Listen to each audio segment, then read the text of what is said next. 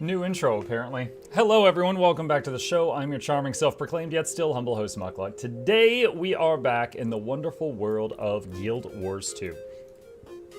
Hiccup, excuse me. And we are on the last night of Twitch drops. So, if any of you are trying to get the free fashion stuff that is available on Twitch, today is the last evening that you can do it. Tonight/tomorrow morning, the window of time will be closed. So, letting you know now if you care. Hello, MuklukYoutube. Hello, Lily. Hello, Zythor. I see you. I see you. We are going to be doing our usual daily stuff today. Let me go ahead and grab all of this. And then I want to prepare a couple of content creation things. I want to do a video. I talked about doing this a while back and I never got around to it. So I want to do a video on visual clarity because I am sick of having to decide like what I want to play and whether or not my own spells prevent me from seeing being a factor in the decision. I tire of that. So I'm going to make a video where I rant about it. And maybe someone at ANET will be like, hey, that's a good point. Probably not. Most times I do a video like this, nothing happens, but you never know. You never... What is visual clarity? It's something you have when you're not grouped with ritualists or mechs or untamed. To a degree. To a degree.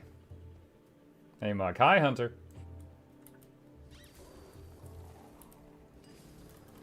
Let's see. Collect. Okay, got all of that. I don't even know why there's a cast bar there when you interact with that, because you get all the stuff instantly. And then there's a cast bar, but I don't know why. What about Lumen?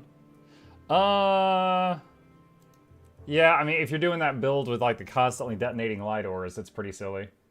For sure. I was wondering, the new Wizard Vault, is it permanent, or is it just for this time? Seems like a huge buff.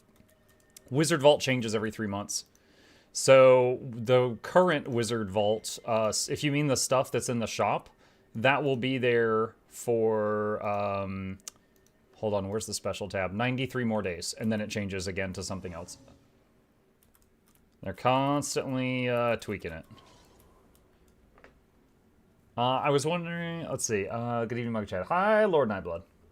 Hey, Muk, I want to request that you enable closed captions on your stream. I'm a Deaf Guild Wars 2 player, and I have a large Deaf Guild base that's more than 5 years old.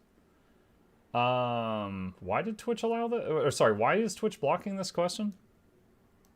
I don't know why Twitch blocked this. Allow. Enable closed cap. Wait, what? How do I do that? Is that a Twitch feature I don't know about, or is that requiring some kind of add-in or something?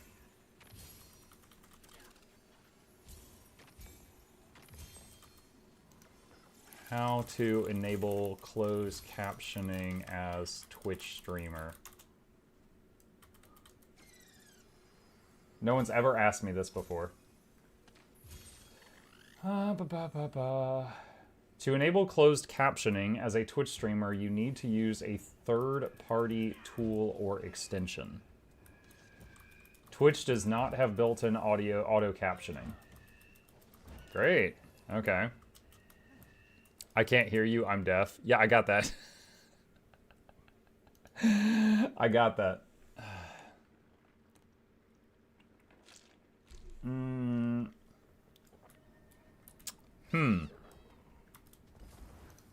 Let's see. There's an OBS plugin you would have to use, and then you need some text-to-speech to feed this up plugin. Dude, what? How many programs does this take?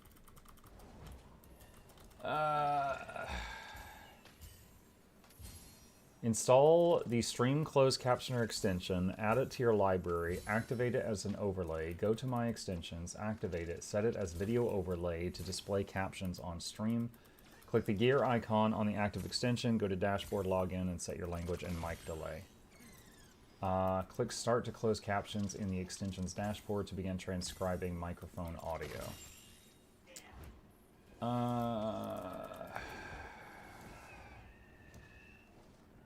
God.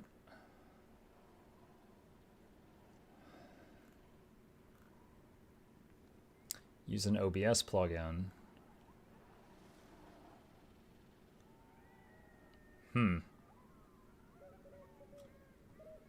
My main thought with this is, one, can viewers that don't want to see it turn it off? And two, would it show up in the VOD? Because I would not want it to. Because I use footage from VODs for videos.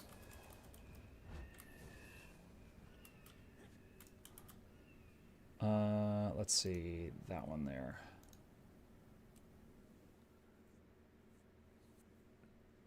Yes, can be turned off. Does YouTube have closed captions automatically? Let's see. Here's the YouTube stream right now. Here's the YouTube stream right now. And here's the YouTube stream right now. Looks like closed captioning is unavailable at the moment.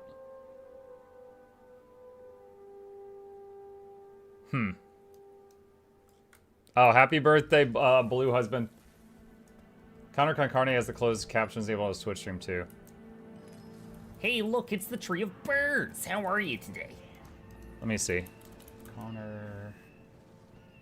Twitch Connor Concarne. Let me see what happens here. Okay, he's not live at the moment.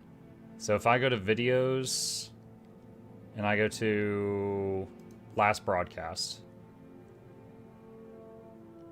You go in, Muck. And just... Today.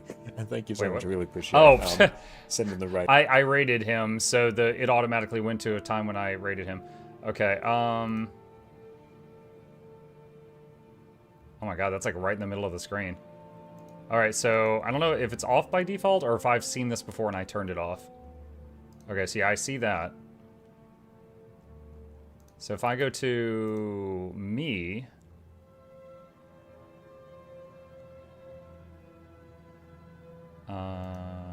Mukluk, videos. Here's yesterday. Yeah, there's no closed caption thing. So, let's see. So I need to ask Connor how he does it. Because that seems okay. Let me see. Is he an ANET? Do I know him on Discord? Is he an ANET partner? Hang on a sec. He is an ANET partner. Okay, one sec. I mean, well, more than a second. So let's see.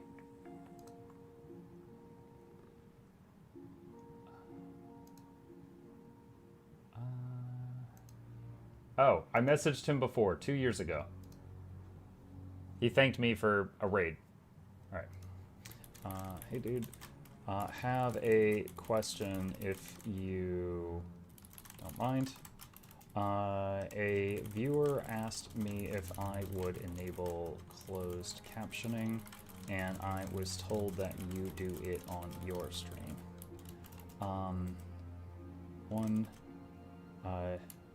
Does the captioning show up on VODs? I'm hoping not, as I use VOD footage for videos.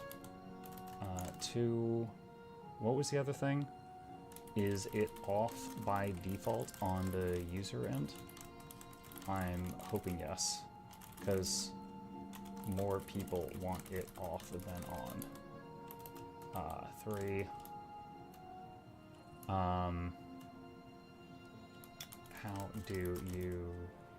how is yours set up? After a brief Google search, I see multiple ways of doing this, and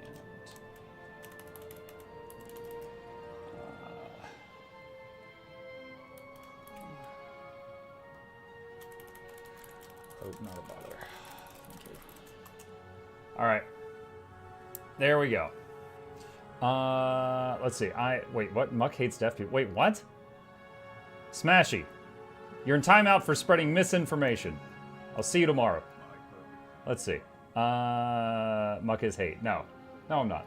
All right, so I messaged Connor with some questions, and we'll see how this goes. Because I don't mind doing this, but I do not, like, again, I want it to be off by default, and I want it to not show up in VODs. Because more people are going to want it off, and also I don't want it to screw up my video projects.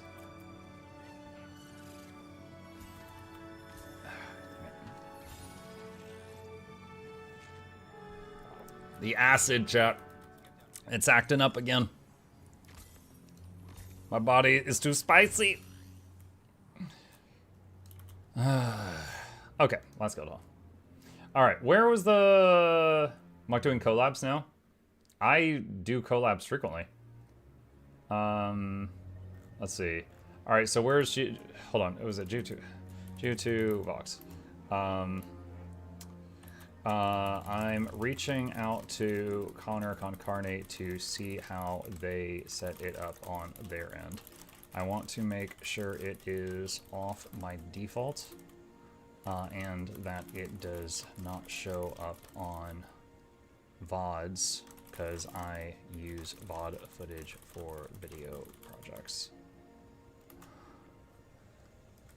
Okay, there we go. So there we go. I'm taking steps to making that happen, but it'll take time.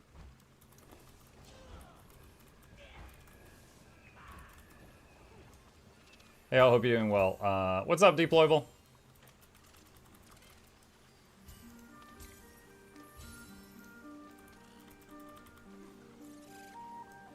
Is last Wizard Vault season missing from Legacy Vault?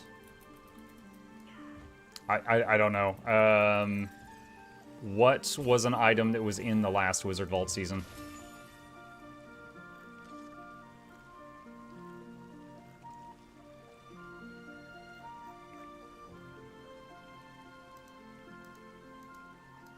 Yeah, I think you're right. It would be at the top. The Omni Potion. Yeah, do not know. Do not know.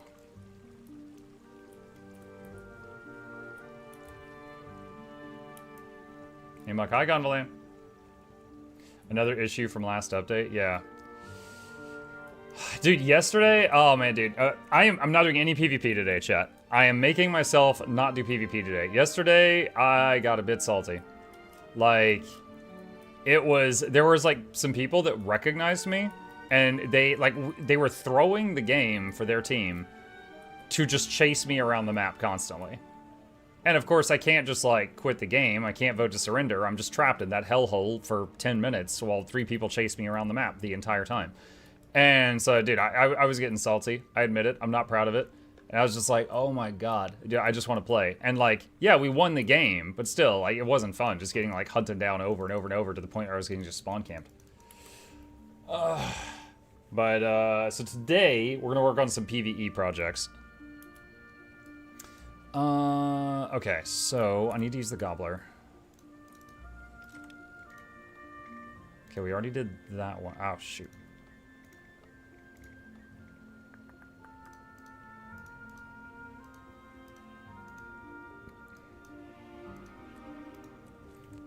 Have you tried DPS Luminary?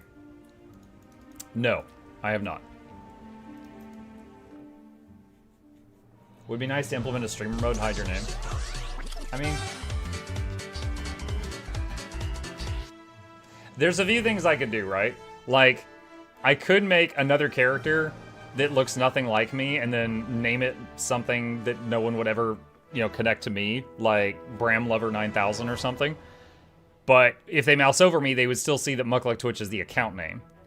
So that would only work for a time.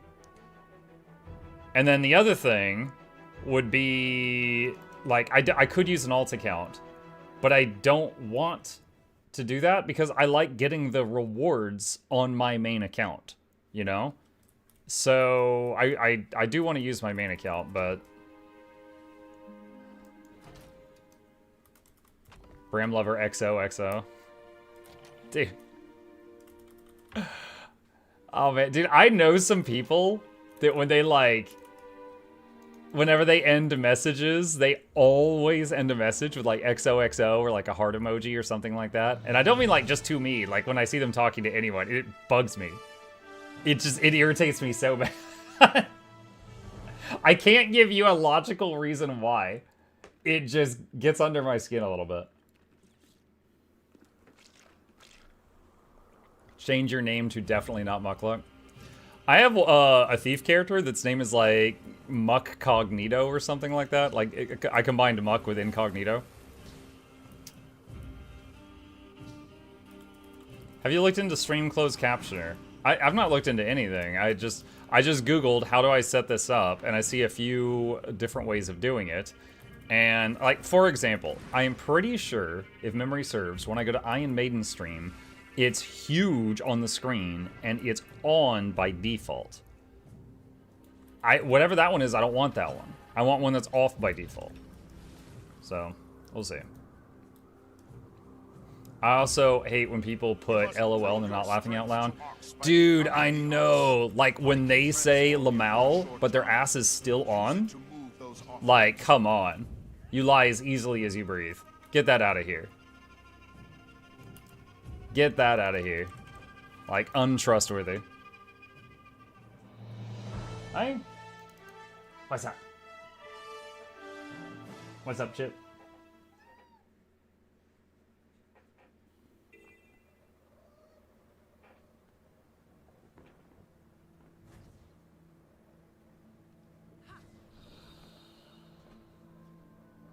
I am getting chomped, but he's hitting the hoodie sleeve, so it doesn't hurt that much. Ah. Ah.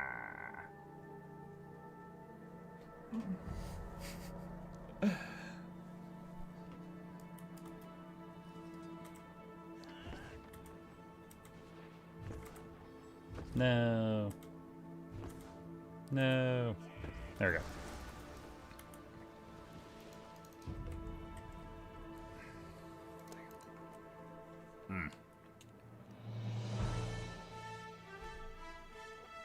Twitch blocked my idea for a name. What was your name? Oh, you said Simp. Name the care as Mole Clone, Muck Fan, E-Girl Muck Simp or something. ArenaNet is so PC, I wonder if this would get you in trouble with ANET. Not Twitch, I'm wondering if this would get you in trouble with ArenaNet. I honestly don't know. Muck, you ever consider the fact that you might be a cool bean? Chip has beans.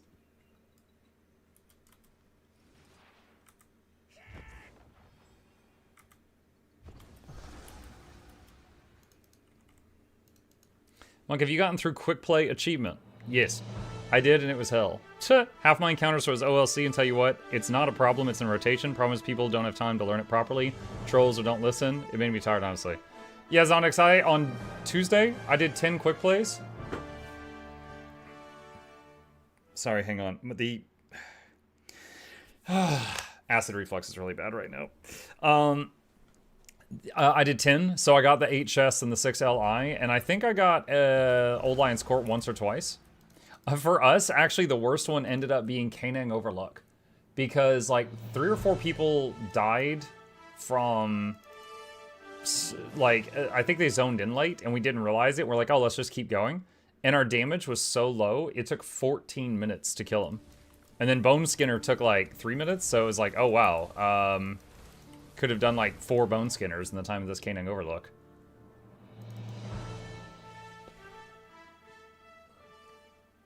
Mike, I've come to confess my transgressions and admit that I was a Guardian main, but I'm reformed. I'm now a proud engineer player.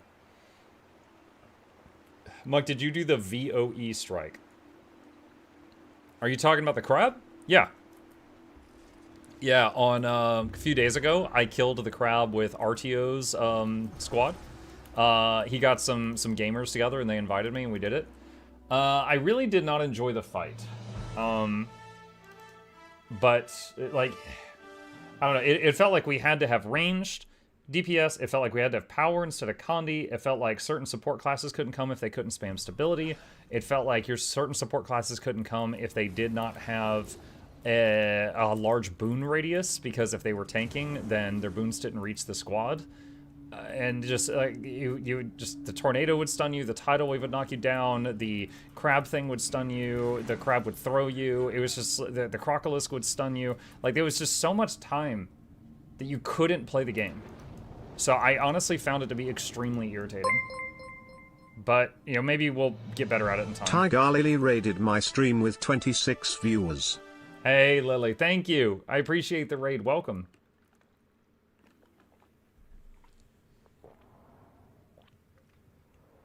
Muck, do you think you would have enjoyed it more with Conduit? No, I saved a lot of lives with Search and Rescue and Glyph of the Stars. I think it was good that I was on my Druid. But also, Conduit's boon radius is even smaller than Druid's. Conduit's is like 200 something? It's really small.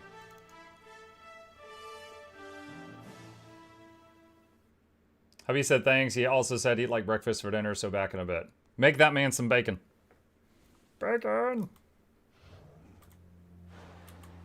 Boreal chest works if you step on top of it with the turtle and press forward and at the same time. Yeah, I tried that with turtle and skimmer both like 30 times. I couldn't make it work. I'm just gonna wait for them to fix it and complain until then.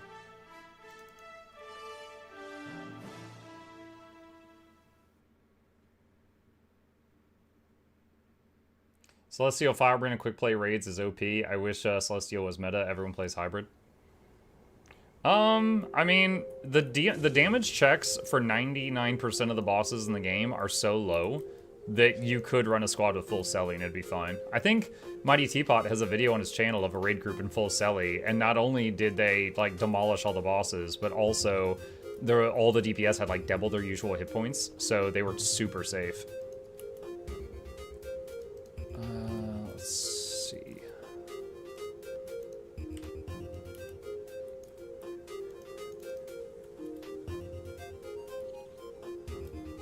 Sounds like quick DPS pistol Deadeye could do decently against the crab thanks to its having 1200 radius. Maybe. You just gotta make sure something's in range to heal the Deadeye.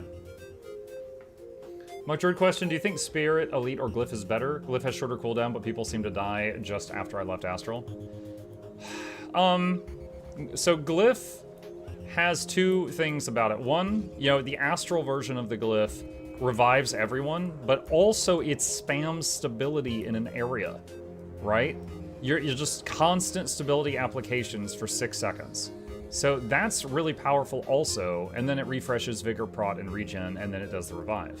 But also the normal the normal Glyph is still stability, spam, and Prot, and healing, but also Condi Cleanse. So fights that are heavy on conditions, if there's a moment where you can't keep up with a condition cleanse, like Slothosaur, you can throw the Glyph down to give everyone stability and also get all the conditions off the party. That's really, really powerful also. But yes, there are moments where you need to res someone and Astral Form is not available to you. You are correct. And that is unfortunate. Spirit of Nature is, whether you're in Astral Form or not, is always a res, but it is a longer cooldown. Like, almost double the cooldown. So, I prefer, like, I prefer one of these two in this slot, and basically, I take this if I'm on Druid, and this if I'm not.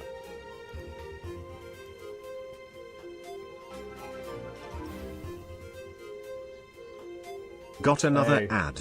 Take Bezos's money. Hey, Pancake and Rogue, thank you both for that. I really appreciate that. Chat, give me just a minute. The acid reflux is really, really bad. I'm gonna go get something. Be right back.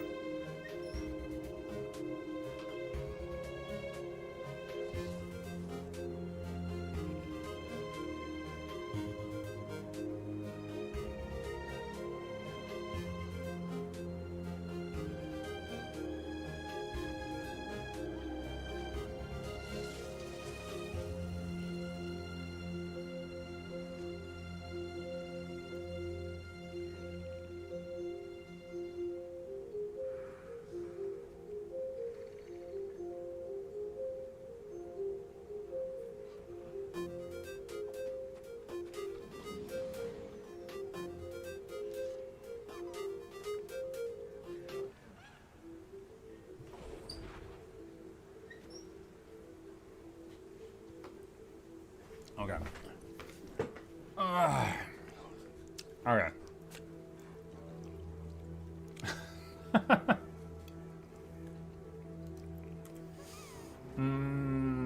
Let's see.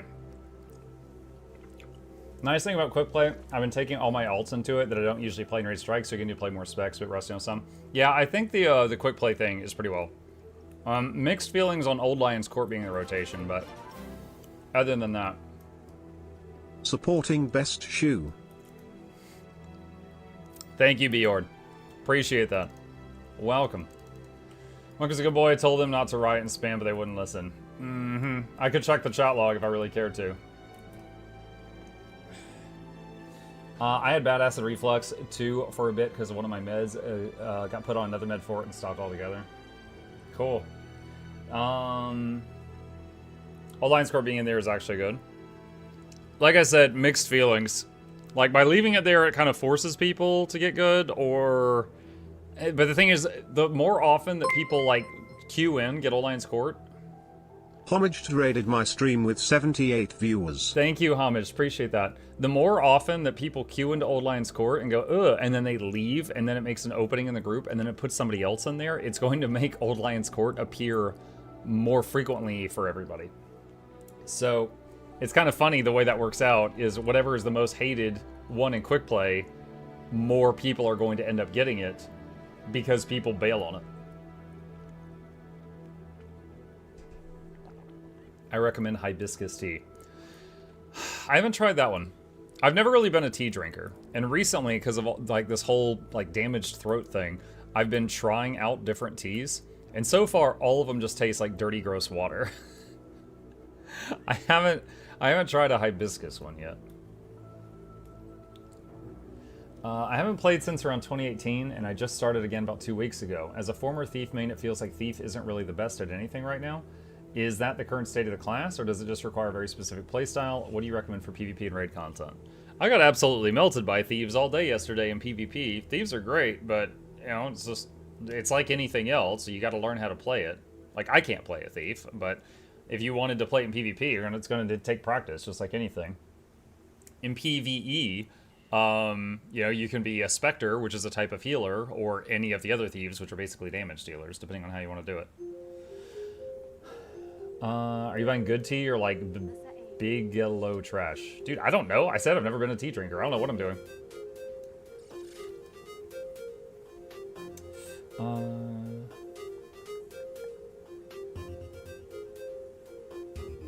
Have you tried baking soda in water for temporary relief? No, I've never tried that. See, about quick play, I'm concerned about the fact the weekly achievement gives 9 AP and seems to be uncapped. I'm anxious for the weekly reset to see if that's really the case. Achievement points? Dude, I mean, achievement points don't affect anything in the game.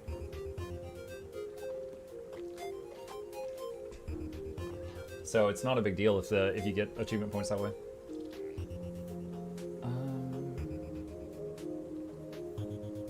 I need to remind everyone in chat, remind everyone that chat's not a reliable source of medical advice. Yeah. Chat's like WebMD. They're like, oh my god, acid reflux? You're pregnant. You were pregnant. You lost the baby, Muck. Oh no. Okay.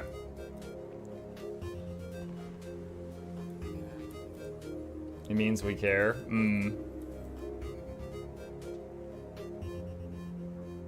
Right now, OLC in the rotation is the only one that has an instant wipe mechanic. True.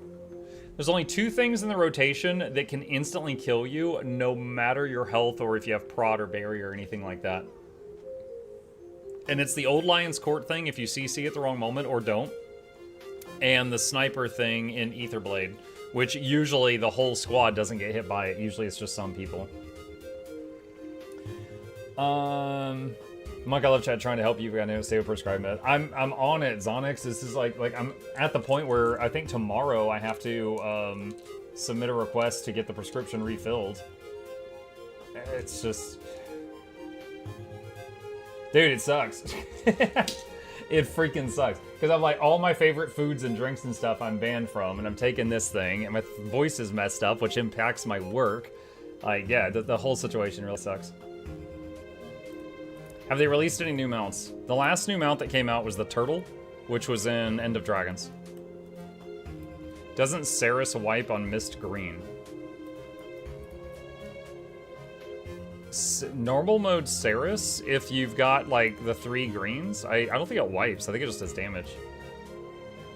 Because, like, I have done Saris with people that had no idea what they were doing in quick play, and he ended up getting up to 30 buffs, and we still killed him. It was just rough. Okay. Let's see here. Chat. Visual clarity. Stuff that makes gameplay impossible to see. All right.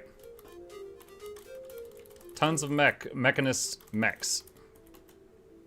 Tons of ritualist spirits. Heal untamed, staff ambush, and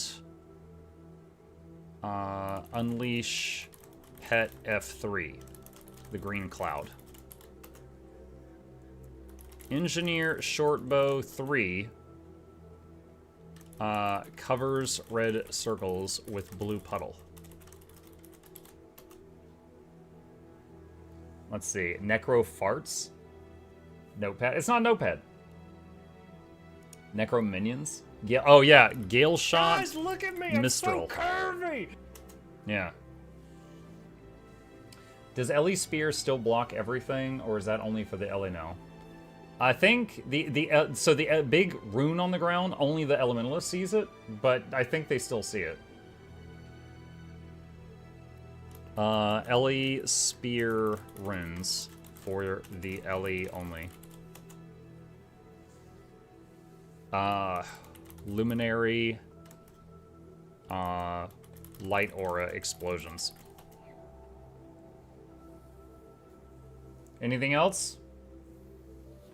Anything else that constantly is blinding from your teammates in PvE?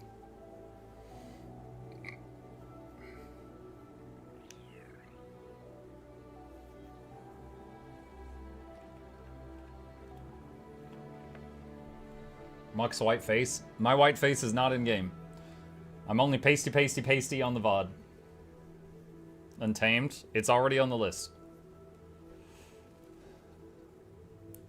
Chrono has Pit. What is Pit? Mesmer Wells.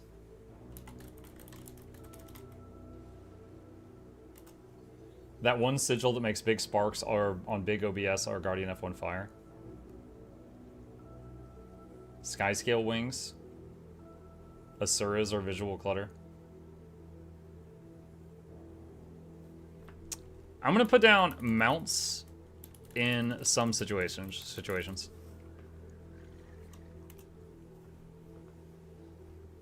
Several of the FB tomes. Chaos Aura is the size of circles under you on many fights. DH traps messed me up with red spots last time. Firebrand every wallpaper on the floor.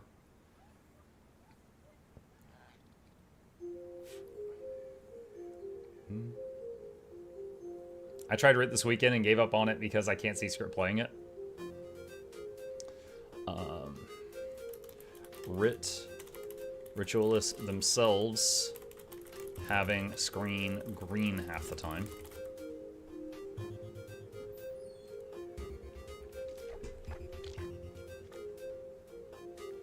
What? Hold on, what is this? Try Zegrarid OTC, limit to 14 days at a time. It has proton pump inhibitor in it, like omeprazole, as well as sodium bicarbonate, which is the active ingredient in baking soda. Taking baking soda or this drug too much can increase serum sodium levels, leading to metabolic alkalosis, thus the limited time for the actual drug. I use it on boozy vacations. Huh. Shadow Behemoth has water hiding in the AoE circles. Yeah, that's not really what this is about. Is Muck doing ads? No, I was just reading what someone else said.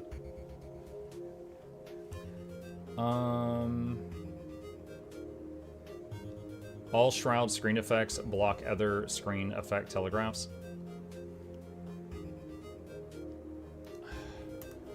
All Shroud screen effects can block other effect telegraphs. So you mean like Veil Guardian, like when the edges of your screen are glowing? Example, Veil Guardian, edge of screen glow.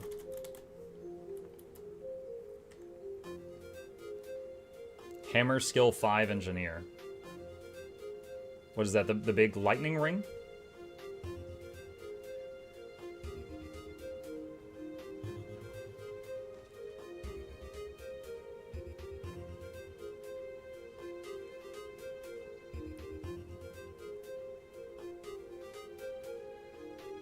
Okay. Alright, let's see if I can get video footage of some of this. Oh, perfect. Hammerheart. Alright, let's go see if I can get in on this.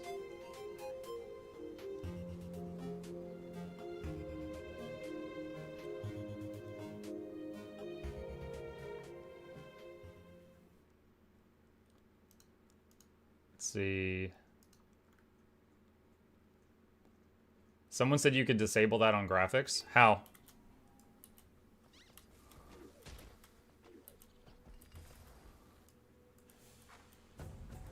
Ah! The platform hadn't loaded in yet.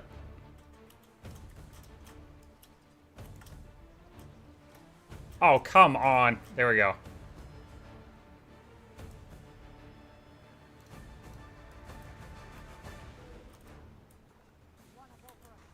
Alright, let's say, show me everything. There's not enough people here. Chat. /squad, exclamation squad in the Twitch chat. I need all the ritualists and mechs you can bring me. I want to make this look as horrible as possible.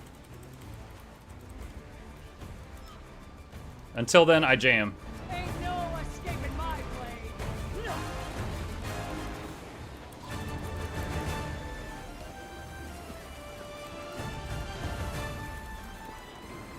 Wanna go for a spin?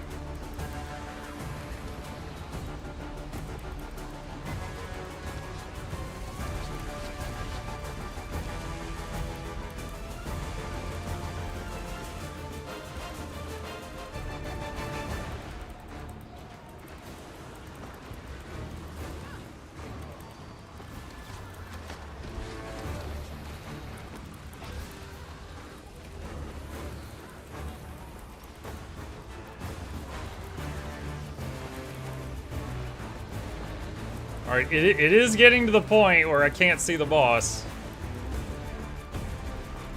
That green puddle is especially problematic. I think that's Shroud 3 on Ritualist. Still could use my cannons run. Oh, idiot. What did you do?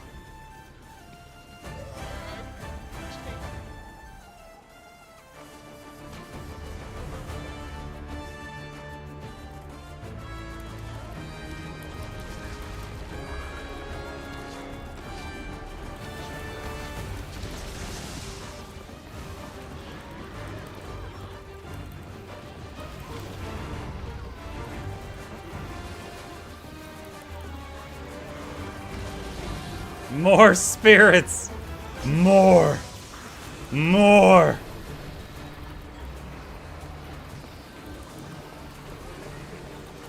I want to blot out the sun!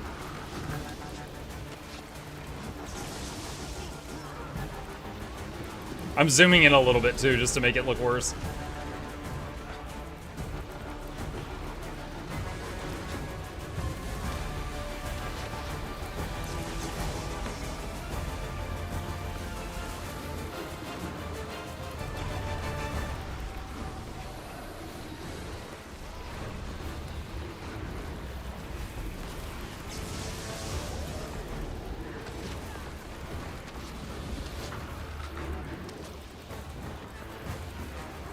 Try first person? Okay.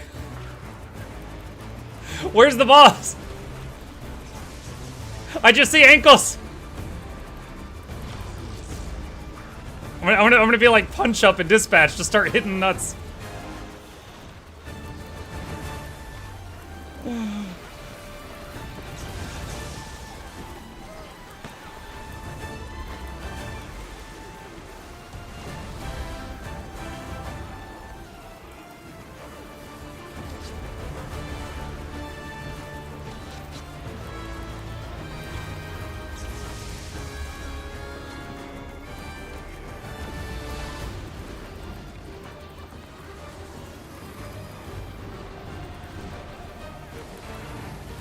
But do you have a guide on playing Druid? Yeah, exclamation Druid guide.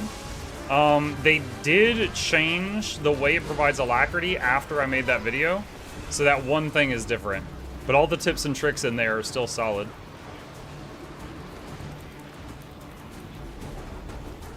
Always gotta explain everything twice. Jimmy, move those levers. The one's right in front of ya.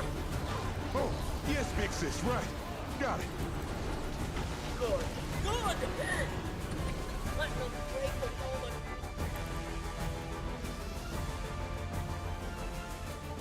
Do you play DPS Druid or only heal?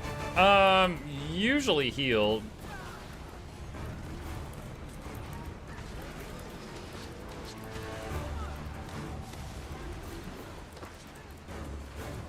Spirits?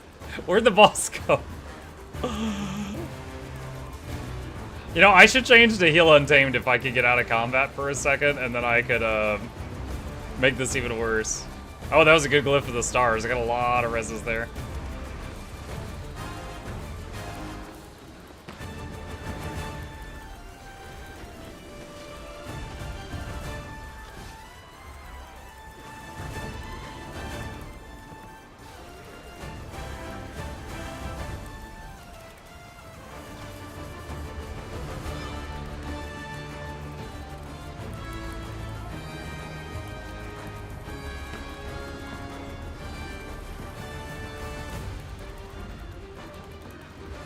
This will get worse if everyone meets in the middle. Good.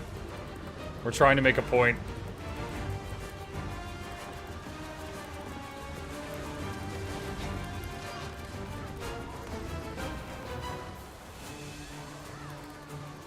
Oh my god. I am lagging. Dude, look at this! That moment there, that was especially bad.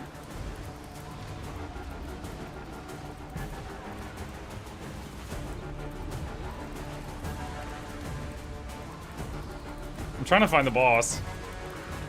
Now, I could make it to where I render less players and get more FPS back, but that's not going to help with all the other crap.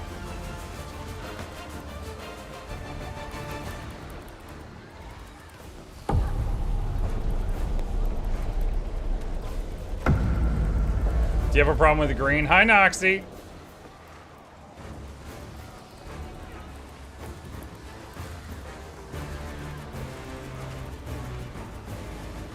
Smashy says throw. Smashy, you got reflex too?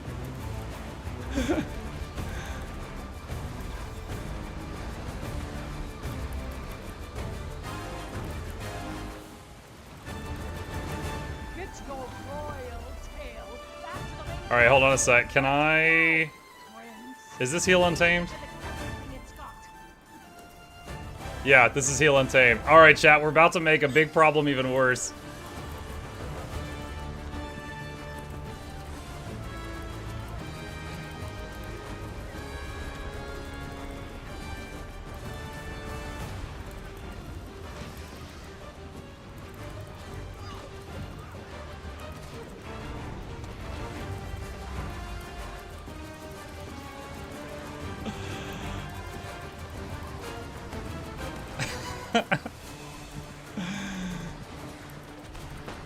Oh my god!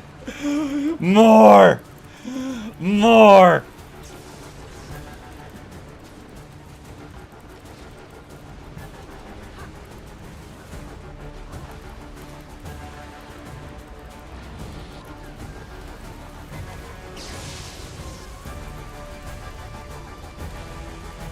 I can barely move right now.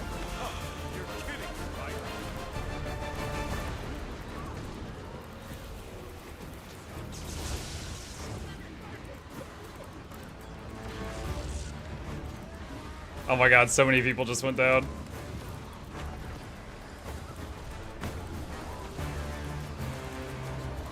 How many frames do I have? I got 18. I'm rocking 18 FPS on my dual PC setup. Oh man, I went downstate. I couldn't even see. Jadebot, please. What are we attacking? I don't know. Whatever I can.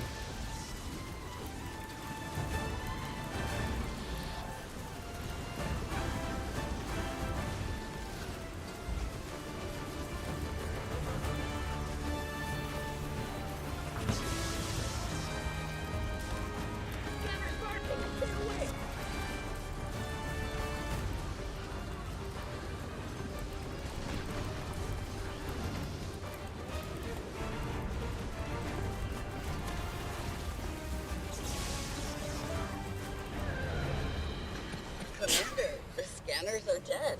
Are you? I think I got what I needed. Then I assume that's job done. I think I got what I needed. Right. I'll be damned.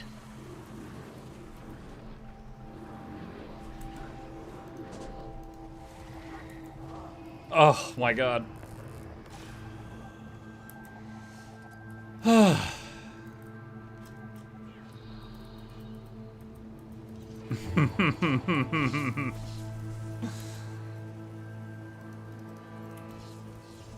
There we go.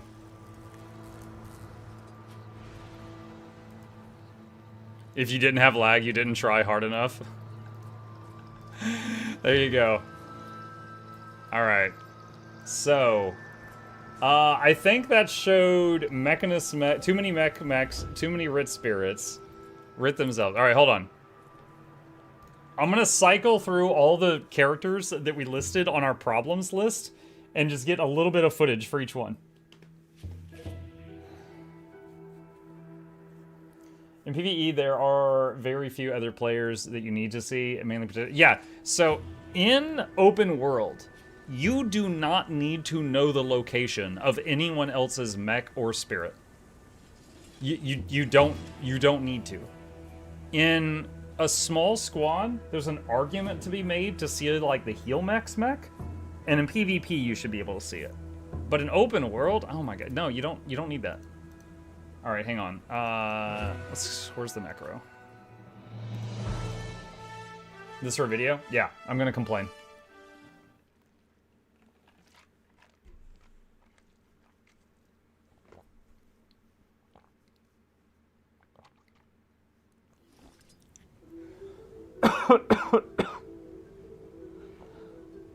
Excuse me. Sorry. Okay. Let's see if I remember how to play Writ. I haven't done it in a few weeks.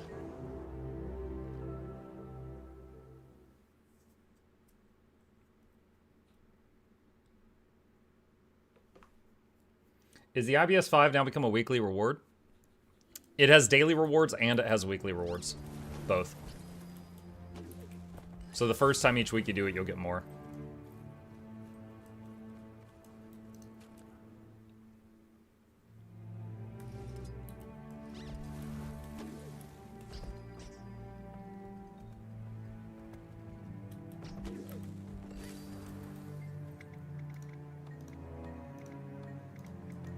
Okay. So the edge of my screen is green right now, as you can see.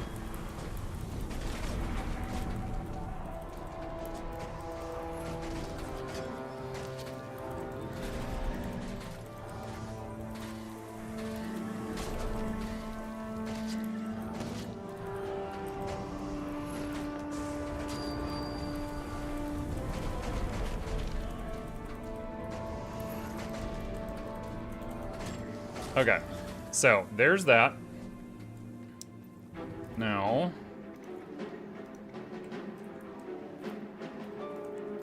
if I... Dude, what? I despawned and respawned the golem. Stop, you idiots.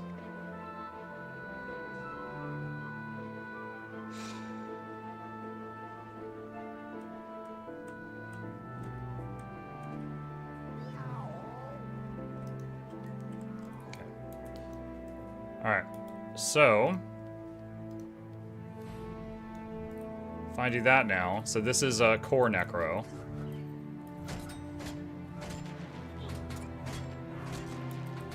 So that still makes your screen green, just in a different way.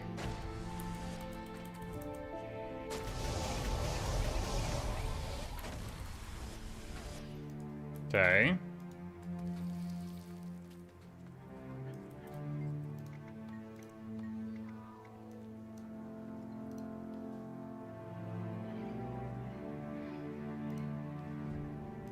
And then show Reaper.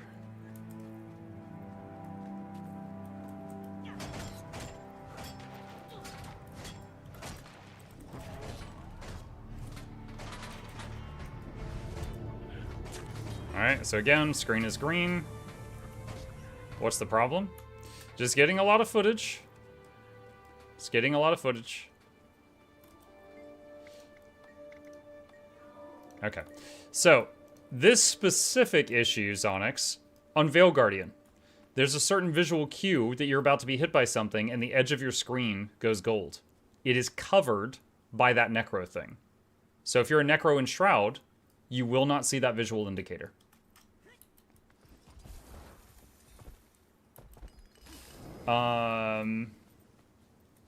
Let's see. Disable post-processing, option 2, or was 3. I don't know. One of them, the edge is going to be there, but you will get more clarity. Just don't use Shroud.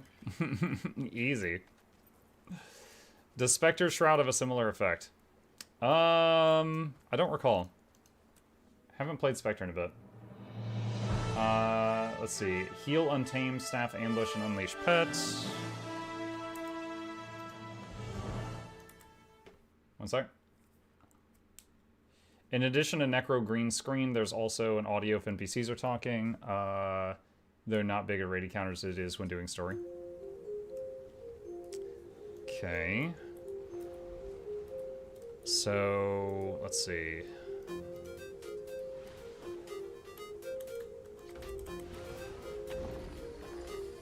So that right there is the Untamed thing. That was the Stink Cloud and also the Staff Ambush at the same time.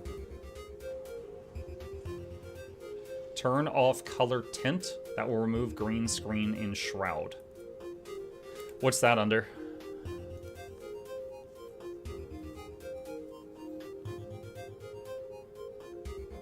Right here. Does that have any effect on this? No, I don't think so. I think this one's the same.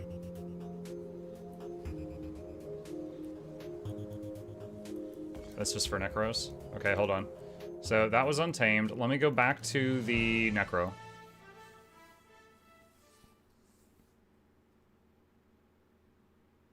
I've never interacted with that color tint option, so I'm curious how much of an effect this is going to have.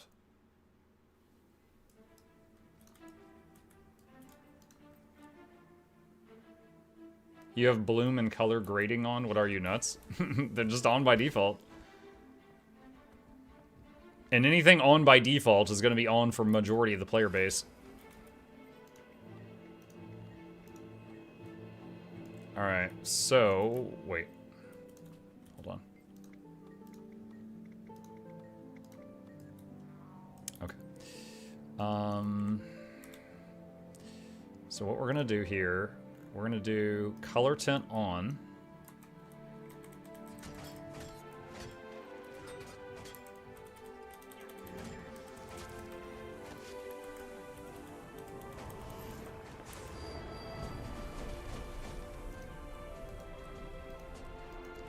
That is really good to know. So this makes everything but the edge of your screen more visible. This is really good to know. So hey, any Necros in chat that care about this, that's a good tip.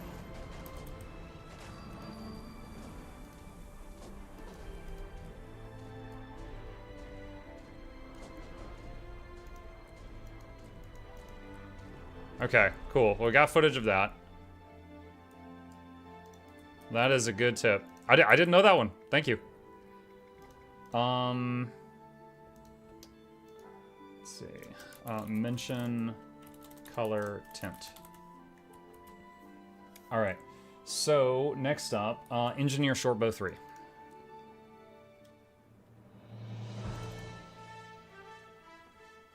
I just started Necro and that's so useful. I hate having filter half the time I'm fighting. Yeah. That's one of the reasons I stopped playing my Ritualist so much. Okay. So, this one's really simple. Is it Shortbow 4? Hold on. No. 3? That one. This covers red circles, and you can't see them. So, just, this one's very simple. I don't know, like, I'm not saying programming it's simple. I don't know. But it's the idea of the fix for this is simple.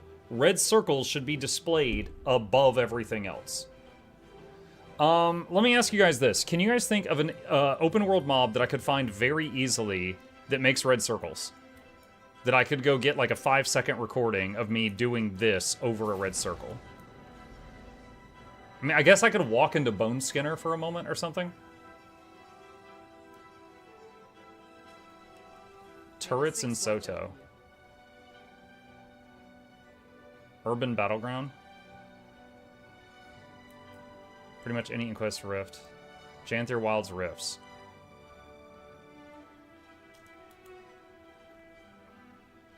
Wisps in Biora. Hire a bad bodyguard. Can you just do area damage on the training column? I mean, that's a huge circle. I think it'd be hard for that to work. Awakens in Alona. Spinny Vines and Hot. Good evening, everyone. Hello, CEO.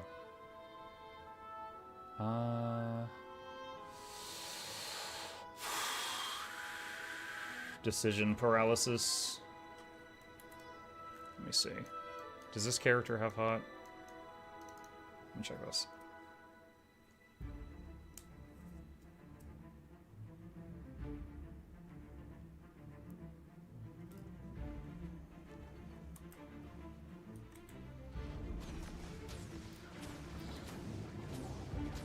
I am everywhere.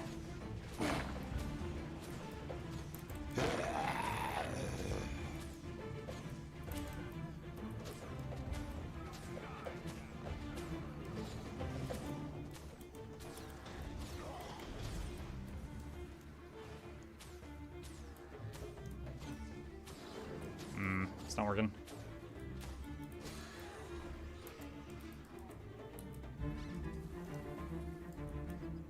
Wait, is Octavine happening right now?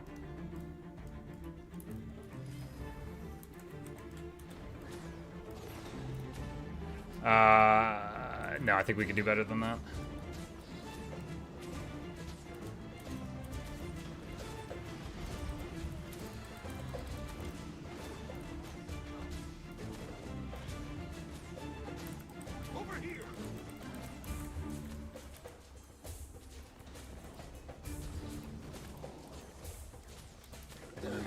Stop killing them so fast. Well, it's just, like, there's a delay when you fire the thing, so getting them to sync up is kind of rough sometimes.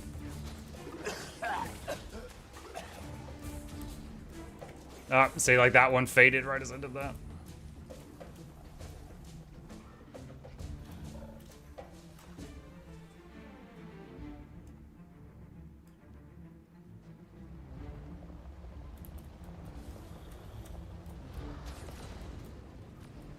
It's smaller than that red circle, so that's no good.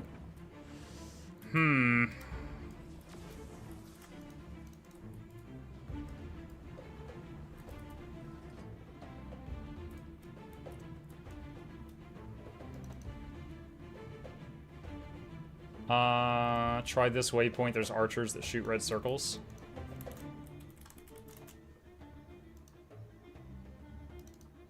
Okay. Get more writs.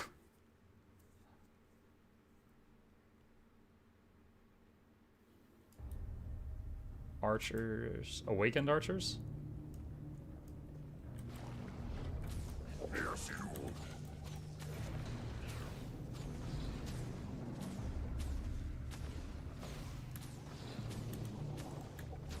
Okay, I'm gonna have to...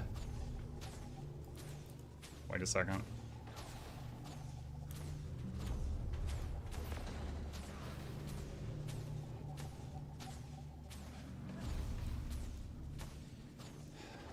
Okay, so they fire them pretty fast, combined with the fact that my thing has a delay.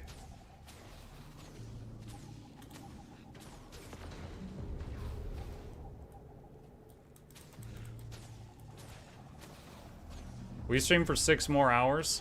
No, but I'll raid someone when I'm done with my stream, so I'll pass you along to somebody else that's doing drops.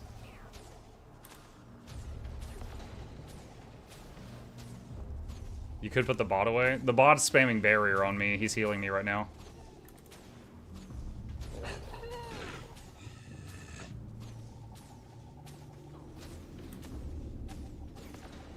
There. Okay, that was pretty good. All right, I think we might have our example there. I might try to get like one more.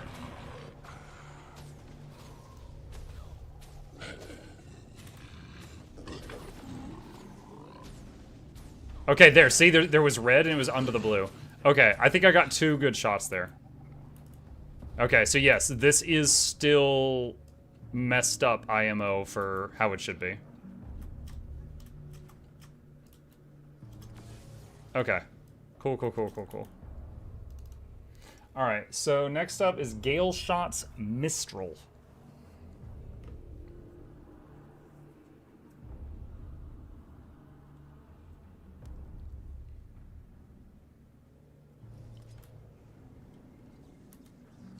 So, let's log back onto the main.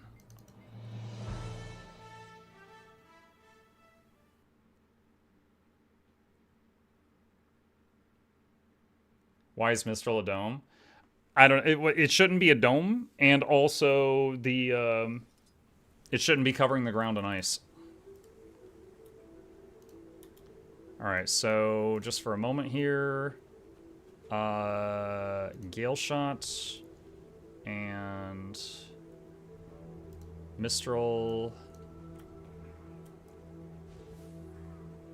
So 1, it's a dome. And it fools people into thinking that it blocks projectiles when it doesn't. And 2, it covers the ground in ice, which makes it much harder to see whatever's going on.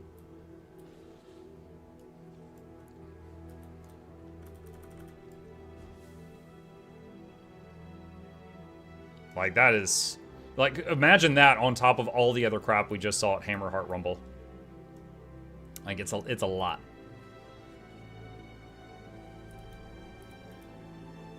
State the nature of your emergency.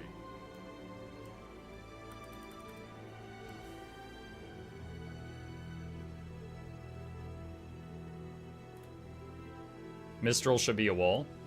I think Mistral should just be a ring. Just a ring on the ground. Definitely should not be a bubble. It definitely should not have the ice thing on the ground. Why did they change it to a dome? It was so that you had more coverage. However, it's also the only, I think, bubble in the game that's not a projectile block, so it's really confusing. Okay, Ellie Spear Runes. Is that really still a problem? Ellie mains? Do the Ellie Spear Runes impair you?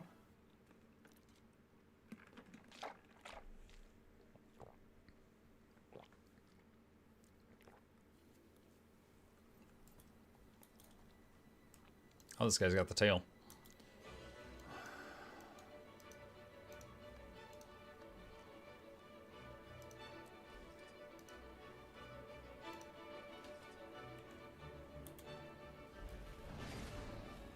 Honestly, this is not too bad.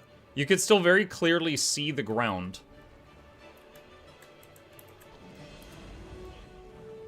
Like, it did go bright red for a second, but then it became kind of transparent. Like, I would say when you do it, there's like a half second of you can't see the ground, but then it tones down, right? Like, honestly, if most of the other problematic effects were like this, I wouldn't be upset. So I think this is okay. Alright. Luminary Light Aura Explosions. I'm pretty sure there was a funny video on YouTube that showed it going crazy.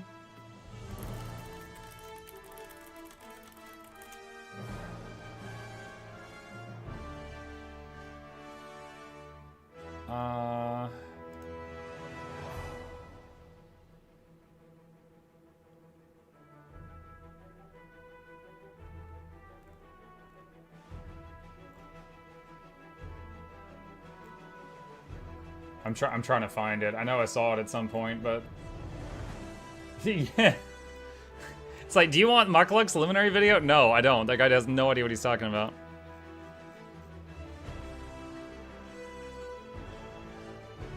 Is this it? I'm guessing this is not it.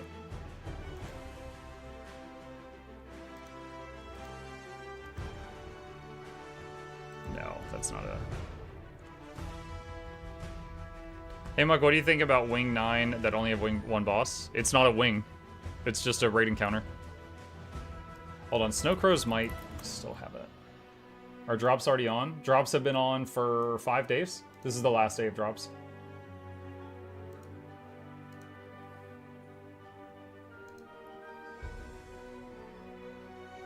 So it's a strike, basically.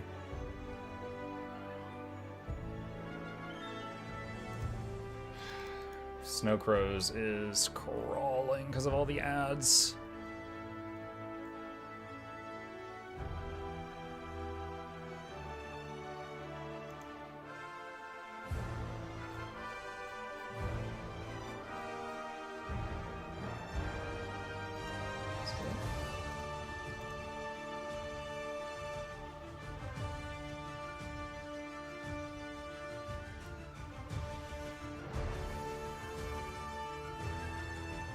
I'm not sure if that was the problematic one.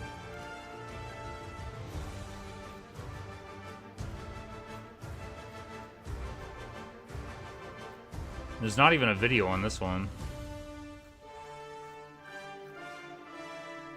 Dude, okay, hold on a sec. How? 1, 2. That's a thing. 3, 4, 5. 6, 7. 7 or 8? There's like 7 or 8 ads on this. Hold on. 1. Let's go down the middle. 2, 3, 4, 5, 6, 7, 8, 9. 9. There's 9 ads on this page. 9 ads. And these guys got mad at me when my stream was embedded on my own website. Holy crap. No ad block. I have ad block. It's apparently not working on Snow Crows. I'll have to get another one. Do you have U block? I think I do. Let me see. Manage extensions. Yeah, I have ad block. I have ad block plus.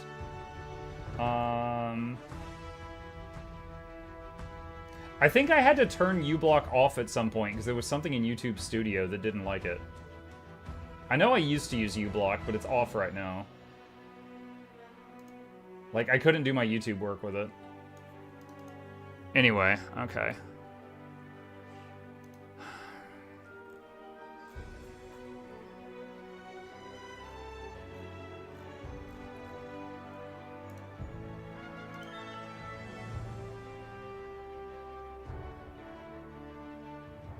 This is pretty crazy. There was a moment there where there was a lot of flashing.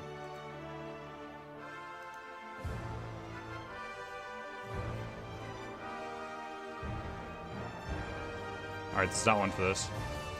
Okay. Oh my god. Let's see. Alright. Mesmer Wells mounts in some situations. Mesmer Wells. Okay.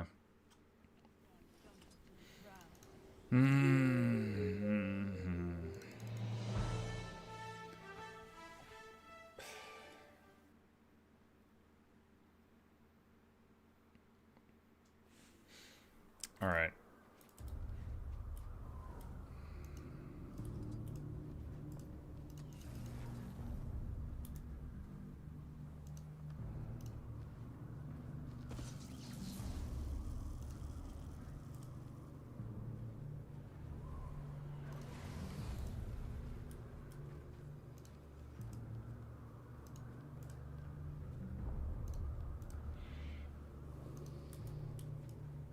Wait, what? Why is there an outfit on?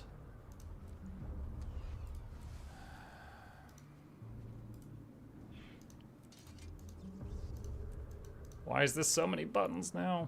I just applied this! What is going on? There's no outfit.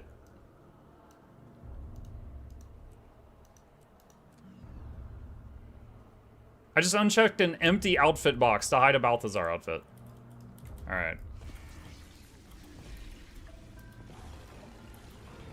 Honestly, I don't know. This is not terrible. I mean, the big pulse thing is kind of annoying, but the well itself is pretty transparent.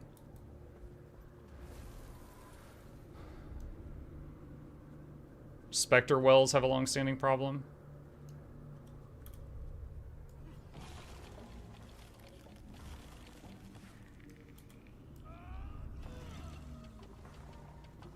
Like that one, up until that final explosion, I think was totally fine. Alright, let me check Spectre. Where's the thief?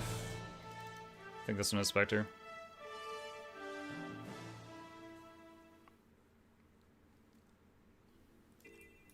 Alright, what is this character? Daredevil. Rocket_Euro raided my stream with 1 viewers. Thank you, Rocket. Appreciate you.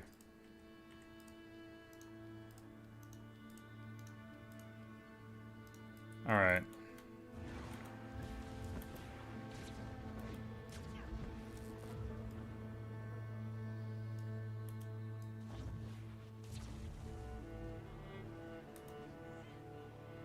Alright, so there's some Spectre stuff. Okay. Mounts in some situations. So my first thought when I see that is like when you've got like 1 million people at a meta like Amnitas or something on sky scales, and there's just like 1 million wings beating in your face. But okay. I think we got enough here to talk about this.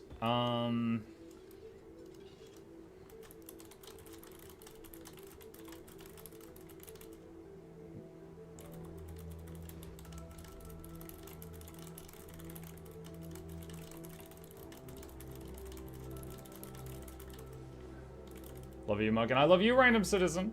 Thank you for the prime. Appreciate that. Okay. Let me see. Is there anything else on this?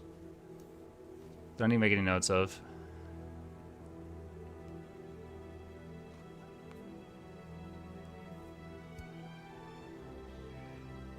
Heal Untamed Staff Ambush and Unleash Pet F3, the Green Cloud. Engineer Shortbow 3 covers red circles of the blue puddle. Gale Shot on Mistral skill. Luminary Light Aura Explosions. Mesmer Wells. Let's see. Wells. Mesmer. Spectre. Mounts in some situations. Okay. Alright. Let's talk about this. Let's do a little rant chat for a future video. So we're going to pause the patron noises. And we're going to pause the alerts. And let's do this. Alright. So, here we go. Let me copy paste all this into a new notepad. Maybe we'll do Notepad Plus. Hang on a sec. Let's see. How do I make a new tab in here? I'll just scroll down. Whatever. Boop, boop, boop, boop, boop. All right. So, okay. There we go. All right. So, marker.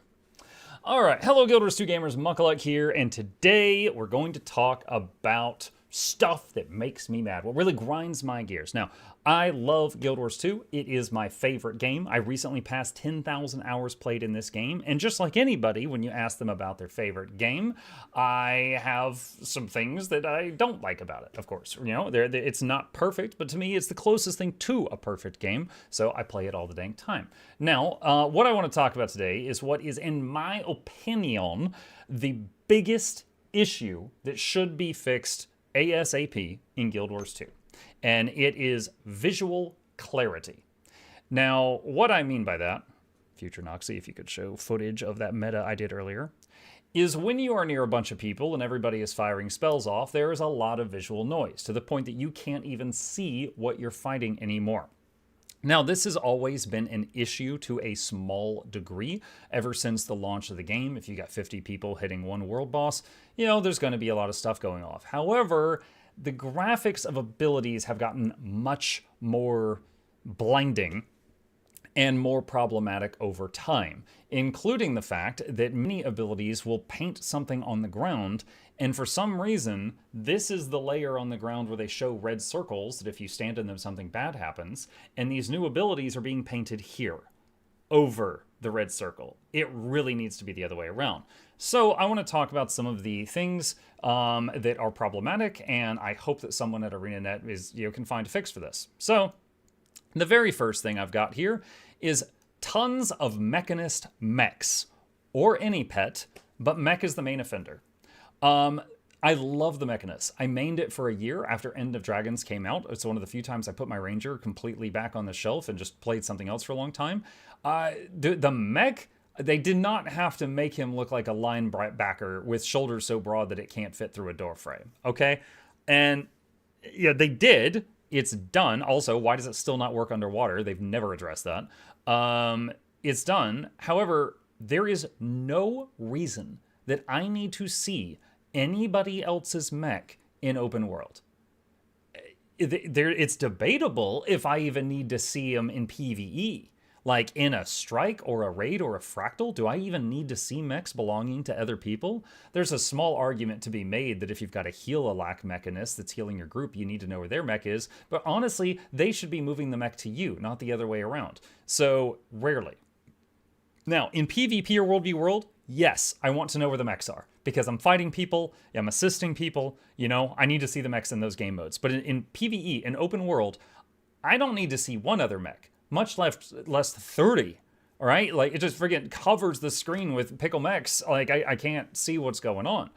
I don't need to see that. What's the solution to this? I don't know how, I'm not a programmer. I don't know how difficult it would be, but I would love a checkbox in the visual settings that's like, hide other players' pets. Pets, summons, minions, flesh golems, ranger animals, the mechs, whatever. Hell, even other players' mesmer clones. If we're in like PvE, like if I'm doing a strike mission or a raid or something, I don't need to see all the mesmer clones appearing and exploding that belong to my party members. I mean, just anything like that. Would love a way to get rid of that. That would be my preferred solution, a checkbox. However, just to throw out another idea, EverQuest in 1999 had this issue, okay? The shamans had pets, the druids had pets, the Shadow Knights had pets, the Necromancers had pets, the Beast Lords that came later on had pets. They had a spell in the game called Shrink. And shamans could cast it, but also you could get potions of it, and you could cast it on the pets in the party, and they would shrink down to the size of a miniature. They would still do their normal full damage, but they, were like very small, and they were like hacking at the enemy's like ankles and stuff like that. They were like 1/3 the size of an Asura. So that was something that game that came out 27 years ago had a solution for. Now again, the checkbox thing would be great, but if not that, something. There's just, it's like the more popular the thing is, the worse this problem gets. Which brings us to the second point. Ritualist spirits. So one, the spirits are like 3 times the size of a player. 2, they're not transparent. You can't see through them very well. 3, I think it's the Rich Shroud 3 button. When you summon that spirit, it paints the ground with a green pool, and you can't see what's on the ground. So just to show it, I'm going to pull up a picture of a Guild Wars 1 ritualist, okay? The spirits in Guild Wars 1 were like this. Very faint, very small. They were like the size of a player or smaller, and you could see through them, okay? Use this color. Use this color palette on the spirits. Use this opacity on the spirits. And for God's sakes, make them smaller. Like, they're spirits of dead humans. They don't need to be 17 feet tall. Preferably, I don't want to see them at all.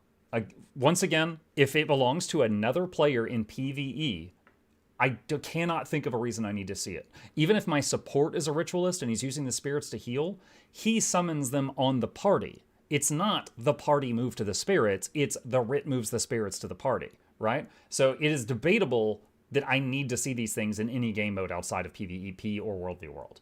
So again, I would love a checkbox to just not see them at all. Again, Noxxi, if you could show Hammer, Heart, Rumble. The mechs and the spirits and the abilities from the spirits make it so freaking difficult to see what's going on in large-scale content. Next thing, ritualists themselves have their screen green half the time. This is a two-part thing. One, the whole screen gets a green tint, which can be turned off by turning off the color tint. So if any necros out there didn't know that, I learned that recently. If you turn this off, when you go into Shroud, it does two things. It makes your whole screen have a green tint. This turns that off. And it puts a colored thing around the border. This does not affect the thing around the border. Now, the thing around the border is annoying because some raid bosses, such as Veil Guardian, there's an indicator where something happens around the edge of the screen. Like a gold thing crackling around the edge of the screen means your foot is touching a blue circle and you're about to be teleported. And that indicator is hidden by the Shroud thing. Now, this is a much less, this is much less of an issue to me than the mechs and the spirits. But I think it would be nice if there was a checkbox to just disable that Shroud overlay. You know? Like when I am, for example, let me see here. If I am Druid and I go into Astral, I don't have an annoying thing around the edge of my screen. My screen doesn't turn blue. My hotbar just changes, right? Give Necros that option, where they could just have the thing change like a weapon swap if they want to, you know, or they can keep it on if they like it. I've also been told by Necros that it also mutes all in-game dialogue, which can be annoying in story missions, but that's not really like a make or break thing. That's kind of outside the scope of this video. Okay, the next thing, I'd say I already talked about that. Shroud thing can block other telegraphs. Heal Untamed Staff Ambush and Unleash Pet F3. Now I'm on my Ranger right now, so I can just show that right now. So everybody knows about the Stink Cloud, and then if I do the Staff Ambush, it does this. Another mechanic that just covers the screen, and also it makes it so you can't see red circles on the ground. I've actually done a run of Bone Skinner where there's 10 people and there's 2 healers, and both of them were heal untamed, myself and somebody else that I didn't know. And when we both did that move at the same time, because it heals the party, the next time the Bone Skinner did the circles, nobody saw them and immediately killed like 8 people. And it's like we are actively sabotaging the group. Okay? Okay, it's an interesting theme, that you chose Snot for this class, but it's been long enough. Okay? The projectile blocking thing for the pet, because this blocks projectiles. It could be a very transparent green dome, like the Guardian Dome, but a green tint, and just very transparent and easy to see through. The staff thing could be it's not just on the ground. Like you see this, it's like the 3 feet deep. Okay, it's like one whole Asura deep. So flatten it down to just the ground, the staff ambush. Don't make it cover red circles, and reduce the funkiness of it a bit. It doesn't need to be that intense. Okay, so those things, when I am picking what character I want to play, I don't want to have to calculate also how much of an impediment I am to my team. And that is a thing with this. That is something I have to take into consideration when I'm playing this, is how much visual noise do we already have, because this will add a lot more. So that is annoying, and I would absolutely like that fixed. Engineer Shortbow 3. Noxxi, show footage of it. Same problem as the staff ambush on Untamed. It makes blue puddles on the ground. They cover the layer where the red circles are. So once again, if you have a rare situation where there's a red circle on the ground and an Engineer Shortbow 3 is on the ground in the same spot, you will not see it. You can keep Engineer Shortbow 3 looking the way it does, as long as the red circles display above the Shortbow 3. Because right now, it's the other way around. I got no problem with that animation. It's flat, it's not intrusive, it doesn't cover the whole screen. The only problem is it covers red circles. Okay? So would love to see that fixed. Gale Shot Mistral. All right, the preferred fix for this would be if they just deleted Gale Shot. However, not everyone has the same opinion on Gale Shot that I do. So let's show Gale Shot Mistral real quick. Mistral, when you summon it, makes this dome. Two problems here. One, there's the ice everywhere. Again, it's like 3 feet deep ice. It's covering the ground. You cannot see red circles on the ground. The other problem is that it's a dome at all. That's not a projectile block.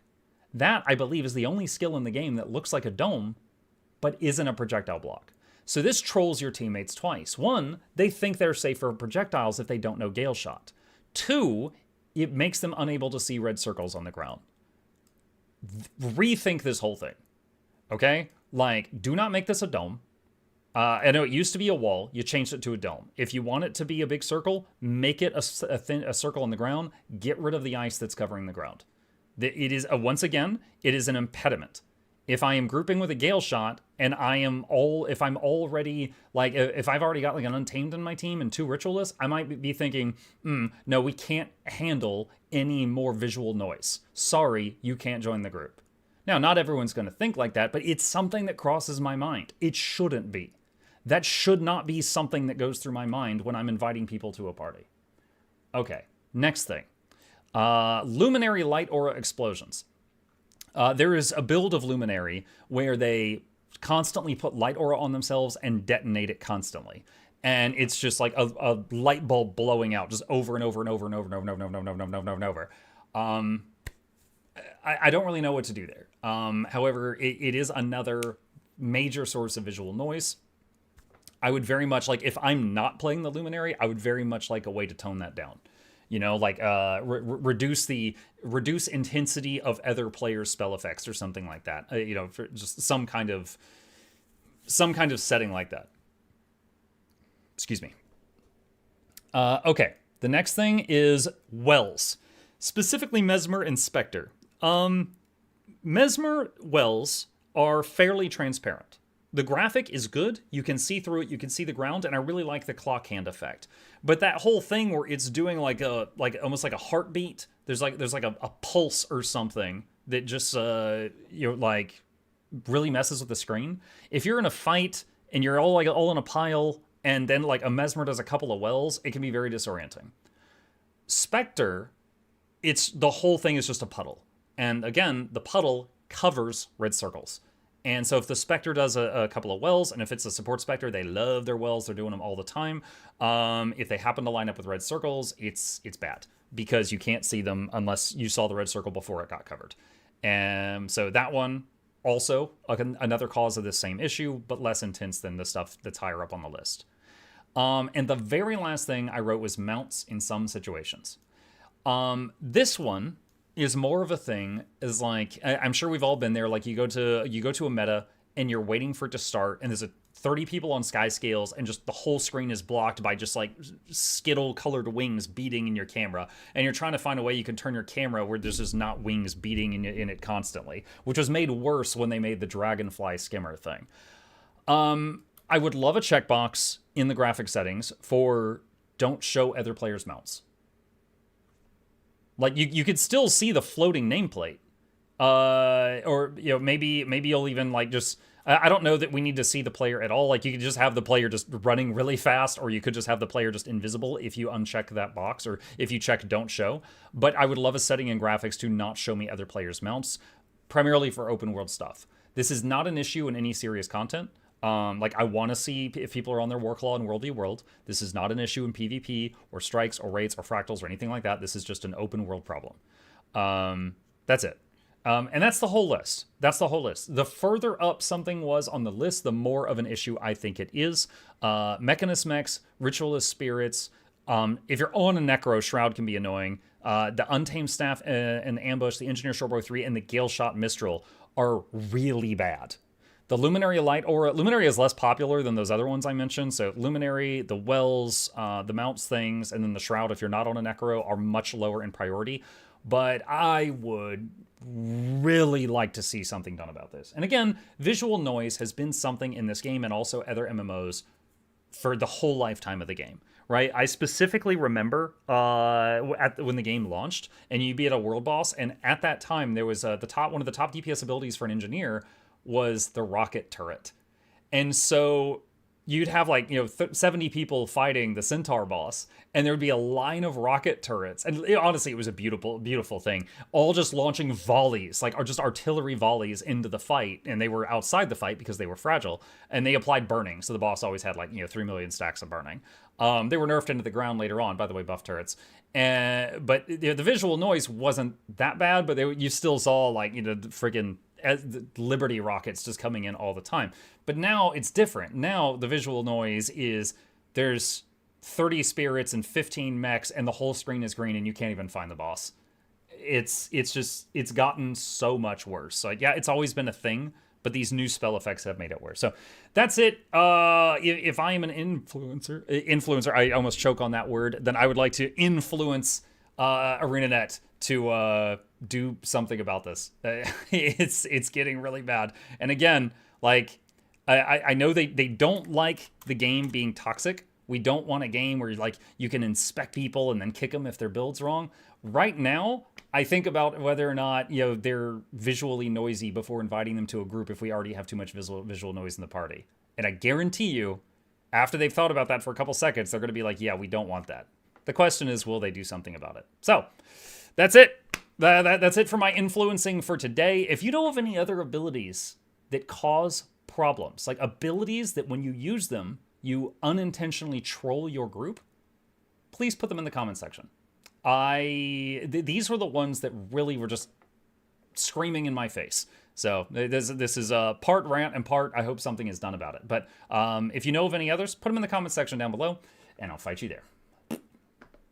Okay, there we go. All right, it's done. So now I need to, whoa, I hit the wrong button.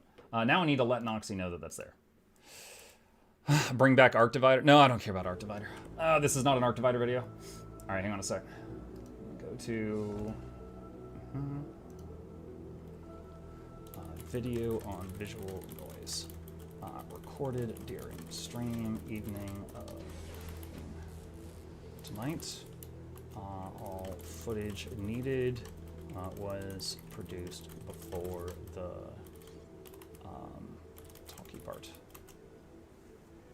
Okay.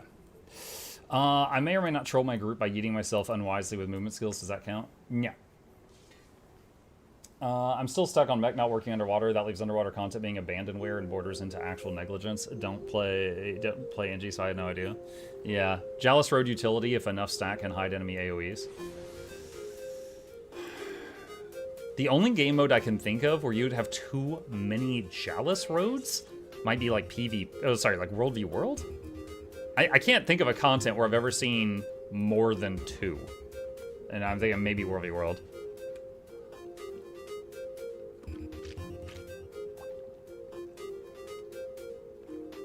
Just got here, but if I understand the topic, spirits are worse than mechs. Depends on how many there are. Hang on. Where is... I'll close this. Let me see. Hold on, let me get the footage up from earlier.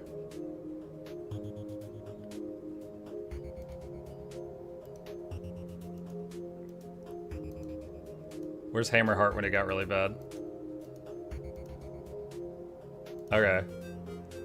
So... Like, look at this. What am I looking at? So yeah, this is like Untamed Clouds plus Spirits. Here's Untamed Cloud plus Spirits plus Mechs.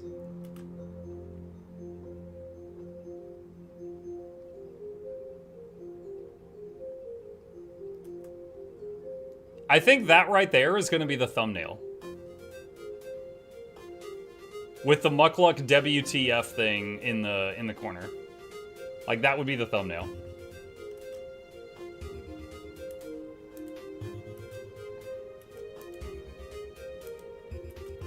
Oh, wait, that might be worse. There we go.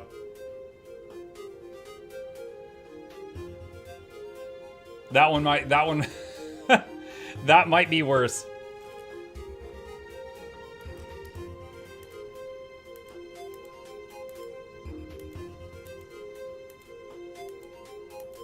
Alright, so here we are outside.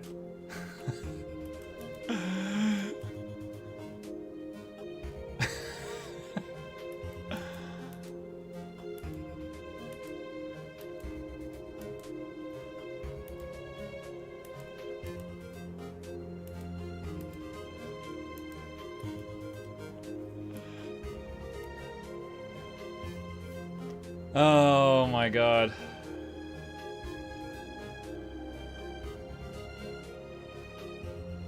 It's crazy. That's absolutely crazy. All right, hold on. I'm taking a picture of this. This is our, yeah. Let's see. All right. I can't take this anymore. I'm making a video on visual clarity. Hang on a second. I'm putting together. I'm putting together a tweet.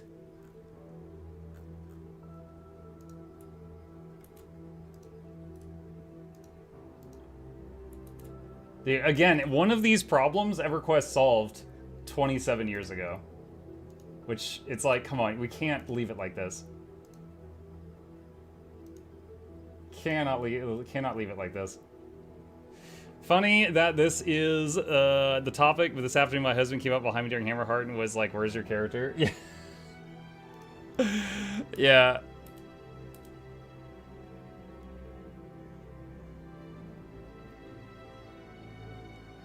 Dude, imagine showing this to someone and being like, hey, you want to try this game? Look, it's so much fun. And they're just like, what is this?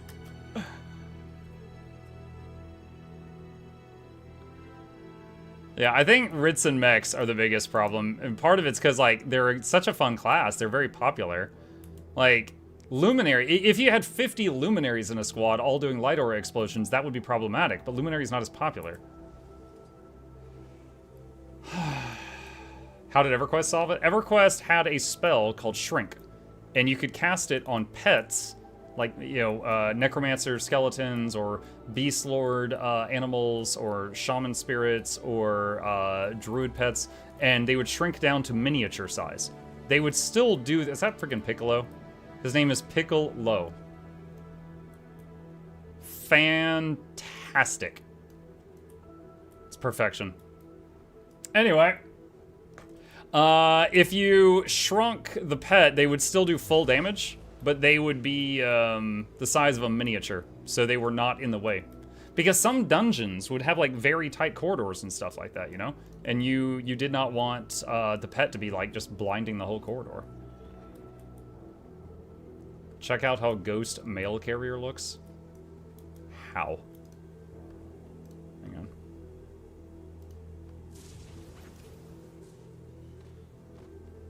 What is that under?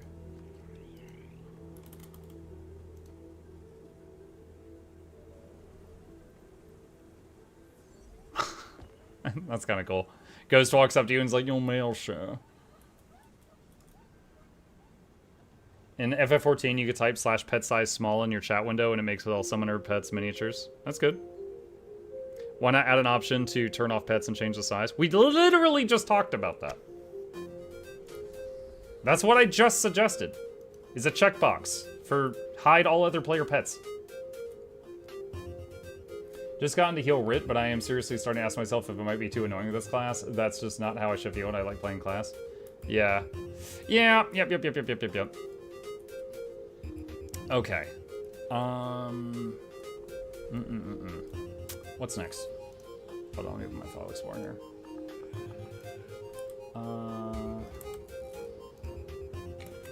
That. Hold on, chat. I'll show you something I was working on.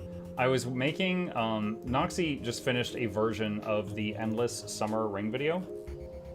And I actually need to check it and make sure it's it looks good. However, just a moment. I was trying to make a thumbnail for it. And I wanted to show the footsteps, you know, with like the sandcastles and the crabs. And so I took a screenshot of when they showed the footsteps in the trailer video of the ring. And I used that in my thumbnail. And when I was done, I was like, this kind of looks like there's a pervert in the back.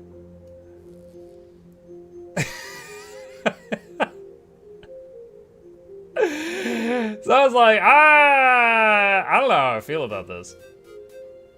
So it's kind of on the fence about it.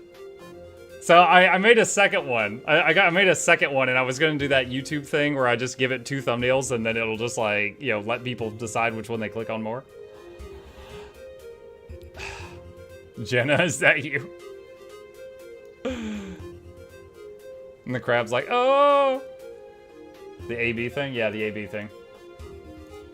Okay. Actually, no, I can knock that out down. That will, that'll be one less thing to take care of. Let's see. So, what I've got here... Hello, everyone. Hey, it's me. I have got the 3rd draft, because Noxxi made mistakes in the first 2. I got the 3rd draft of the Endless Summer video guide. And I need to check it for any problems. And if there are no problems, then I need to put it on YouTube. So, we're going to do a bit of content creation here for a few minutes. I've also got some timestamps that I've already gotten. I need to make sure that they still line up with the fixed version. So we're going to double time it. So this takes less than 10 minutes. Okay. Mukluk Douglas Bartholomew Original Esquire IV here, and this is a guide aimed at showing you how to craft Endless Summer, the legendary ring added in Visions of Eternity in Guild Wars 2. Let's get started. First off, why would you want Legendary Gear? Legendary Gear has the same stats as Ascended Gear. This means if you have a piece of Ascended Gear with power, precision, and ferocity on it, and a Legendary Gear item with those same 3 stats, the numbers will be the same. However... Yeah, they'll be the same if they're both Berserker, but if they're both Assassins, because they added this stupid thing. The Legendary Gear can swap to other stats at any time you are out of combat. This means that you can use that Legendary you own or aim to own, and it can always have the desired stats on every character you have. Another reason you might want it is if you think it looks good. Note, Legendaries can be a long-term project. The more you rush it, the more expensive it will be, so keep that in mind. And take your time and do a little bit a day if needed. Crafting requirements and early time gates. You will need 600 gold and 600,000 karma minimum for purchasing required items from vendors for this project. More gold can be used to speed your way through some other steps that you wish to skip, but this is the minimum. Note, you don't need this to start this project, just to finish it. If you have already made other Visions of Eternity legendaries that use these same materials, that may increase the price, as some of these are achievement This is my version of a pep talk to not scare off the noobs. Rewards that are free the first time you receive them, but getting additional copies of them from merchants has a fee. You'll need a way to get unusual coins and map currencies. A Castoran Intuition Mastery and a Wild Castoran Magic Masteries make this much easier. You'll need 10 Amalgamated Rift Essences. These are made by running rifts or convergences, which were introduced in Secrets of the Obscure but can be done in Visions of Eternity even if you do not own Soto. Here is the list of materials to put together one Amalgamated Rift Essence, so start stocking up if you do not already have these. We'll come back to this. You will need a skill level 400 Armorsmith on your account. You will need a skill level 400 Artificer, Weaponsmith, or Huntsman, or the Janthier Wilds expansion to create some of the gifts later. With that band-aid ripped off, let's jump into it. This is the Guild Wars 2 wiki page for Endless Summer, which has our shopping list. First, let's get the Gift of the Survivors and Gift of the People. I'm going to go over these as a pair as they are mirrors. So I keep pausing it just to make sure it's showing the right images. The first 2 drafts of the video, some of the wrong images were showing in the wrong places, so that's why I'm double checking them. Of each other, with Survivors focused on Shipwreck Strand and the People focused on Starlit Weald. These 2 gifts were also involved in other legendary projects, so they may be familiar to some of you. Skip ahead if you don't need this part. For both of these, you need 500 of that zone's currency. That's Ether Rich Sap. Dude, you can tell that this part was recorded before my voice blew out. Did you guys hear that? Hold on a sec. Let me change it back down to normal speed. God, my voice sounds so different now. Damn it. If you don't need this part. For both of these, you need 500. I had so much more like oomph in my voice before. If you don't need this part. For both of these, you need 500 of that zone's currency. That's Ether Rich Sap from Strand and... God, I didn't realize it had changed so much. I hate it. I hate it. I hate it. I hate it. All right, let's speed it back up. Yeah, this part was recorded before my voice blew out in December. Antiquated ducats from the Weald. Both of these can be exchanged at a 5-to-1 ratio with the other currency for that zone. So, for example, 5 Ether Rich Sap can be exchanged for 1 Chromatic Sap at Heart Vendors and vice versa. 5 Antiquated ducats can be exchanged for a Raw Enchanting Stone at a Heart Vendor and vice versa. You will need to do map completion of both zones. This is straightforward and will get you the Gifts of Shipwreck Strand Exploration and the Gift of Starlit Weald Exploration. These are purchasable from vendors after having done it once. The reason for this is these are also used for other legendary projects. Next is the Survivor's Enchanted Compass and the Seer Wreath of Service. These are from the Shipwreck Strand Mastery and the Starlit Weald Mastery achievements. Basically, each of the 2 zones has a mastery with a lot of achievements on a list. Do any 36 of these to get these items. This will also help you get the map currencies at the same time. Remember, for this step, you do not have to do them all, so if there are some you greatly dislike doing, skip them and do others. Lastly, for this section are the concentrated chromatic... How did you record this before the... Oh, so this section is identical to the Legendary Rebreather. So rather than re-record and edit this whole section, we just cut out that part from the Legendary Rebreather guide and just reused it here to save some work. And as a result, this section is my voice before I effed it up in December.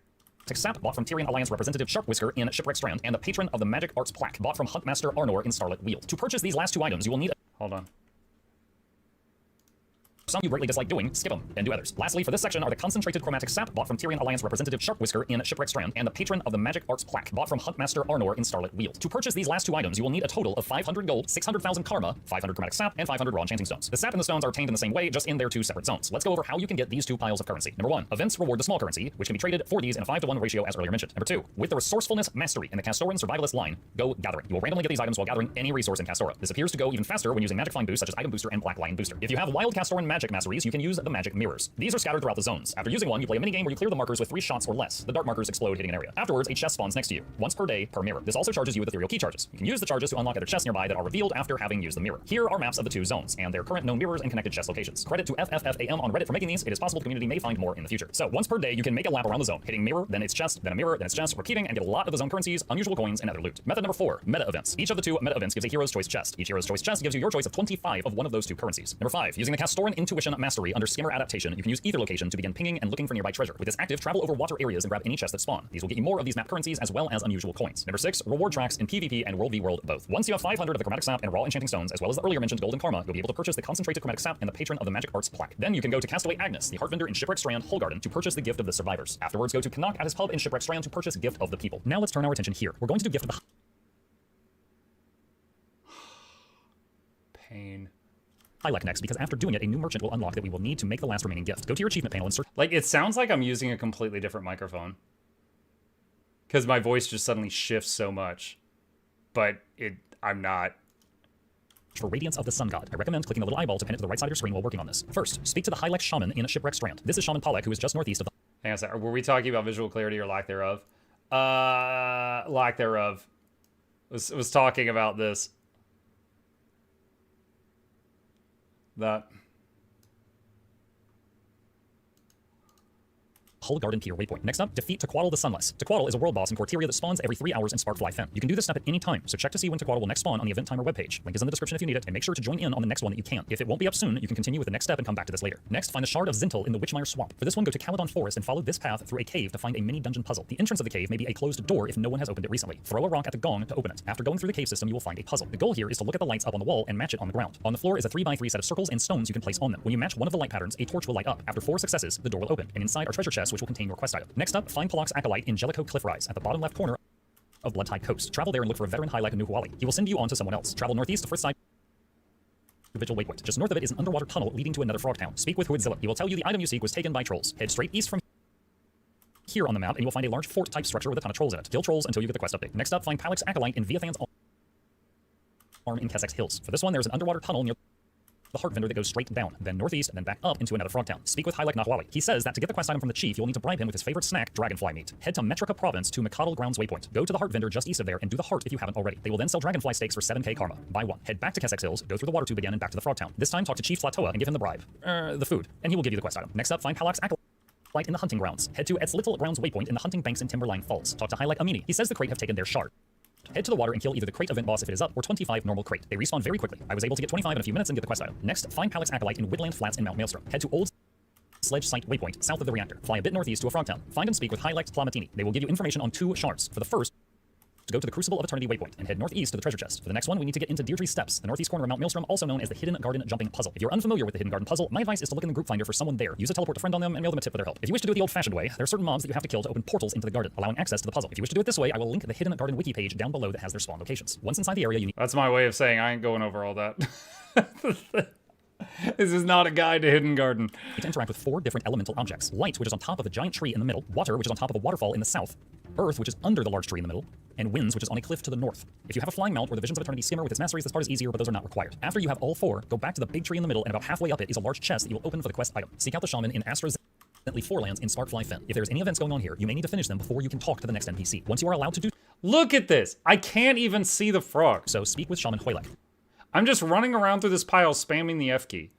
He is usually in or near the large building in the middle. Afterwards, head to Judgment waypoint in the bottom right corner of Mount Maelstrom. From the waypoint, head north to the heart marker and use /sit near them on the beach. Wait a few moments and you will get a quest update. Head back to Shaman Huelek and Sparkfly Finn once again. Once you have done all previous steps, head back to Shaman Palak and Shipwreck Strand. You will receive your gift of the Hylek, and you will also become a merchant, which will sell more gifts of the Hylek if you ever wish to make a second ring in the future, and also sells other items we will be needing shortly. We now have 3 of the 4 big items for this project. The last one is the Gift of the Rays. To get started on this, we need 2 gifts of Ascalon. These are purchased from dungeon vendors in exchange for dungeon currency. If you are on a newer account, you may have to run Ascalonian Catacombs a few times to unlock the ability to purchase this. In total, you will need 1,000 dungeon currency. However, this step can be skipped if you get any vouchers from festivals that give dungeon currency. So if the Super Adventure Box or Lunar New Year or another holiday is in effect, you can often buy Tyrian exchange vouchers, which give 300 dungeon currency each, 500 orichalcum ingots, and 500 cured hardened leather squares, crafted by refining orichalcum and hardened leather, or purchased off the trading post. 200 charged lodestones. These can be looted, bought off the trading post, or crafted with the following recipes. Once you have those items, combine them with a level 400 armorsmith character twice to create 2 gifts of light. If you don't have the recipe for gift of light, it can be purchased from the Mystic Forge merchant for 10 gold. Next, we need 2 gifts of blood, venom, totem.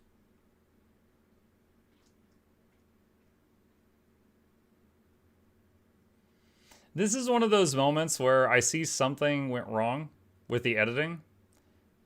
But if there's nothing else wrong, I won't make Noxxi redo the whole video, because she'd have to re-render the whole video. So this little shading thing, she clearly meant for this to be synced up with the gifts. But it's not. The alerts? Sure. Hang on. There you go. Alright, is this 1239? Is it better if you run your green screen chroma over it? Then there would just be clear patches.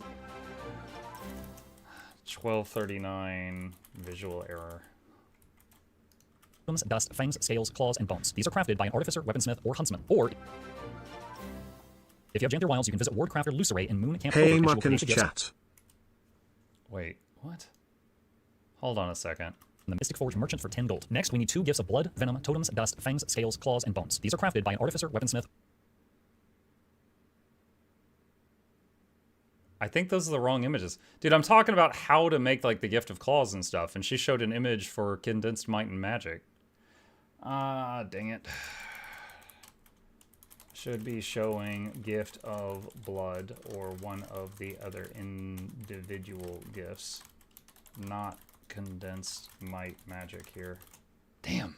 Or huntsman. Or if you have Janther Wilds, you can see, that's a bummer for me too, because that means I can't release the video tomorrow. visit Wardcrafter Luceray in Moon Camp Covert, and she will create the gifts for 1 ecto charge each. Don't use Lear, he charges 10 ectos, he has a problem. These are quite simply made with a large amount of their base ingredients, blood, venom, totems, etc. Once you get them all together, combine the gifts of blood, venom, totems, and dust in the Mystic Forge to make 2 gifts of condensed magic. Combine the gifts of fang, scales. See, this is what she was trying to do earlier, but it wasn't lined up.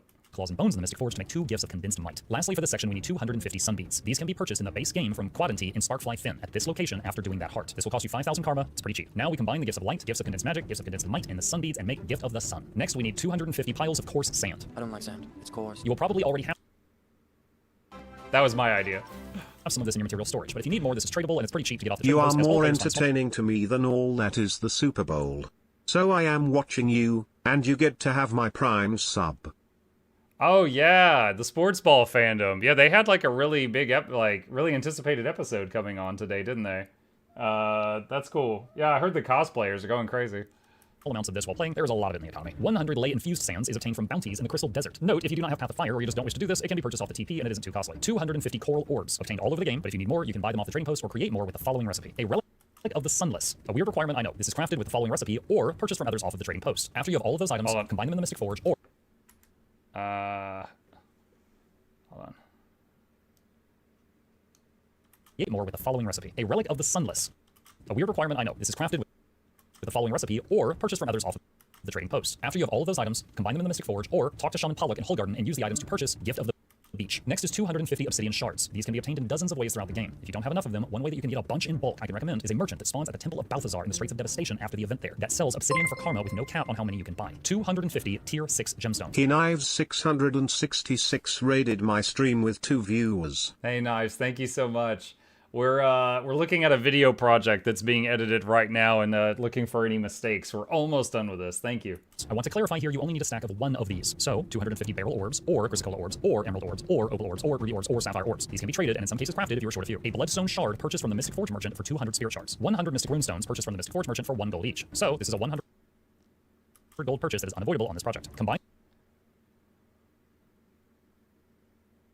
the 250 obsidian, the 250 gems of your choice, the bloodstone shard, and the 100 mystic runestones in the mystic forge, or take them to Shaman Pollock and trade them for a gift of infused gems. Next up is 10 amalgamated rift essences. We touched on this earlier, but the TLDRs, you just need to run a bunch of rifts and or convergences until you get enough rift essence to make 10 of these. These can be crafted by the following professions with this recipe. Or, various NPCs in Janthier Wilds at the time of writing the script can combine it for you, but they will charge more ectos for the trouble. Lastly is 10 mystic clovers. Usually in my legendary guides, I mention how many clovers you will need at the start because it is often a large undertaking and bottleneck. However, only 10 is pretty minor, and you can get that instantly from the Wizard's Vault, a raid merchant, the Fractal merchant, PvP, World v World, crafting for mystic coins, etc. You have a lot of options here. After acquiring these, combine the clovers and amalgamated rift essences into 10 purified rift essence. This can be done by the following professions with this recipe. Or, again, it can be crafted by various NPCs in Janthier Wilds for 10 additional ectos. Once done, combine the gift of the sun, gift of the beach, gift of infused gems, and 10 purified rift essences in the mystic forge, or with Shaman Pollock to make the gift of rays. Finally, combine the gift of rays, gift of the survivors, gift of the people, and gift of the highlight in the mystic forge to create endless summer. Now you will have tiny sandcastles and crabs around your feet when not in combat, and a bunch of fish when you are in combat, unless you uncheck this checkbox to hide them. You can also make a second one, as the ring is not unique, but the second will be more expensive due to having to buy your second gift of the highlight from merchants. Congratulations! A reminder that I have links to all of the steps in the description down below. Use those if you need more details. If you enjoyed this video or found it helpful, please consider leaving a like for the YouTube algorithm, comment if you have any questions, or if you know any tricks and tips that I didn't share, and subscribe to the channel if you would like to see more content. Another massive thank you to the supporters on Patreon, Twitch, and YouTube who keep this channel alive. If you're interested in becoming one and getting more videos and perks, there's a link in the description. Shilling complete. Thanks for listening, and happy crafting. All right, so there was one error where if it was the only thing, I probably would have just been like, it's fine. But then there was another one where just something was displaying wrong information. So we found that, and I'll need to report that to Nox and put that in the queue to get Mine a fixed. nitpicky thing, but at the beginning of your intro to the leggy ring, you mention need a way to get map currencies and unusual coins. I don't recall needing unusual coins for making endless summer. You're right. When I recorded that bit, I thought unusual coins were needed to make gift of the people, and they weren't. I could see if Noxxi can cut out the and unusual coins part. One sec.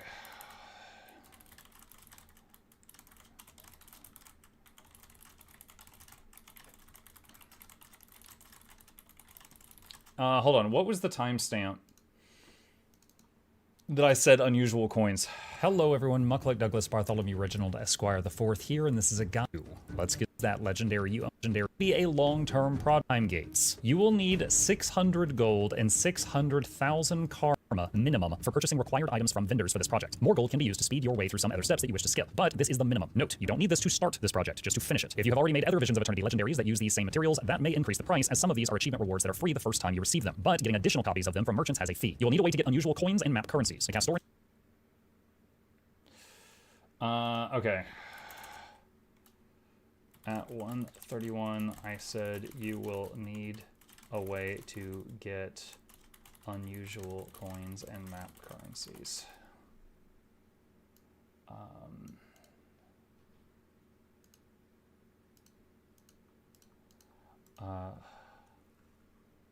Intuition Mastery and Wild Castor and Magic Masteries make this much easier. You will need 10 amalgamated rift essences. These are...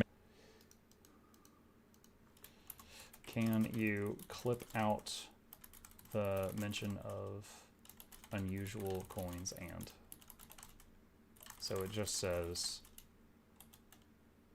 you will need a way to get map currencies. Okay. One more thing. When I mention all the stuff you need at the beginning,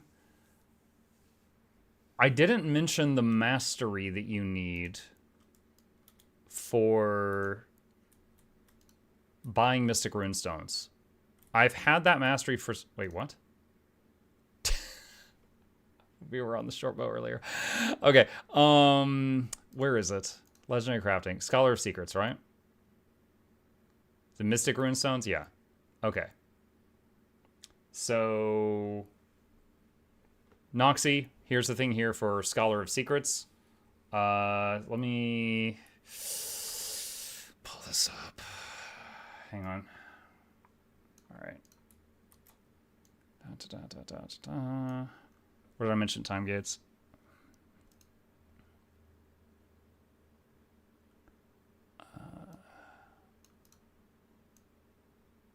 See, how can I do strike through? How do you do strike through in Word? Damn it.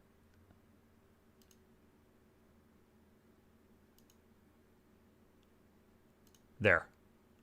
Okay. You will need the... What mastery is it? Scholar of Secrets Mastery. you'll need the Scholar of Secrets Mastery under Legendary Crafting. So that is Central Tyria. Under Central Tyria. In order to buy the runestones you will need later.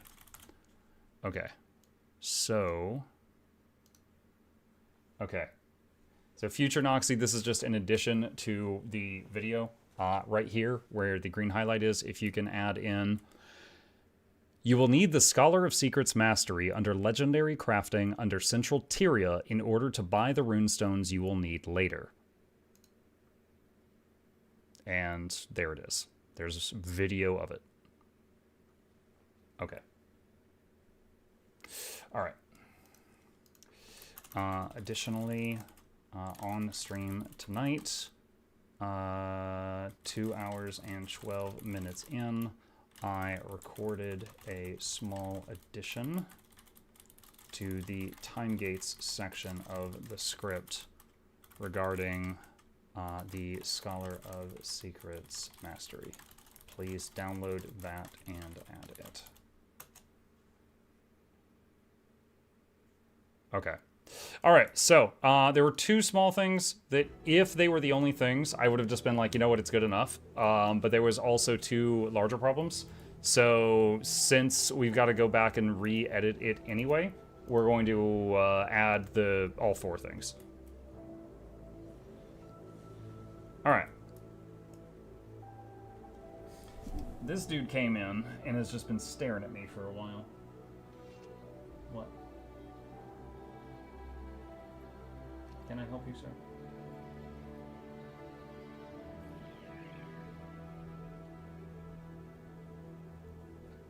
You're being kind of a creep right now, you know that?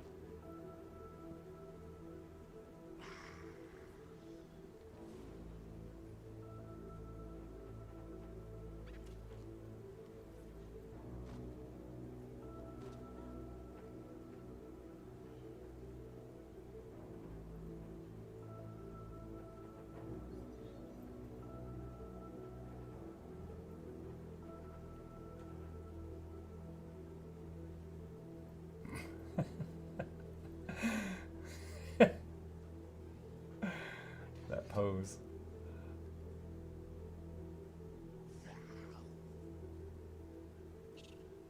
He was waiting patiently. Mm-hmm.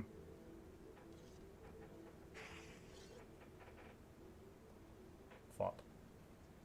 Ah, luckily he got the sleeve.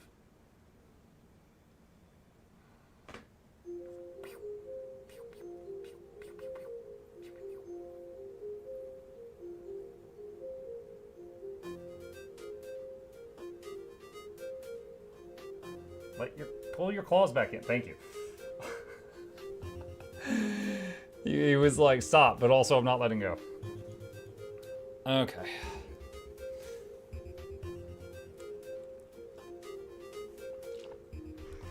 All right. So, let's see. Pet ship. I did just pet ship. All right. You did have say Scholar of Secrets mentioned in the video with image of mastery. Yeah, I mentioned it near the end of the video, but at the beginning, I needed it to be added to the time gates. Because at the beginning of the video, I went over the time gates, and I should have covered that at the beginning. Because there are people that watch these videos, and they'll be like, okay, these are the time gates. And then they just pause the video there, and then they do those time gates. They come back to the video like a week later, and then they continue watching. And then they get to that part later, and they're like, mother. So I gotta squeeze that in there. Ever thought about offering cameo services with your voices? I don't know who would pay for my voice. I mean, right now I've got the opportunity to submit like voice actor auditions for the Emberville game. So maybe my voice will be in that game. Maybe it won't. I don't know yet. But yeah, I as far as like someone just paying me to say something, I don't know if I've got a voice good enough for that. Me? Darth, what would you pay me to say? What would you pay me to say?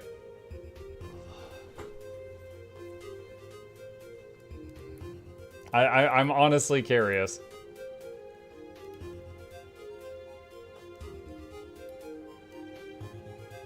Moles are the... I'm rich, you know. I'm rich, you know.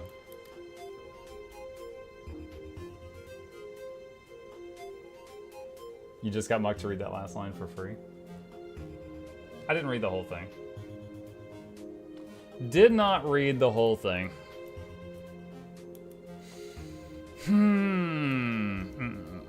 I mean, we do have the thing where, like, for example, Bird Trees... Well, Bird Tree and a couple of other people, their Patreon thing is just me yelling something. Oh, these, my baggies? You've already got that recorded.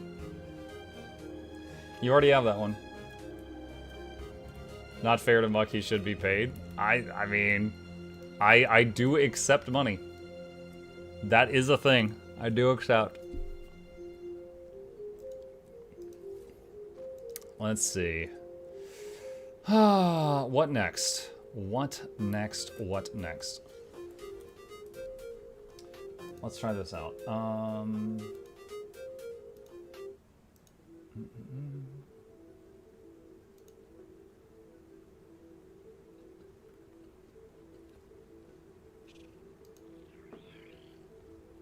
Definitely have a clip or two of Muck yelling my name. Shut up, Charmon. No, you don't. I'm getting an intro together for when I sign up for Patreon. I need a voice synthesizer. Synthesizer. Daily raid bounties. Gasp. No, Charmon, I was giving you another clip. Come on. Gorseval, Samurog, Harvest Temple, Veil Guardian.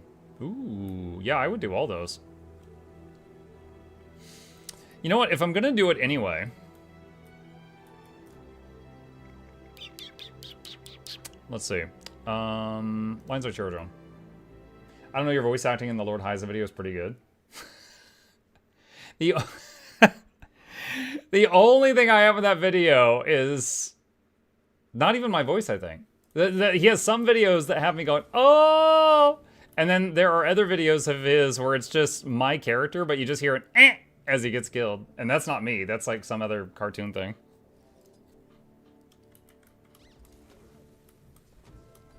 Make everyone in the daily raids be ritualist.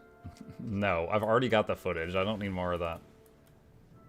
Okay, where did Valen put this thing? So Valen showed me some builds that he was working on, chat. And there is a... Hang on a second. All right. So this is kind of an interesting thing.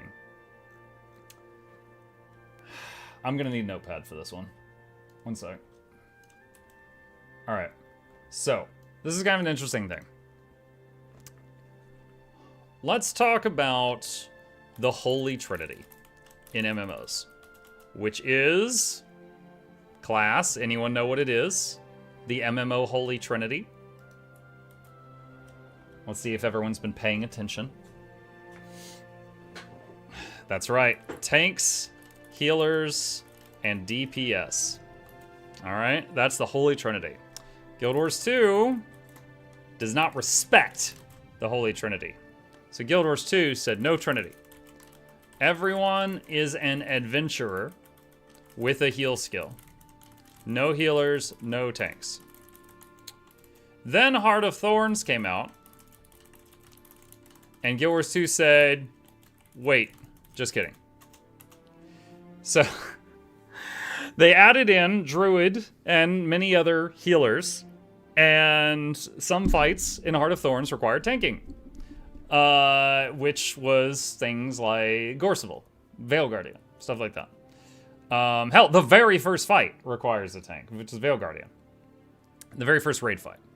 So then it's like, okay, well, we got tank, healer, and DPS now. Well, not really, because the community said, well, let's just have the healer tank and bring more DPS. So you had healer / tank. I have a juicy monthly Amazon Prime Twitch subscription that is all yours, Muck, for the bargain price of voiceover narrating my life on weekends and federal holidays. Deal? Listening to this shall be considered legally binding. Oh no. Plus bunch of DPS. Okay. So then, perma, quickness, and alacrity were added.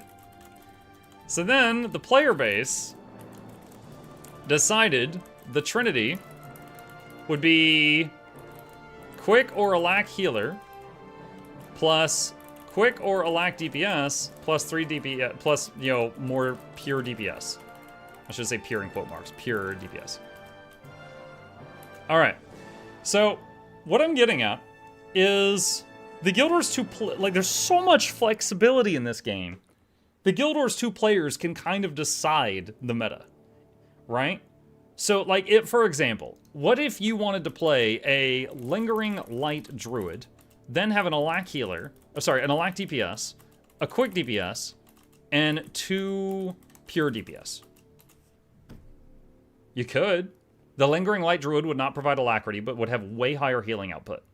The thing is there's nothing in the game that needs that high healing output, but you could, right? As long as you talked with people, you could do something like that. Is Lingering Light worth it? Again, Lingering Light was just an example. Lingering Light is a trait that you give up alacrity, but your healing output skyrockets. But there's nothing in the game that intensive, so it doesn't really matter. So, yeah, if you were solo healing a 10-man or something, maybe. But the point is, this game has so much freaking flexibility that we can kind of change the meta if we wanted to.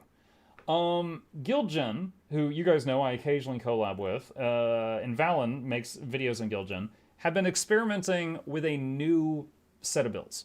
And it's basically a different role.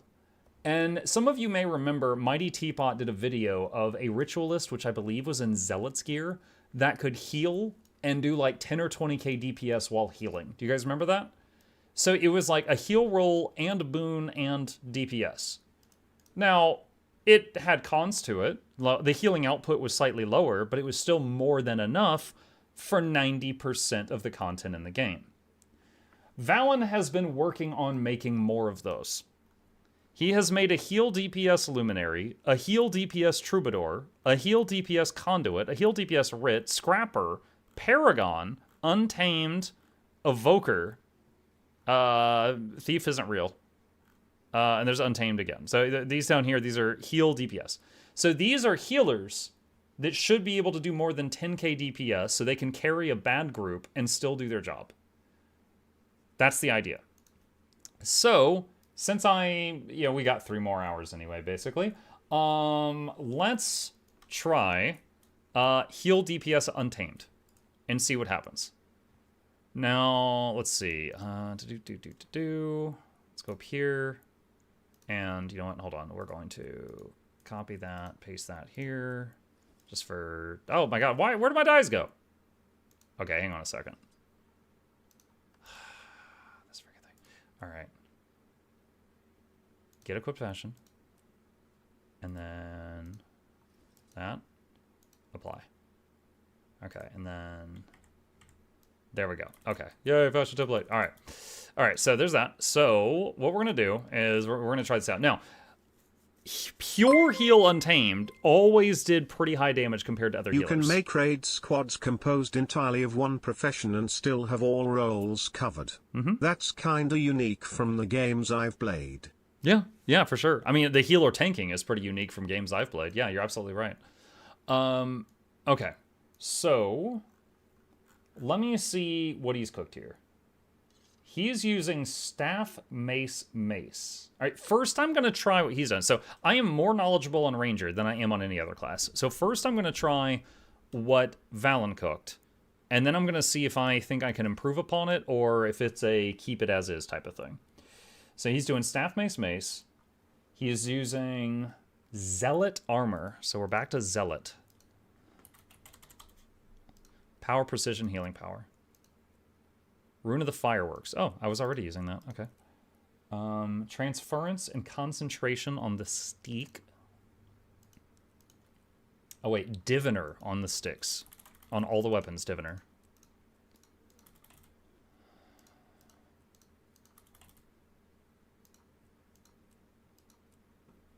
Okay. These two. Now, usually, a healer ranger will use... Wait, hang on. Oh, that's berserk. Oh, shit, I've only got one legendary mace. Usually a healer ranger will use Mace Warhorn staff, not Mace staff. Okay, hang on. That's concentration. This one should be transference. Now, I can go do the stat changing thing if I need to, or get a... it might be easier just to get another Ascended Mace. You know what? Hang on.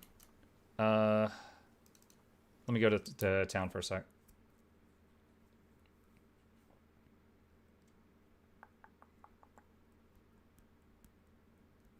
Wizard's Vault. If I have enough. First, I want to see if I have any in the bank. Okay, I've got some stuff here. Shoulders, leggings, chest, gloves. That's armor, shoulders, armors, weapon, leggings, weapon. Okay, hold on. So I need another mace, and then I need to change the stats on it.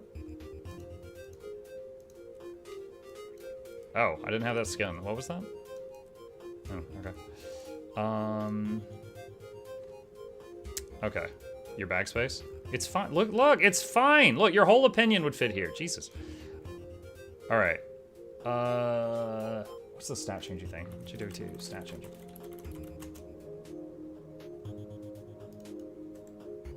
Wait, what? Oh, shoot. Okay. So I want to change the stats on a weapon. I need an exotic zealot inscription. Can I buy that off the TP?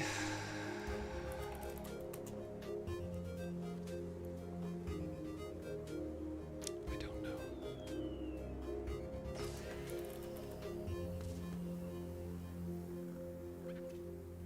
Hang on. Diviner? Oh yeah, Diviner. Yeah, you're right. Diviner's Orichalcum imbued inscription. Account bound. So I have to make it myself. Do I have the recipe for this?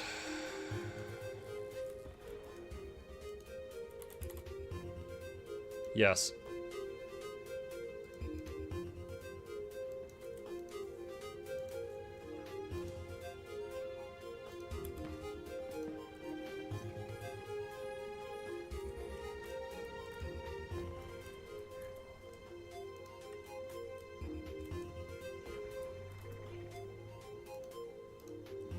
Alright. So the inscription, 5 ecto, weapon, and anthology of heroes.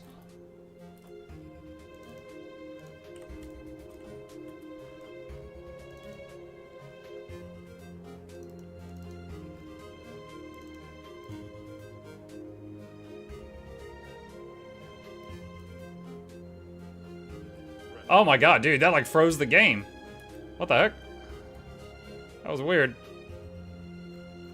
Where did it go?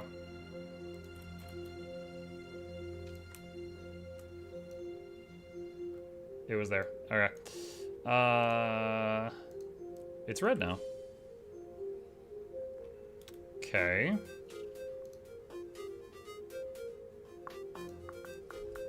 Okay, there we go. So we got Diviner on both weapons, and that one needs to have transference on it. Okay. All right, next up, let's go back to where we were. What, do you know a quick way to get spirit shards? I need a couple more to finish my leggy. Meta events, especially if you've got like an XP booster on, will often give you like a whole level up when you do it. If you've got any tomes of knowledge in your bank stored up, you can eat those. Why didn't you just buy a new leggy? I have 7,000 gold. That allows me to occasionally do something really stupid. I'm not currently in the mood to burn 2,000 gold to get past that problem I was at a second ago. Muck, do you not have access bank anywhere? I thought I saw it. I do, but I needed to use the bank and the trading post and also the Mystic Forge, so it was easier just to go to Mistlock. Okay. Let's go back to the guide. Relic of Phoebe. Phoebe. Why? When you use a healing skill, grant nearby allies swiftness and remove improvement.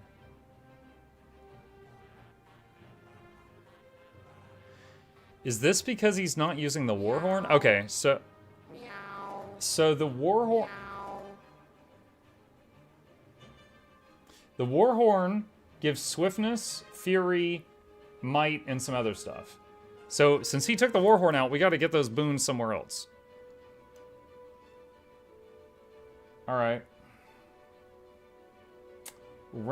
All jewelry is zealots. Dude, I'm really concerned about concentration here, but we're going to find out in a minute. Okay. So, boon duration's about 50% at the moment. Jungle Stalker White Tiger. Jungle Stalker does help with might, with its roar. White Tiger has Aegis.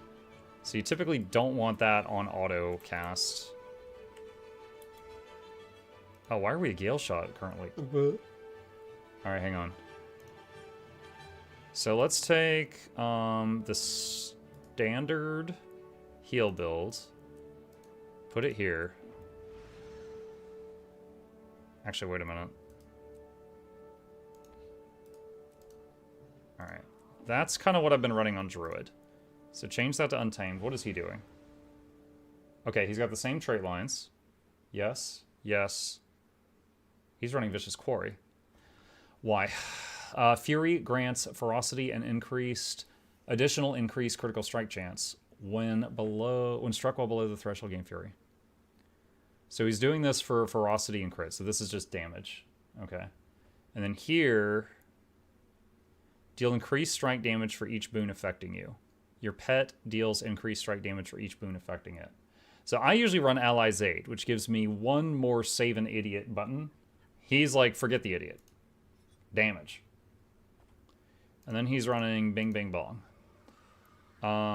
Does more damage and applies blindness.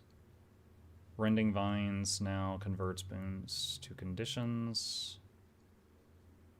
And Unleash Ambush skills grant boons to nearby allies.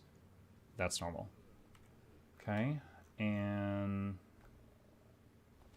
Alright, currently his skills are the following.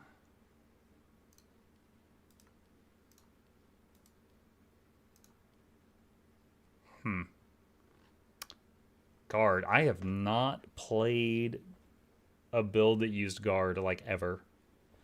So Guard is a pet command not often taken. It orders your pet to soak damage from allies for 6 seconds.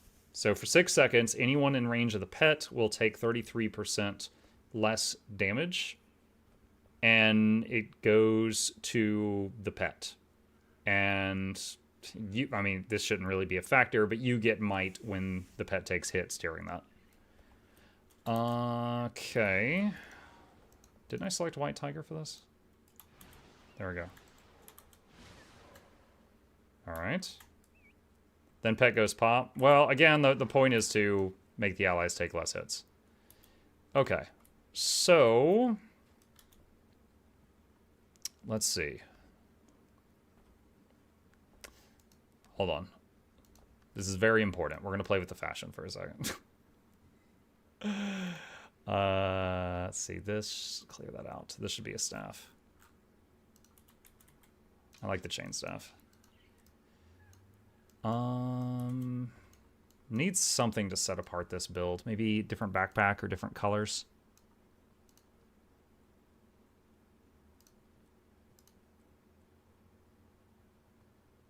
More green for the green.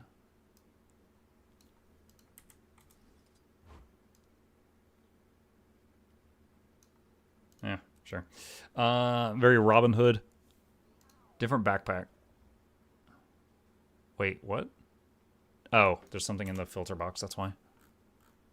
Do all permafrost? No. Quiver for my non-existent bow.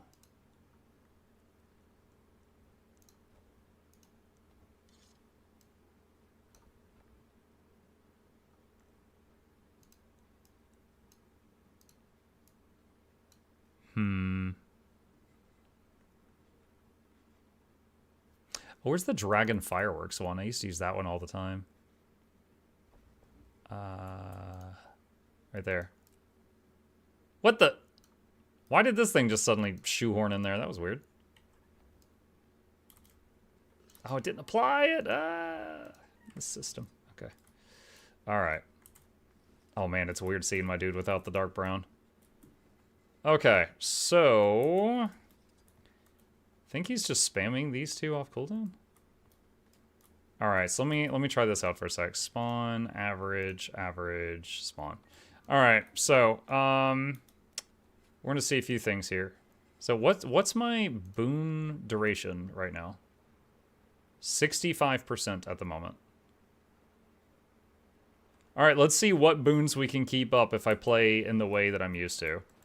All right, so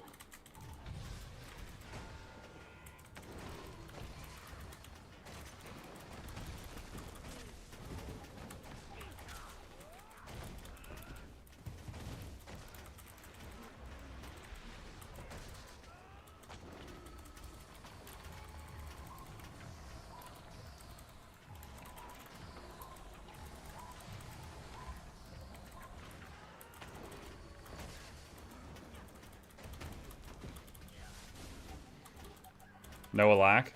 I'm untamed.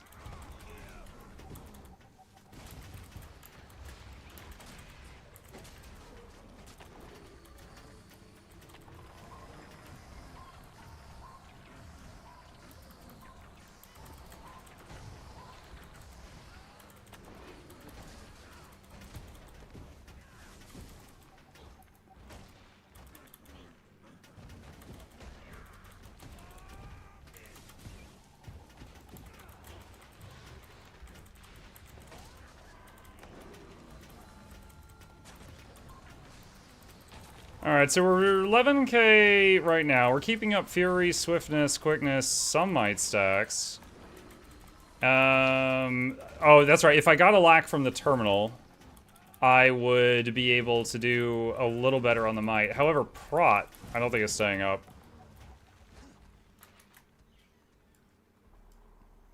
Hang on a sec.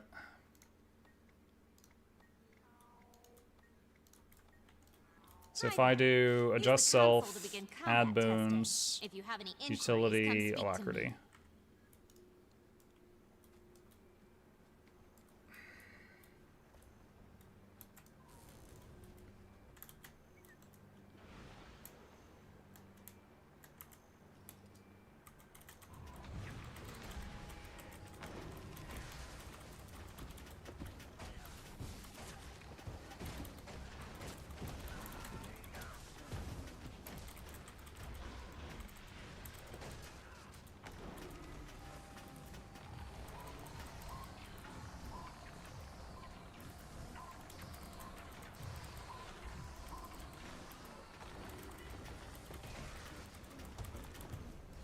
So the thing that kind of throws me off here is my 3 skill gives me prot. Hold on, is that me? Okay, regen would be up if Healing Spring was getting triggered. Healing Spring is not getting triggered because I'm not getting damaged right now. The only thing I'm concerned on right now is prot uptime. Hold on, I need to read a tooltip. Okay. Okay, I was thinking this was self-prot. This is everyone prot. Sorry, staff 3. This is so odd. Staff 3 gives prot to your pet only. The movement heal skill, it gives your pet prot. But no one else. But Mace 3 is giving everyone prot. Okay. So that should be fine. All right. I'm wondering how much of my damage is Frost Trap? 4%. For 4% of my damage, I'd probably swap that for something else. Where's Storm Spirit? Wait, is that Call Lightning? I think it's Call Lightning, which is about the... Here, hold on. P1 passive. It's Call Lightning, okay. Is it for the chill utility? It's basically they slotted damage there. Oh, I didn't mean to do that. Hang on. Mother...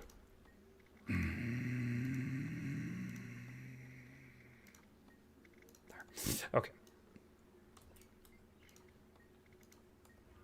Also, the Golem doesn't have Condies. So if I was in a group that had like 25 vuln on him, I'd be hitting harder. Okay, so again, I haven't even read the tutorial for this build yet. I'm just playing in the way that an Untamed would normally play. So we're putting out some healing. We're doing the essential boons, except we do not have stability on demand. And Untamed does not have any group stability at all. At all. You can bring a group stun break if you bring Protect Me, or an additional Aegis with Stone Spirit, which would probably be your best bet. Storm Spirit is damage, but it's also Vuln and Fury and CC. Did he take the double Nature Spirit thing? No. He took Invigorating Bond. So if you take this, your Spirit slam twice. He took Invigorating Bond, which might be necessary to keep Prot up. And also it's some Vigor. Let's see, with the way that he did this... You know what, hold on. Let's read his words and see what he had to say about this. Drink of water first.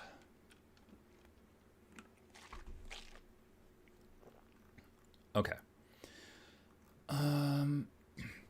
DPS Heal Untamed is a support PvE ranger build with healing from mace and staff ambush skills while providing great damage and boons. It has a tight DPS rotation that provides all the healing and boons needed for allies, so it is more of an aggressive healer, but using the staff more often can allow more support in high pressure situations. Weapon ambushes grant quickness to allies while doing great damage. Ambush skills become available when unleashing Ranger F5 and when swapping weapons. This allows you to use ambush, swap, then use another ambush. Yeah. The entire rotation revolves around doing this double ambush combo every 10 seconds when the unleashed power icon shows on your buff bar that it is ready to be used. If you don't want to look at your UI to know when the ambush is off cooldown, it should be ready right after your weapon swap cooldown if you use the ambush immediately after swapping. Yeah. Swapping pets and using pet skills will also provide boons, and these take up no animation so they can be used whenever possible. Even control right-clicking them will autocast them when possible. Okay, hold on a sec. Let me see something here. Is he even running any traits where you get boons on pet swap? Yes. Some of the might is coming from pet swap. Okay.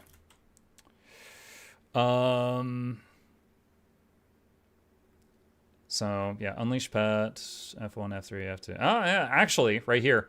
This should be F1, F3, F2. And the reason for that is F3 makes a field, and F2 detonates the field. Hang on a sec. I am going to let him know. Super small tip. If you do F1, F3, F2, the F2 will detonate the F3 combo field.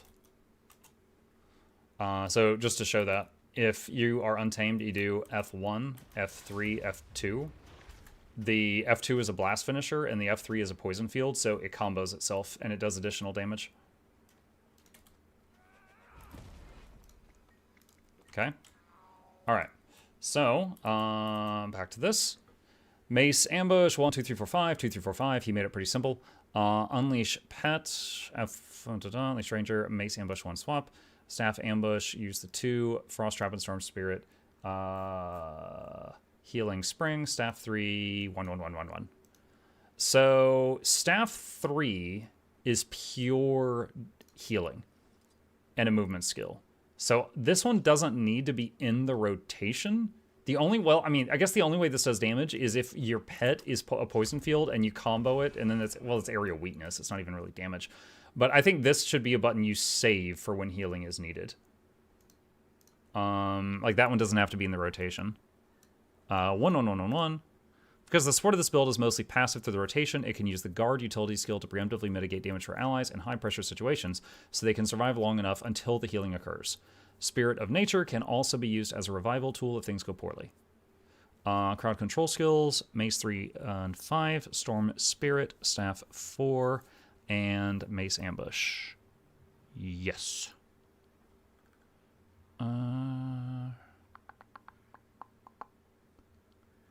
Use Relic of the Claw if swiftness is not necessary for more damage. Okay.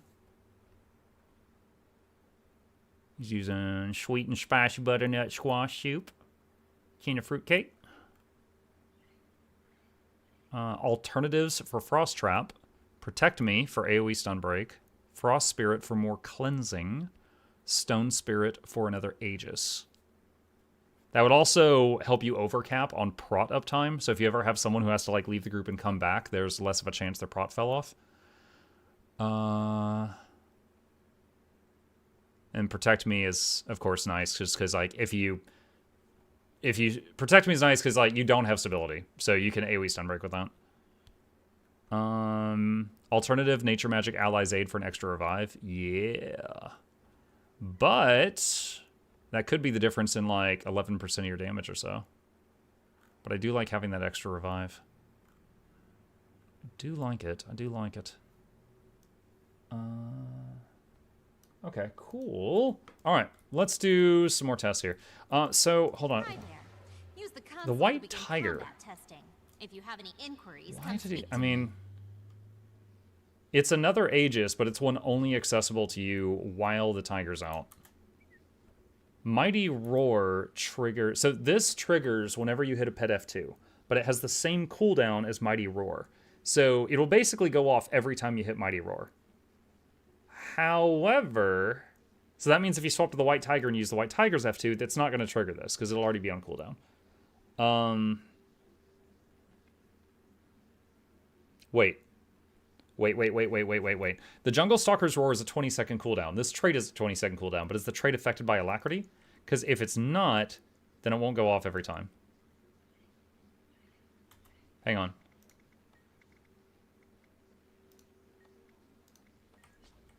Okay. Pet F2. We got Prot. The Pet F2 should come back off cooldown in 16 seconds, because the pet has Alacrity. Then we hit it again immediately, and see if this trait triggers and gives us prot again. If it does, then the trait is affected by Alacrity. It did not. Sabotage. So, your F2 is affected by Alacrity, but the trait's not. So instead of getting this every 20 seconds, you get it every 32.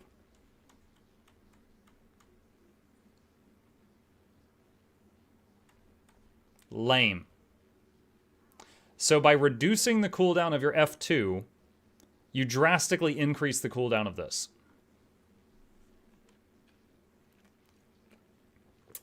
So in that situation, you're going to want to use both your pet's F2s in order to increase the chance of keeping this up. Which means sporadic Aegis from the White Tiger, just to help keep that rolling. And then this would be controlled Aegis when you need it. Okay. All right. And then guard.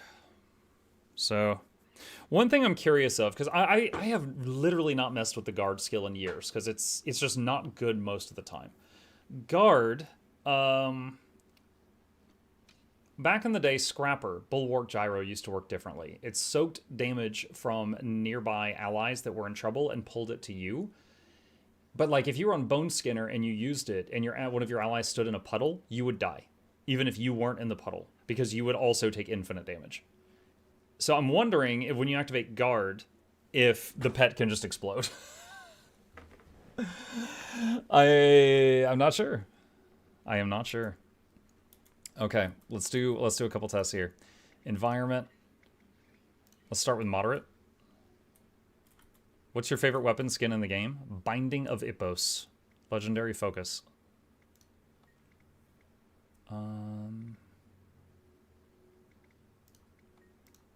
Alright, so I'm putting... One sec. Alright, I added conditions to the golem. Or I tried to. There we go. Alright, so that's just... That's a little more than necessary, but I don't have one of those traits where I do more damage for each condi on it, but the main thing is the vulnerability. Okay. So...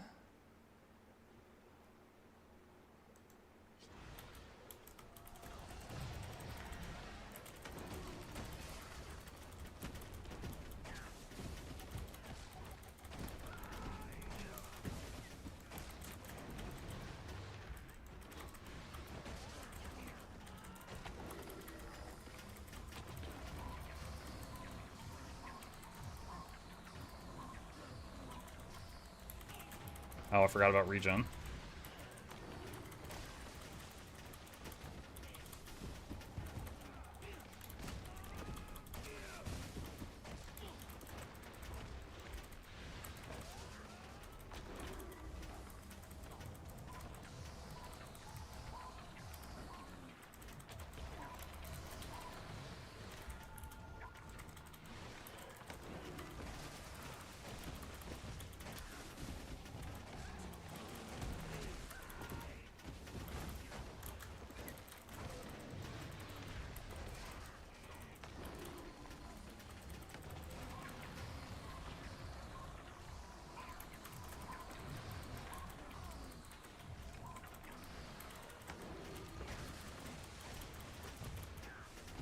Okay, I think that's probably enough loops. So, what have we got right now?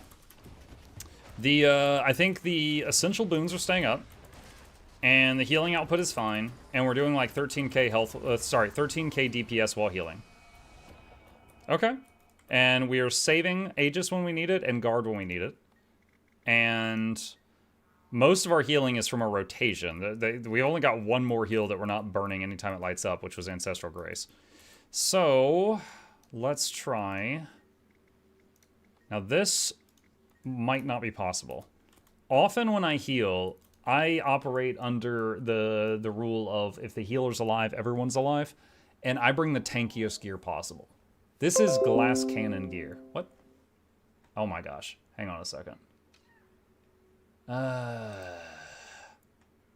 No, do not auto restart for updates. The streaming PC and my dual PC setup wants to restart.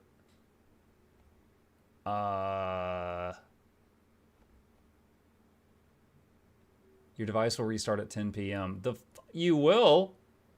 Hold on. Pause updates for 7 days. Okay, there we go. Dude, how do I... Okay, I will deal with this more later. It was going to restart in like 8 minutes for a Windows update. Okay. Well, we have saved the stream from Bill Gates. All right. Okay, what was I saying? Extreme damage. This damage is higher than most things in the game will do. Like, this is more than Bone Skinner. So...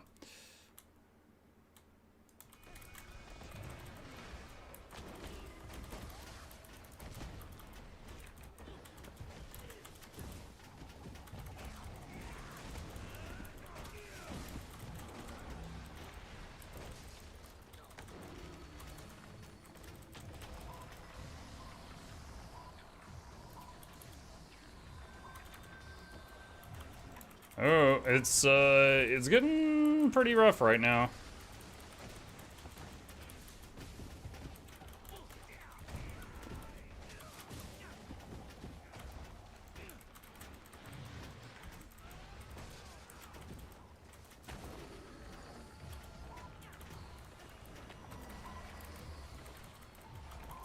All right, it is definitely a little stressful.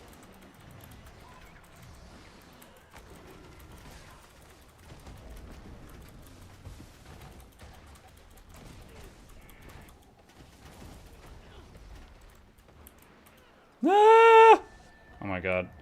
Yeah, alright. So I don't think it can infinitely heal Extreme Field. But again, we're in glass cannon gear. Welcome. Feel free to We're in approach glass the cannon console gear. and begin combat practice. You died a moment ago. If you Huh? have any questions, I'm all ears. If the stream dies in 8 minutes, we'll know why. Yeah, we will know why. Okay. But...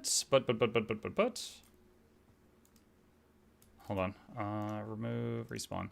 So again, we're doing like 10 to 14k DPS. We're keeping up all the boons.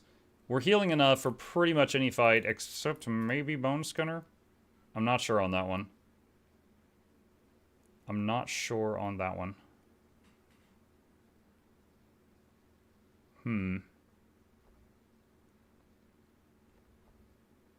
But if the fight is not... again, Bone Skinner's damage output is more than almost any raid boss. So if it's not that intense, your group effectively has more damage with you.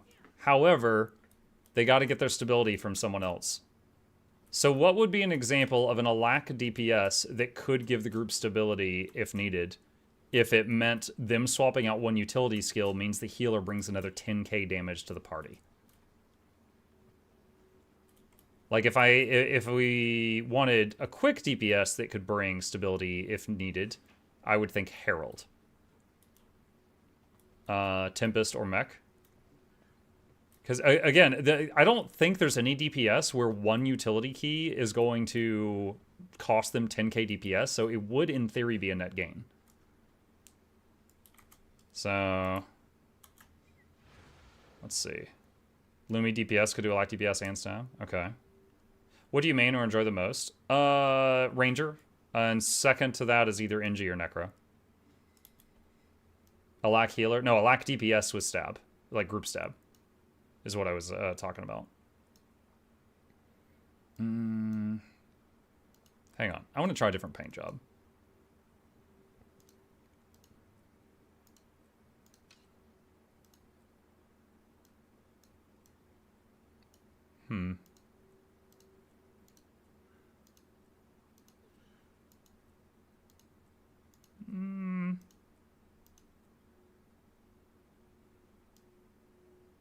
It's kind of edgy.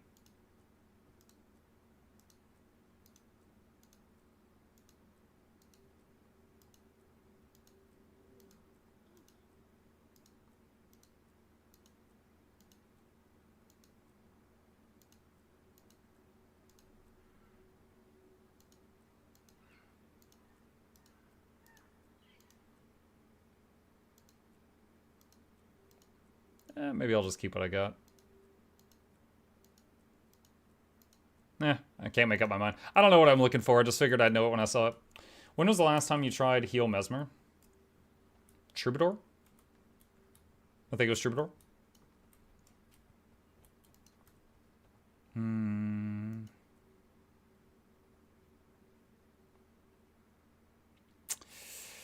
You could get a little more healing from the pet if you took the Fern Hound, but you would lose quite a bit of damage. The cats do much more damage. Drops earned, thanks a lot. You're very welcome. You're very welcome.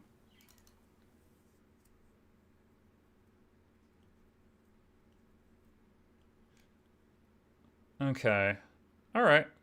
So yeah, again, I think like this effectively adds, like, I think that this took heal untamed from like 4k DPS to like 14. So it's like 10k DPS. So if you can find an Alack DPS that can bring stability, that's a gain of like 10k DPS to the party. And then if you're just on your own solo queuing and you're with like, you know, pugs, it might allow you to finish off the boss if everybody else sucks and dies. Muk, what are you working on now? You'll see. Okay, so what I'd like to do is the IBS 5, which have daily rewards and weekly rewards, and the daily bounties, which are raid bosses, but it's an easy batch today. It is Gorseval, Samurog, Harvest Temple, Veil Guardian. So if anybody wants to join, I guess for Veil Guardian we'll need a tank, because I'm not a tank this time. I usually do that. Alright, so I'm gonna need an Alack DPS. Nuella says Alack heal preferred. Okay. Lord Karos says quick DPS. Okay, Lord Karos, you'll be with Nuella. Citra says I can do whatever. Citra, do you have an Alack DPS that can provide stability if it's needed? If so, then you could pair with me.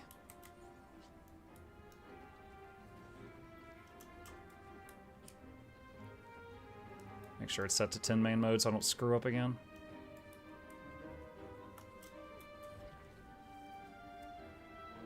Actually, honestly, do we even really need stab for these fights? Hold on.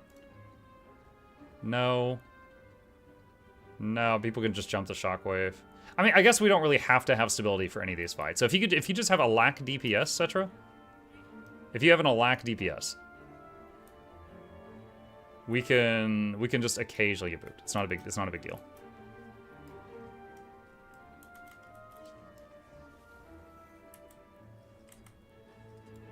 So like right now, let me take some notes here. Right now, if let's see, this build, so cons, no stability, and could heal through extreme damage for a time, but possibly not forever.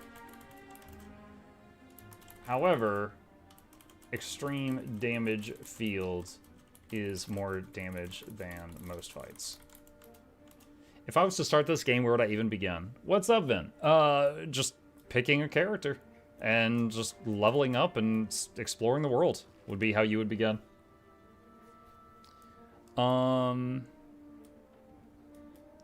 Let's see. All right, so I just want to confirm. Oh, Charmon. Charmon, are you doing a lack DPS?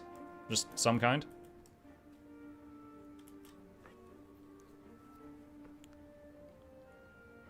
Yeah, okay. Alright. All you said was, earlier, so that was, like, not really helpful. Okay. Alright. Let's start this off easy. We're going to begin with the IBS 5.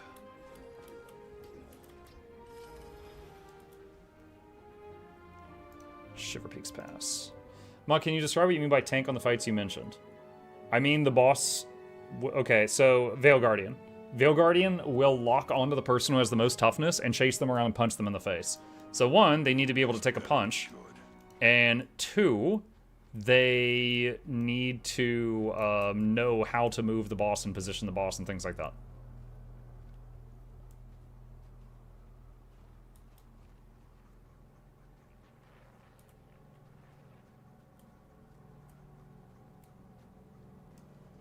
Maverick says, I have 2 stab on demand, 30-second cooldown. Commander, you're headed back into the pass. Maverick, are you pure DPS, or are you providing one of the booms for your group? Be careful up there. Conditions have gotten worse since Bangar left. You'll have to find another way up.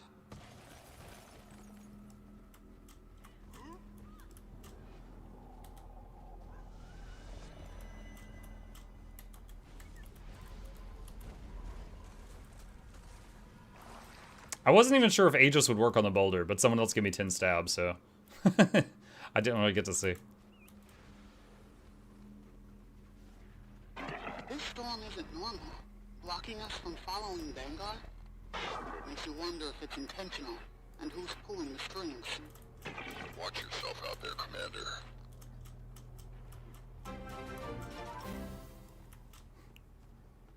$39 down, 798 to go.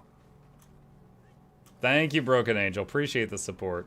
Yeah, to the person in chat thinking about trying the game, the base game, which does go to max level, is free to play. I put a link to the download in the chat if you would like it. And we are happy to answer questions.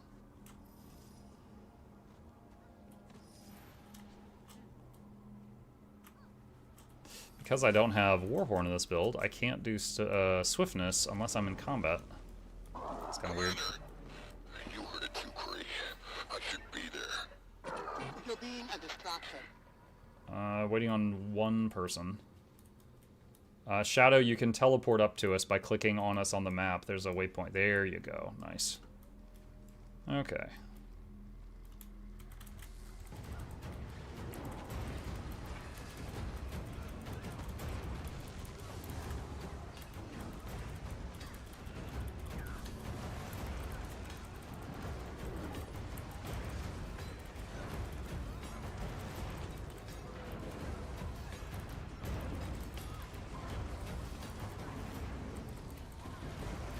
Okay, so I used Aegis there because it did not have stability.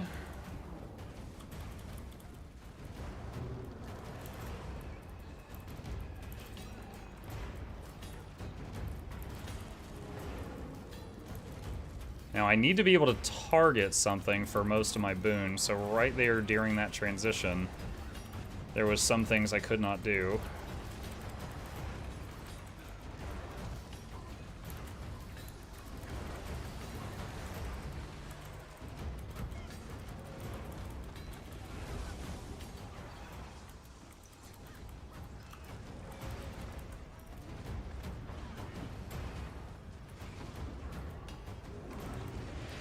Alright, easy peasy. Okay. Let's go to the next one, which is the bears. Aegis don't work, I'm pretty sure. Stability does because you can't be CC'd briefly after stability gets removed. Are you talking about the boulder thing?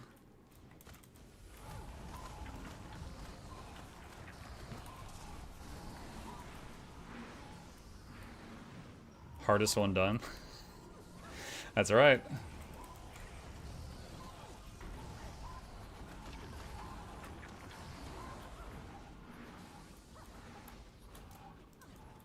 You're young to be so confident.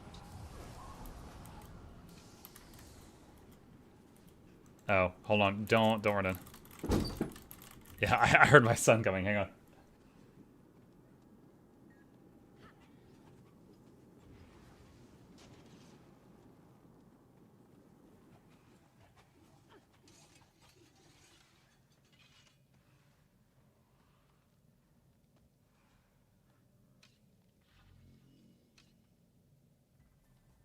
Okay, I heard him coming.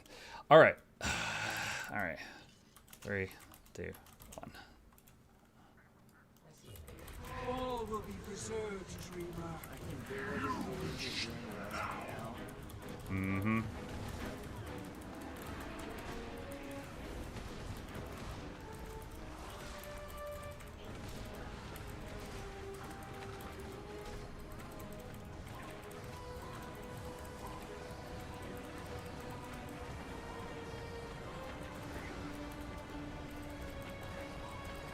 Guide the arrows, my claw.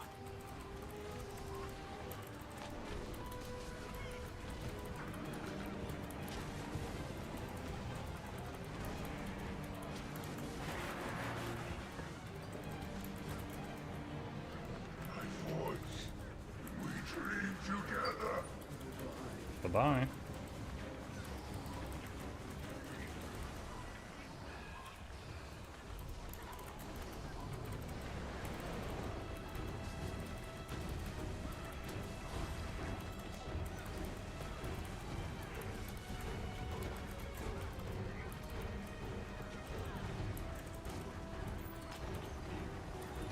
I did have to use Spirit of Nature there. Oh,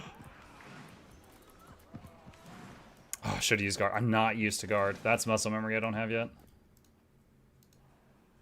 Good night, peeps. See you tomorrow. See you, Black. Alright, Freynier.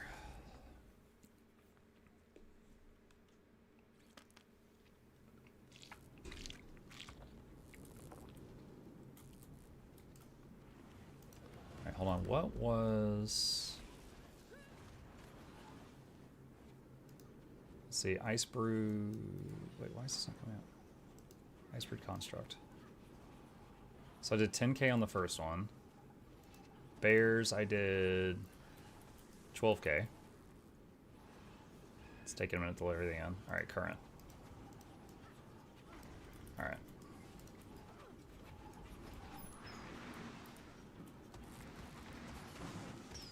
Oh, I should throw down a food buff, even a crappy one.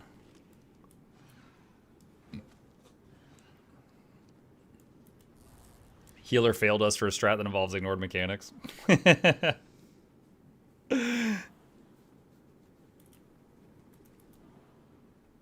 I would have to go back and check if it was my subgroup or the other subgroup. I wouldn't be surprised if it was mine. So it's yours? Nah, alright, fair. Dream with me.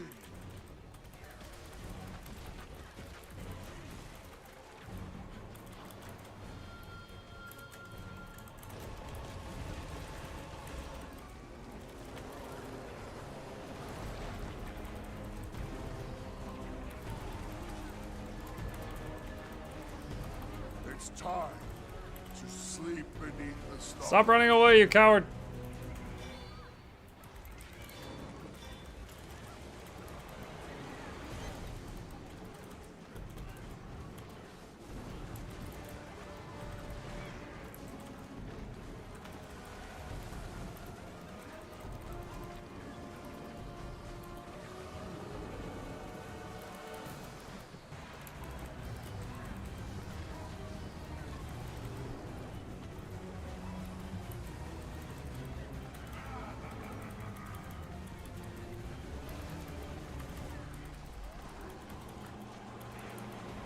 Alright, so I'm going to use guard here. We'll see if my pet explodes.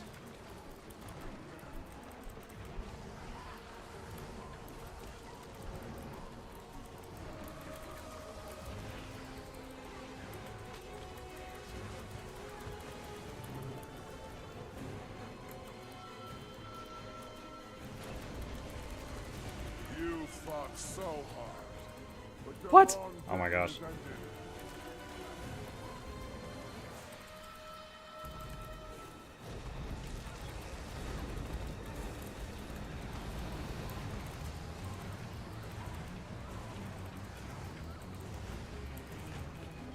Okay.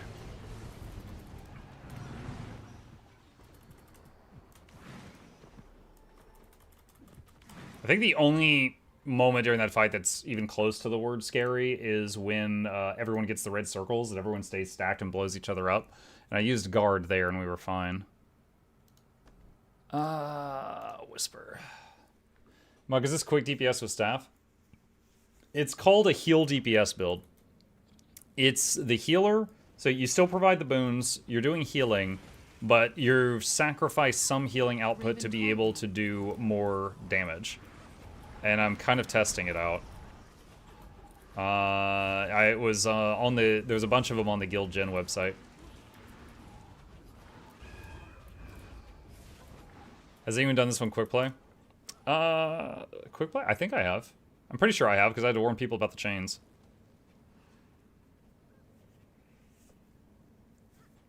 The chain damage is a joke in quick play. I remember on Bone Skinner in quick play, there was a I had a Deadeye that was standing in the puddles and shooting, and I was able to heal him for a while. Yeah, the quick play buff is pretty pretty good.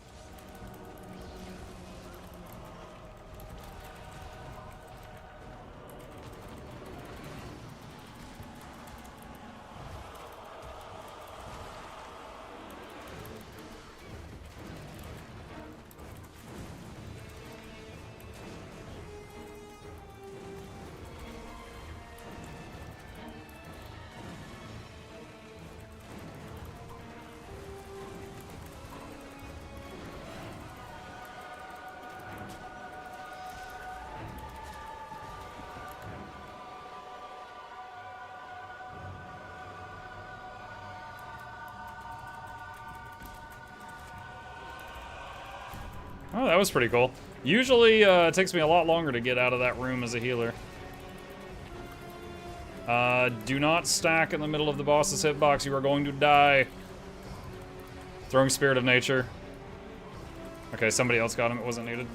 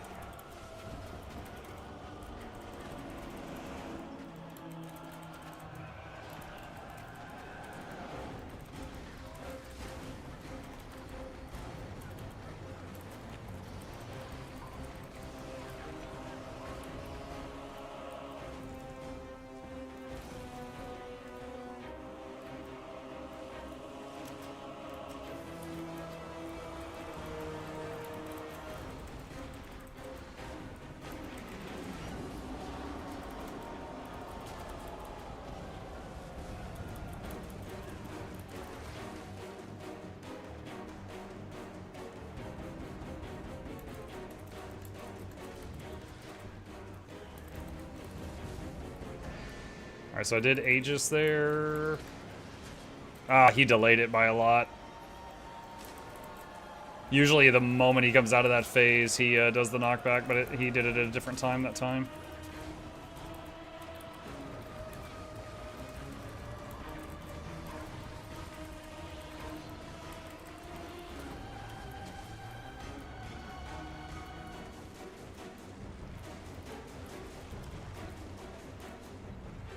Rizzing the far person.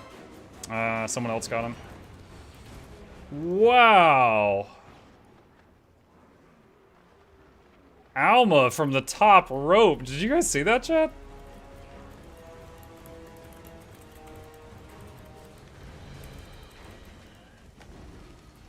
That would... Hold on a second. I need... That was...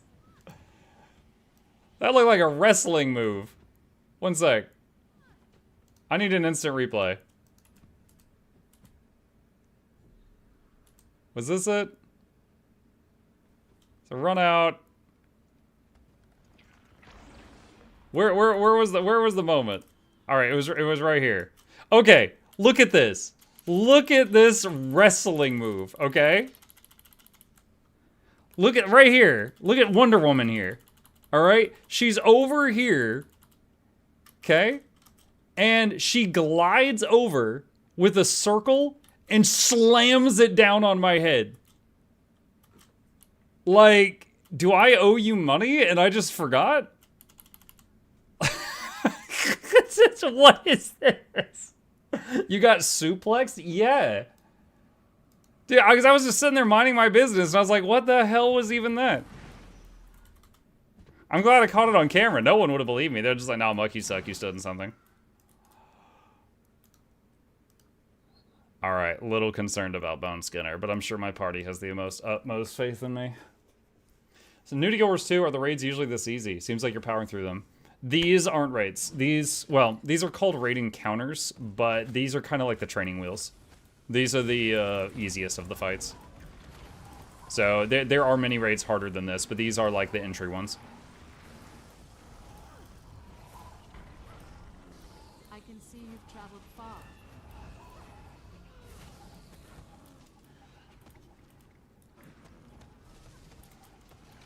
Going Connie build with 27k health because I don't trust the heals. That's fine.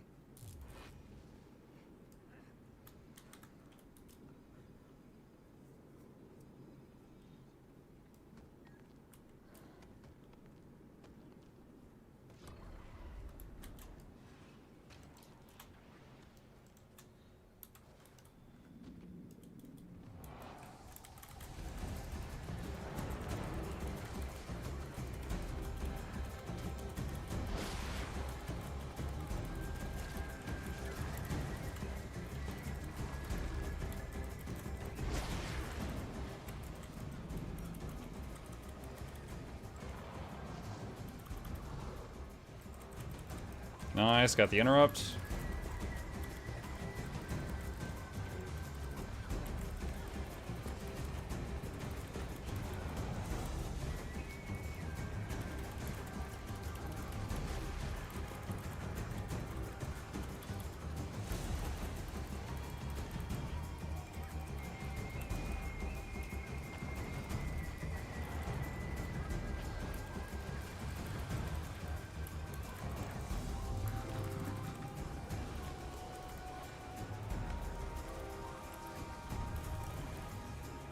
Tried to Aegis that, but with the ticking damage in the room, it's really, really narrow window of opportunity.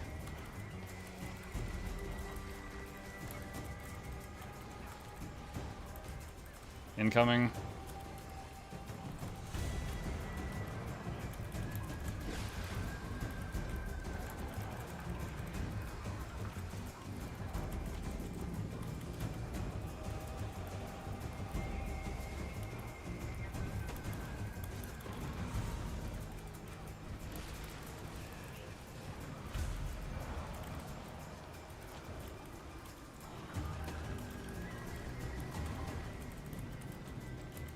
Honestly, this is fine so far. Nice. I don't think anyone even dipped except for when one guy stood in a puddle for a second too long. That went fine.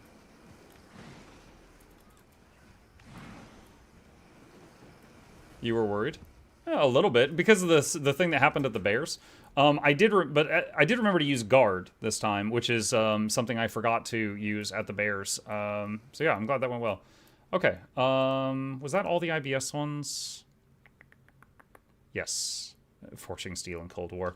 Okay. So next up, what were the dailies?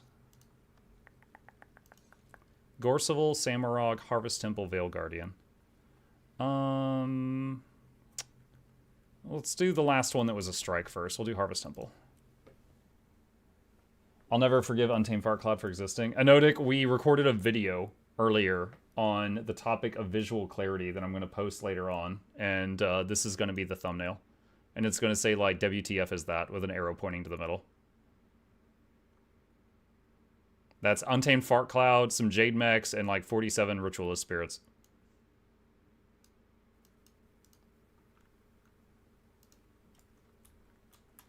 Okay. All right. I'm sure you all are highly trained professionals, so I think everyone knows the fight.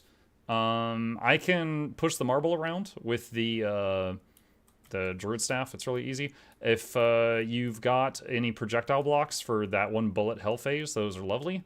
I have one. More is always good.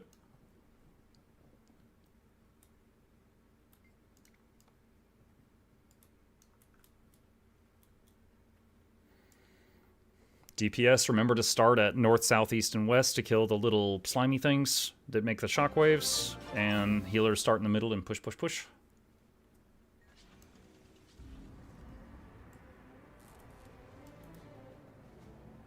The cycle ends. We are truly awake.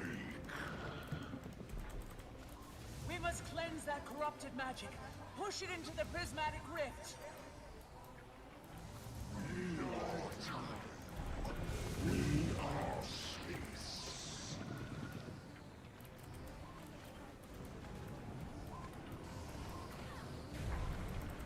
Okay, approaching the spot where we interrupt it. Prepare to CC. There, it's been purified. Break it to send it back. The dragon void is exposed. Aren't you tired? Red circles, get out of the group. I will set you free.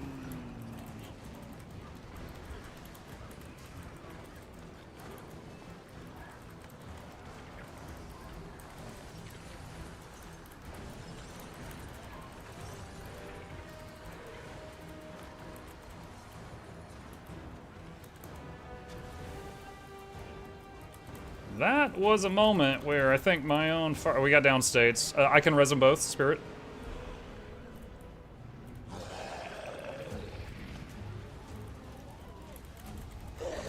Okay, if you don't have high mobility, start backing away from Primordius.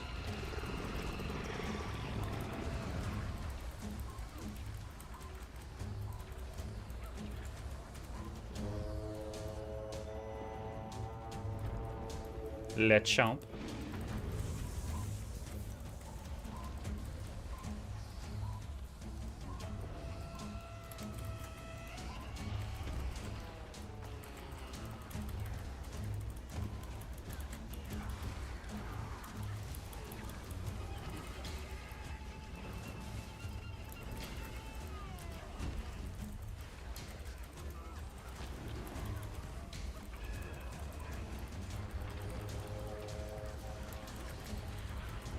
Oh, I don't have search and rescue. I don't have search and rescue! Oh no! I thought you were dead. I am greedy DPS. I brought less rest tricks.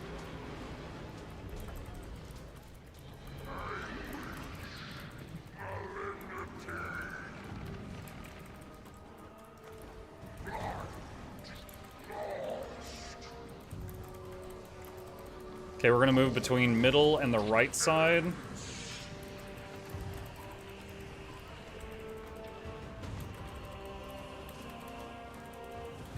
The reason is that the right side, it counts as his back, so the DPS can do a little bit more damage over here. so I'm told. I don't know how to verify that. I was told that by other people. Like, that sounds like BS, but I believe it.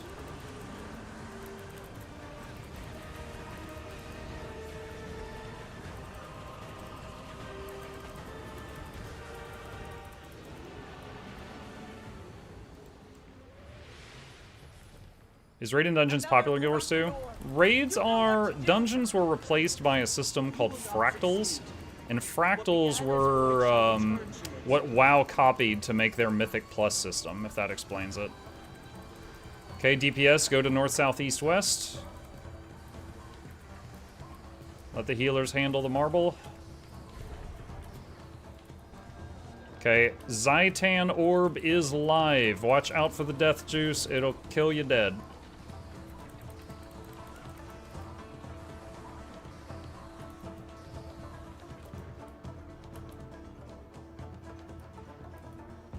You ready to CC?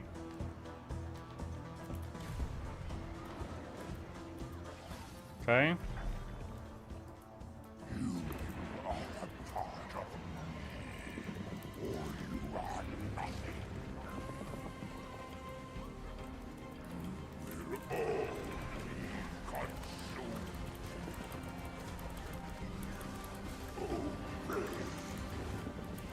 I gotta run this out.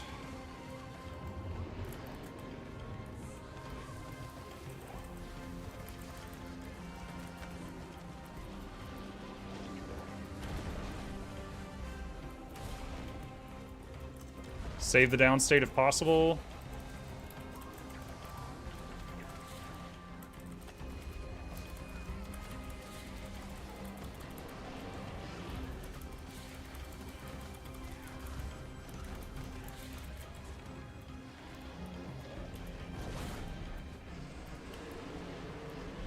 Oh, he's still doing shockwaves, you schmuck!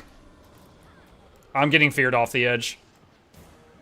I got shockwave post Primordius into a fear. Alright, watch out for the vomits.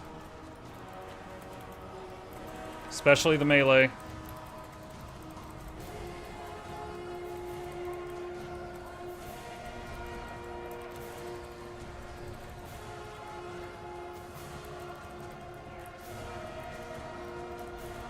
Oh, my pet died, what? Oh, did the pet hit the death juice? Maybe the pet hit the death juice.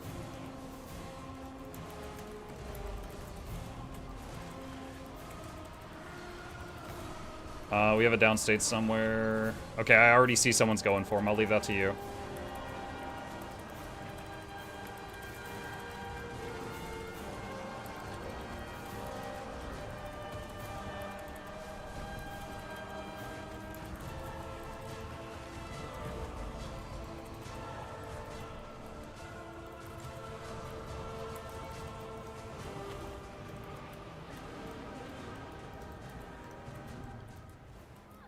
Alright.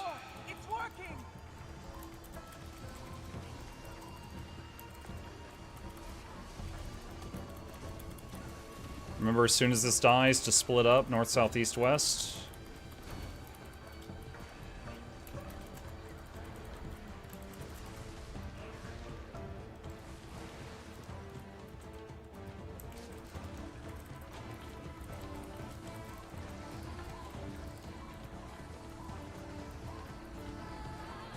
Okay, it's got enough momentum.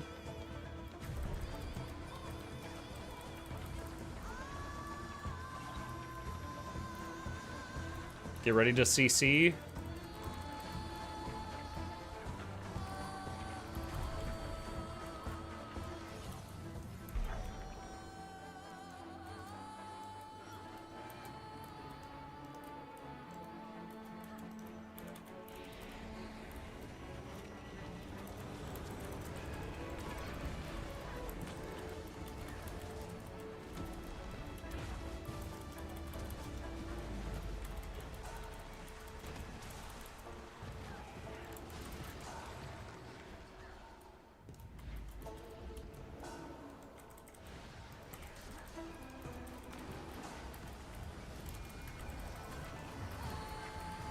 Got some red circles. Get those away.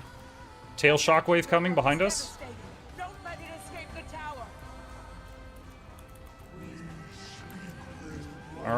Remember to push this thing from all sides. If it's moving away from you, then ease off the hits.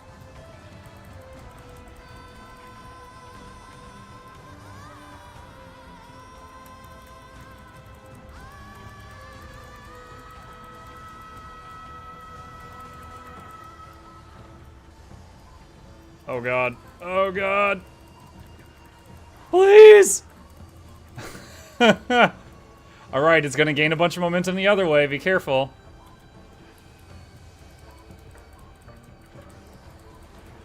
Oh my god, I was clenching so hard right there, chat. Okay. Ooh. We got one down.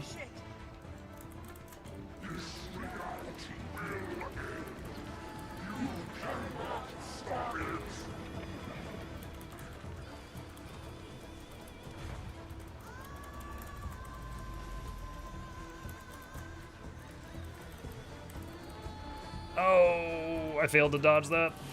Nice. Fight ended right then. I was caught in a CC chain in a red circle. I was like, I'm gonna get hit with 3 more stuns after this. Alright. So definitely I was missing not having search and rescue there, but we had, we still had Spirit of Nature, so that we got 2 saves of that, and other people were doing a good job reviving. Wait. What? Mike, did you see that OP miss form I did? I did not. There was someone else that was on point for the reses, so anytime I saw someone snap up, I just assumed they did it. Okay, let's see. Let me test this. What was Gorseval was another one. Hang on a sec. I need everyone to GG. Everyone GG, please. The raid interface is not letting me take us to the next thing. Let's see if this works. Alright, let's try this again. Gorseval. Okay, yeah, so it looks like if you do Harvest Temple, everyone has to GG before you can queue for another one.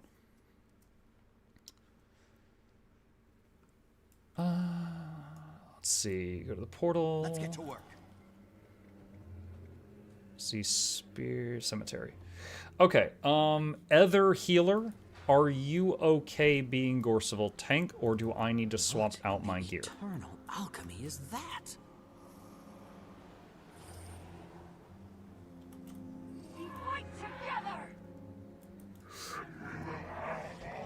Mike, I'm tank every week.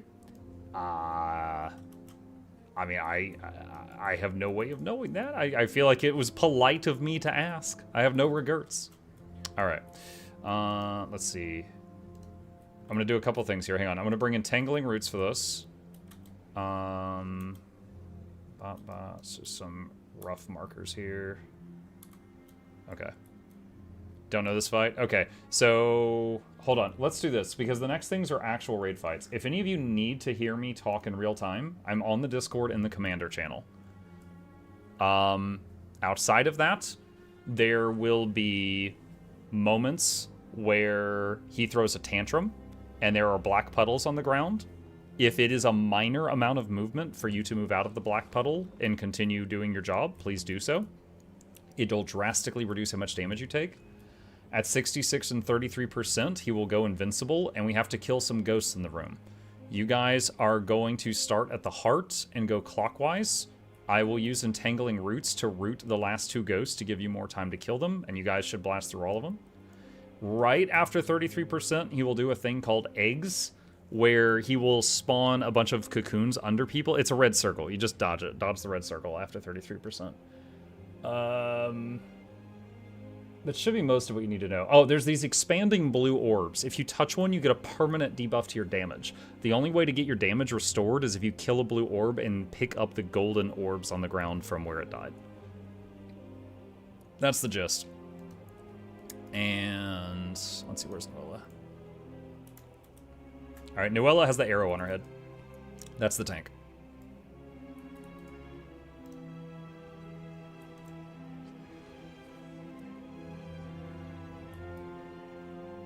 If you touch the goop, you need oranges? No. If you touch the blue balls, you need golden balls.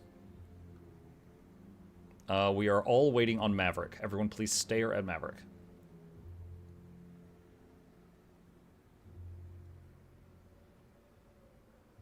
And Alma.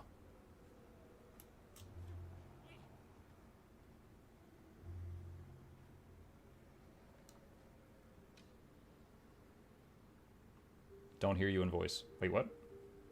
Oh, hold on. I see the problem. Give me just a second. And there.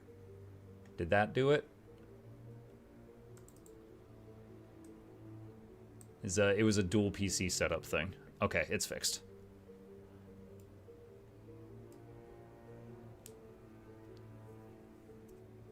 I'm staring at Muck and Chat. Hi, Muffin.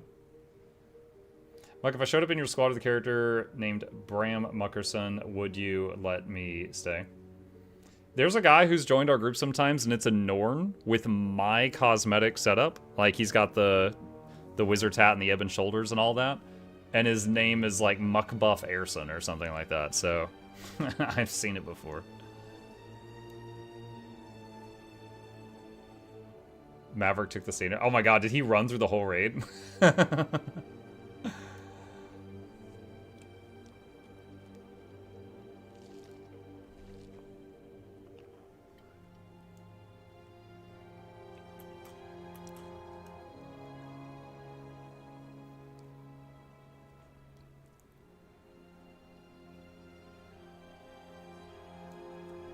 Squad ready. No, they're not. They're still gliding. If I start it right now, it'll kill them. Who was the last person here? Charmon. Gee, Charmon, come on, dude. It's been like 10 minutes. All right. Okay, Noella, we're ready.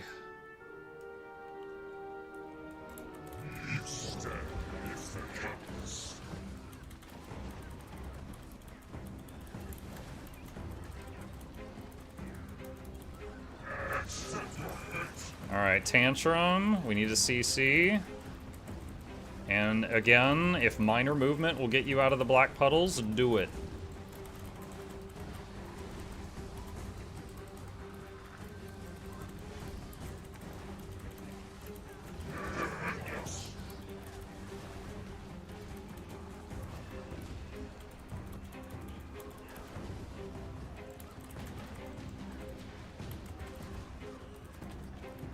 Alright guys, kill the ghost at heart marker and then go clockwise. I will route the last two. Go to heart and then go clockwise. That means right turns if you are current education. Okay, I have routed the last two, so you got plenty of time here.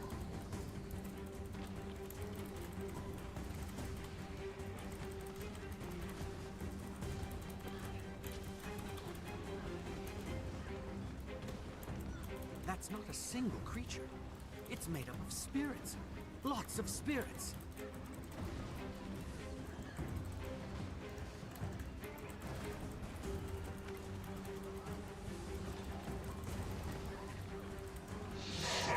Okay, Tantrum.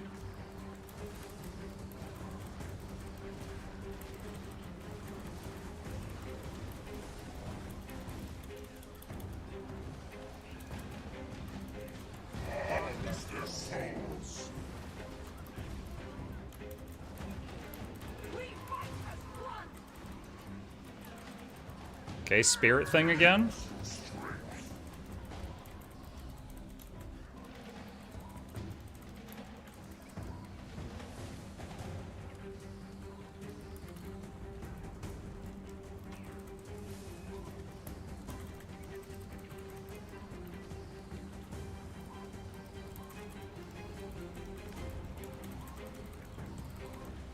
Reminder, if you accidentally touch a blue orb, pick up the little gold balls on the ground, otherwise your damage is perma-nerfed.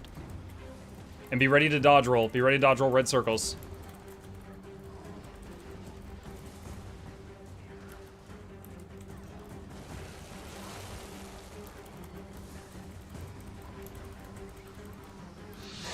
Tantrum, interrupt.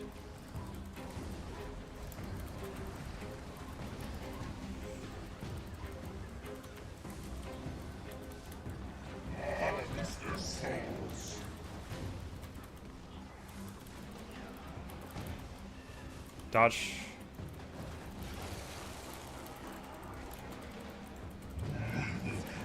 Big damage, big damage. Nice. Good job. Good job. Okay. So that was Gorseval. Let me double check. Alright, Veil Guardian and Sammy. Okay. That is Spirit Veil. Veil Guardian. Oh, interesting. So you can't go from Spirit Veil to Spirit Veil. Okay, so we'll do Samurog first, that way, and because then we gotta load back here. Where's Sammy? There's Sammy. If I watch the stream, I can get drops? Yes. I mean, drops end in, like, what, 4 or 5 hours? But yeah, they're still going here.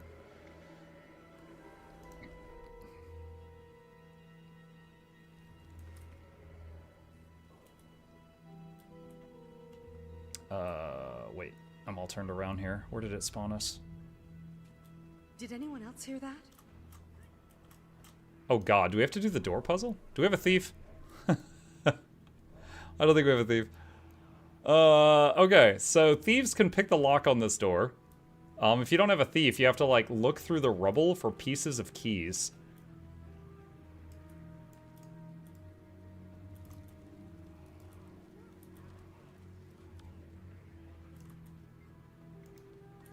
Okay, I put one in.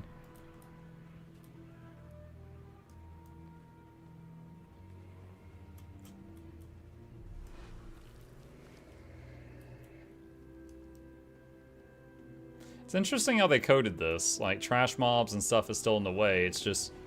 the way they did it is if you go up to these, it's just that the boss before it is dead. When you port to a boss.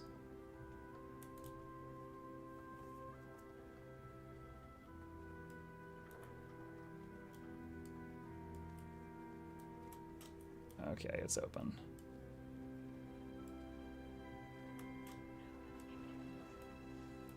Alright. Actually, Entangle is good on this fight as well, so I'm not bringing Battle Res on this one. Although I could bring Search and Rescue. Wait, do we need Stone Spirit on this? I don't think we need Aegis on this, do we? So we can just jump the chocolate. Yeah, I'll bring Search and Rescue just in case someone screws up. All right, so I'm gonna put one of my Aegis sources away. Okay. Oh, everyone remember to bring CC. Every 10% of this boss's health, he will impale someone and start killing them, and we have to CC the boss to save the person. Also, if you're new here, the edges of the room become painful. If he knocks you into the edges of the room, it's really bad. This is the original Chase the Booty boss. If you are behind him, that negates like 2 of his attacks, and one of them is a shockwave, and if you're behind him, you have more time to jump over it or dodge through it. All right. My brain says CM. No, not CM. Not CM. Just doing some dailies with some new players. All right. As soon as it's good, we all run in.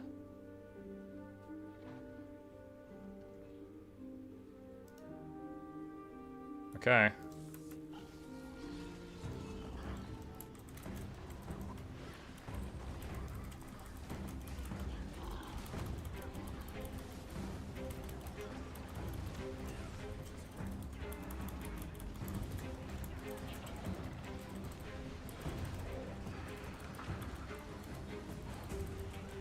All right, CC. Save me, we got you.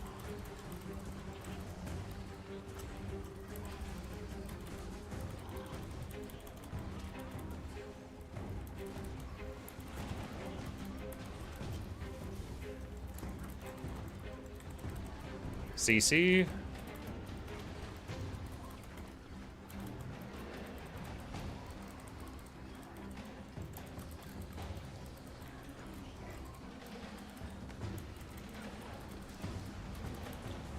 Shockwave.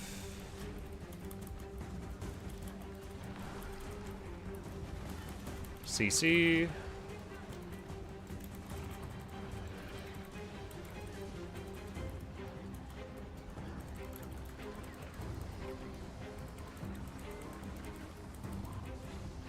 Okay, so for this part... Oh god, I forgot about this.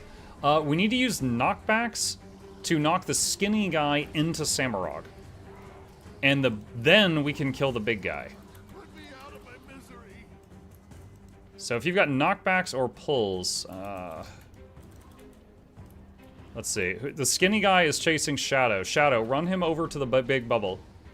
Shadow, run the guy chasing you over to the big bubble. And if anyone has knockbacks, knock him into the big bubble.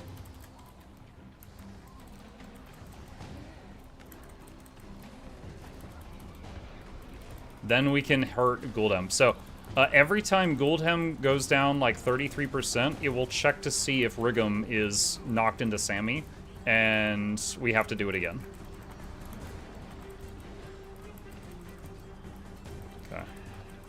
If no one had knockbacks or pushes, we would have had to restart the pull. I'm gonna go out and kill some of these spears with Entangle. The spears can be killed with damage or with CC.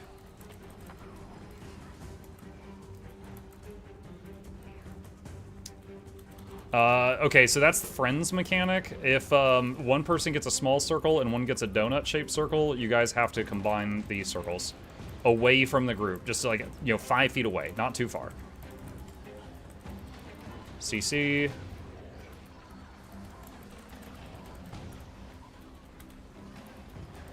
Friends mechanic.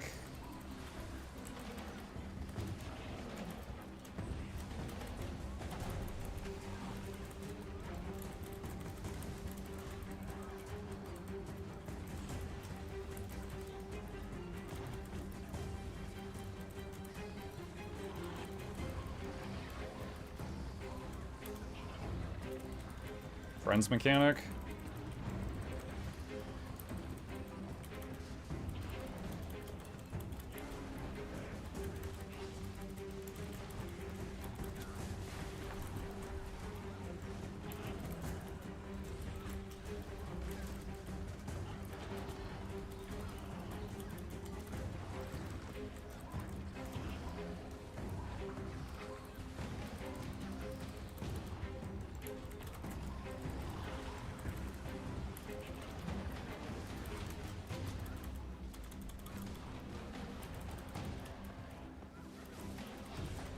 Okay, he's in Vuln. I just shoot spears for a second while we wait.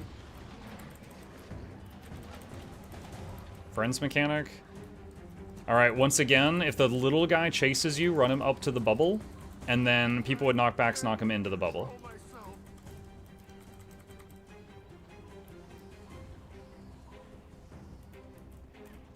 Maverick. Okay.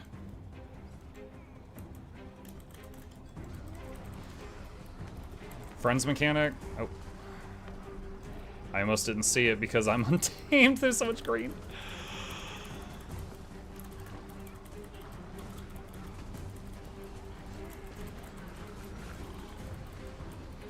In the final phase, there's one new thing he can do, which is pull all spears to him. And there's big red arrows if he decides to do it.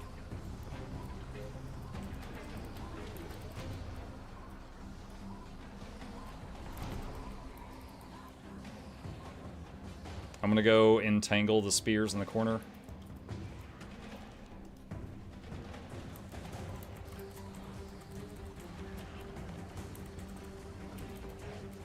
CC time.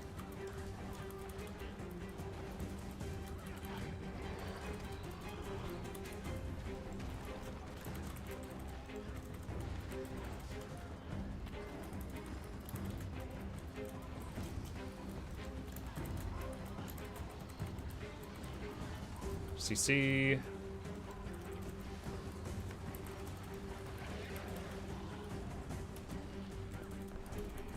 The circles are not combining. They lived, they lived.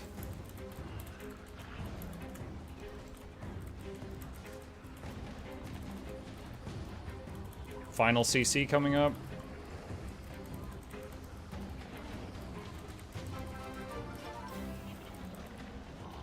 Yo, thank you for the gifted subs, you guys. Really appreciate that.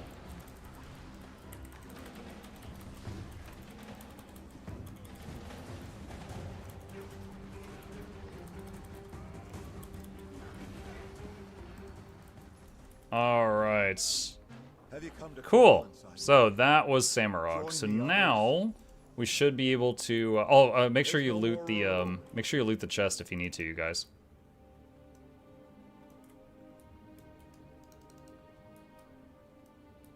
Deimos time. Let's go. We're doing dailies. Okay. So Veil Guardian. Yo, Mucka Chat, have a good night before it's match time for me. See ya, Frickle. Can I share something? Wait, what? MAGA. No, I'm not clicking on a political. Sorry, this is a Wendy's. Playing Guild Wars. I appreciate the subs, but I'm not clicking that link.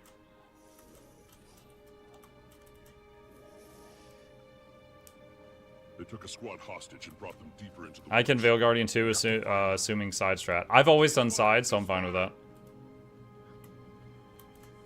I never could hear you on Discord. Can the people that are with me in Discord hear me still? Okay. I don't know.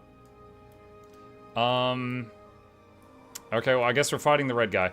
Red guy is really only damaged by condition damaged attacks. Knock away the red orbs, do not pull them in. So careful if you've got a pull ability in your rotation.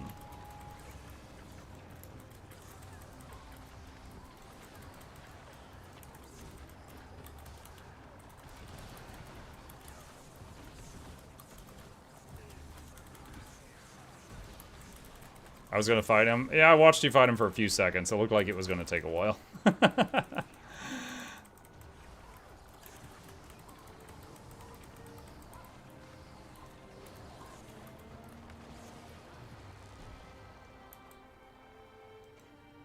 That boon on this guy that looks like protection is actually invulnerability. Make sure you boon rip these guys. Ow.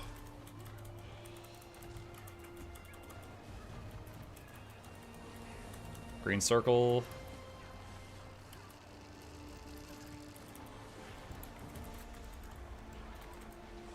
I'm trying to remember the exact number, but you have to have a certain number of people in those greens, otherwise everyone gets hurt. It's 4? Okay, 4.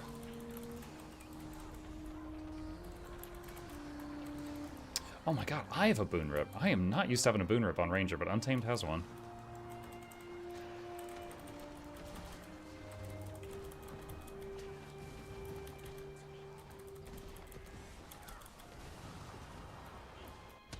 Oh.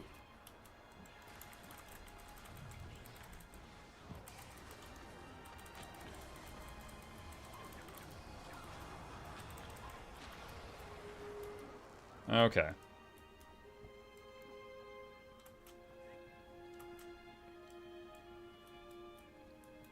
All right. How many Condi do we have? I think we have enough.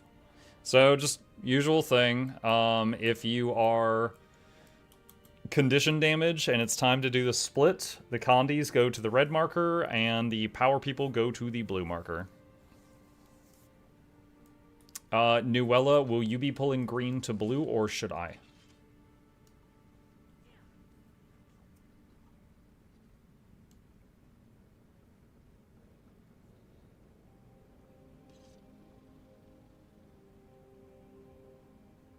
I'm melee if you could pull. Sure. Yeah, absolutely. Okay. Everyone, so Cot, Matro, take a few steps forward. If you're outside the arena, it kills you as soon as you pull, and I just want to make sure none of you guys get cut off. Alright, and let's just do a ready check, and if it's good, then Noella can start. Or I guess I can zap it since she said, me pull. Alright.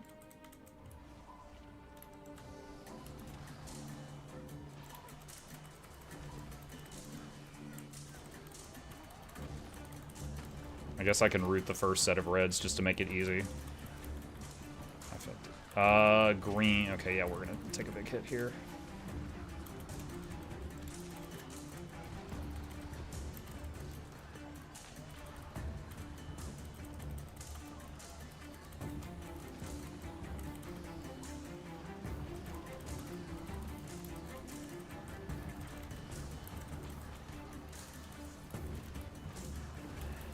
Okay, split.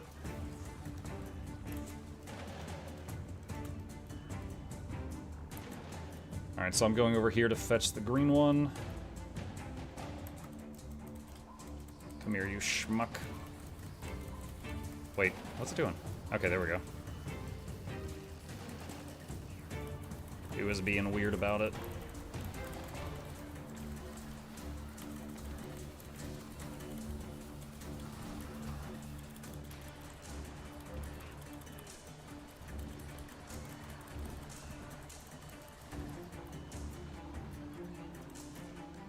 All right.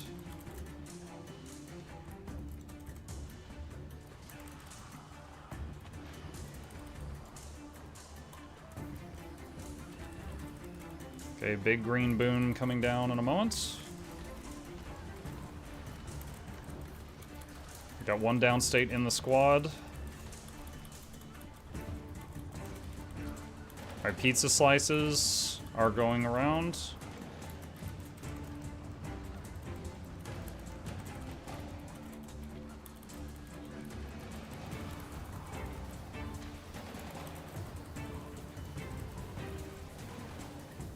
Okay, we're gonna split again.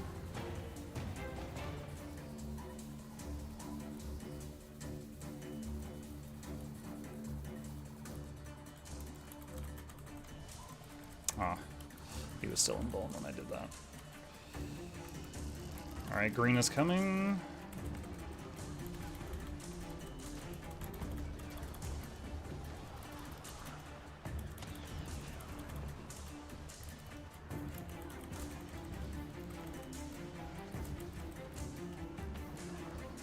Okay, I think we need to keep him near the middle for the final phase because there's a lot of movement.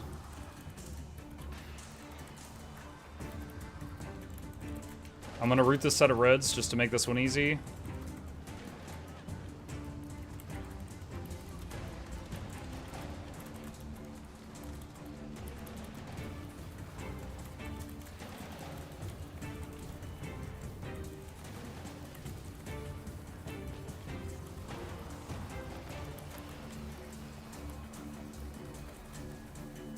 Got some downstates.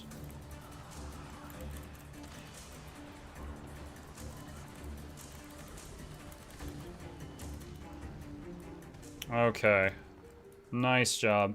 I definitely could have done better there. I keep forgetting to use some of my tools that I'm not accustomed to having with this build.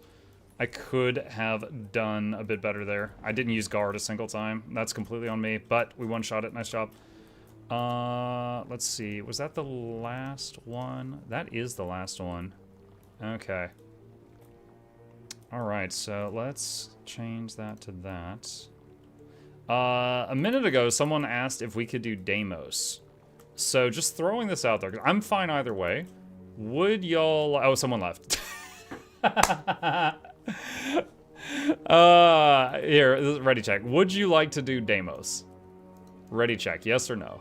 If it's of all yeses, we'll go. If not, then that's fine.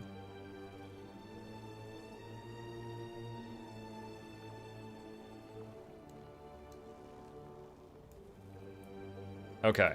All right. Let's see. I can hand kite, but I would need another Alack DPS. Go hand kite. And do we have any pure DPS that could become an Alack DPS? Hand kite is required. Alack DPS is nice to have. Kot says I can go. Okay, so Kot, we'll leave that to you. All right, I will take us there now. How much longer do drops go for? I think 4 hours. Muck said Deimos, they noped out immediately. Actually, it was the veteran player stepped out. I think they just thought we were done. They rejoined as soon as I said that. Deimos is actually, like, my favorite fight. I think it's, like, it's easy enough that you can pug it as long as people listen, but it's difficult enough that I don't get bored. So I find it like a good level of challenge.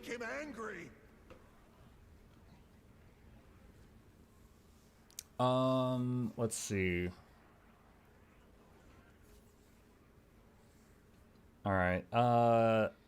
If you do not know this fight, can you put a 1 in the squad chat?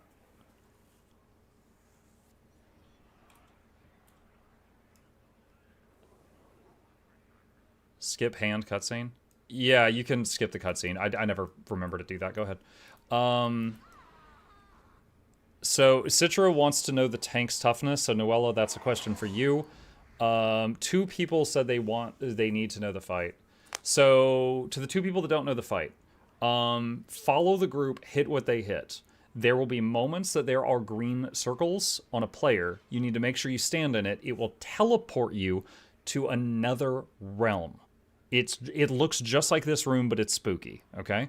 When you're in there, there will be red areas. Red cones are bad, red circles are bad, crap like that. If you get hit by one, it could knock you off the arena, okay?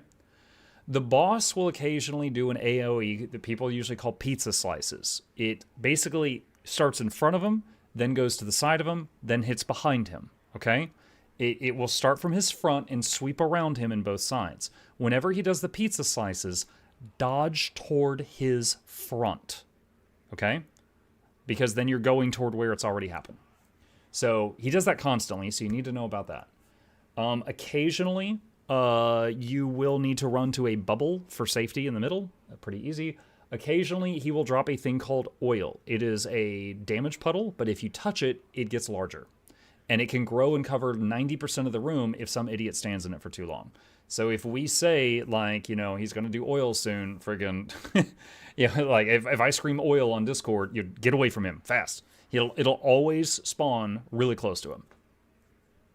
It'll always spawn really close to him. Okay.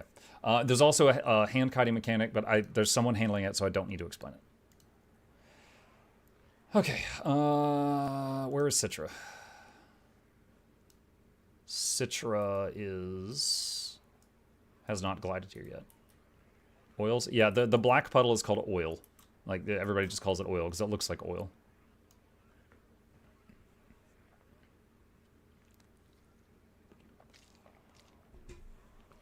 The oil hits the, what is it?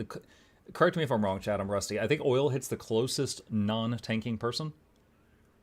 So whoever's the closest to the boss can sometimes orchestrate where it appears.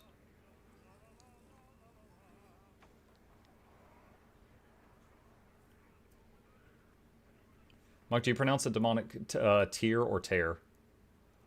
I used to say tears, like he was running around the room crying, because I think the icon looks like a droplet. Like on the wiki, like with the data mined icon for it looks like a droplet, but it would make more sense if it's tear. Okay, ready, check.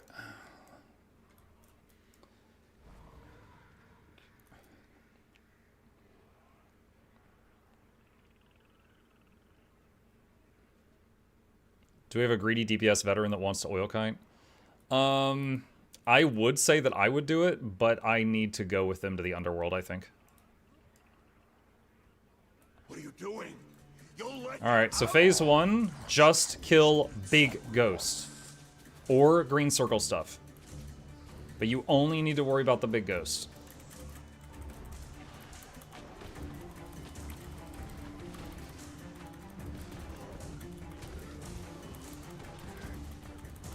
Dude, I am stun locking this guy.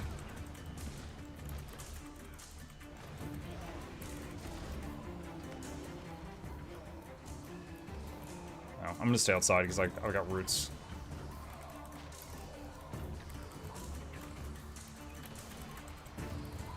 My build's actually really good for this because I keep stun locking this big ghost, so it's not getting close up to Saul.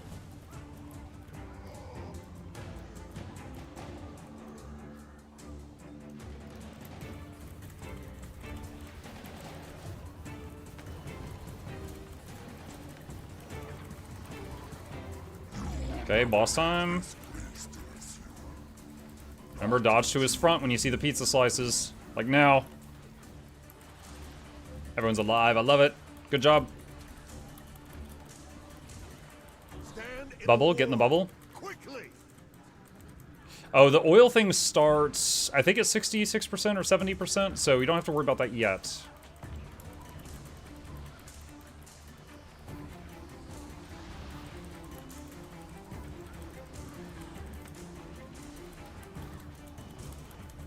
Chat says 60. Thank you for the refresh. Green thing. It's invisible dudes! Breaker down. Everyone that's not the tank is going into the green thing. And we're beating up this old man in here. Don't ask why, not important. Stand in the war, quickly! I was desperate and turned to thievery to pay Pizza? my creditors. But I could not outrun my guilt. Kill Saul, kill the dark shadowy guy outside. I was left for dead until the Mersat found me. Okay, Oil soon. Be ready to dodge roll away from him, just in case.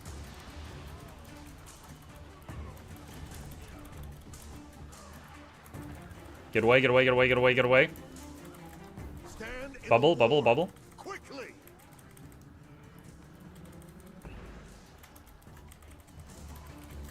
Pizza.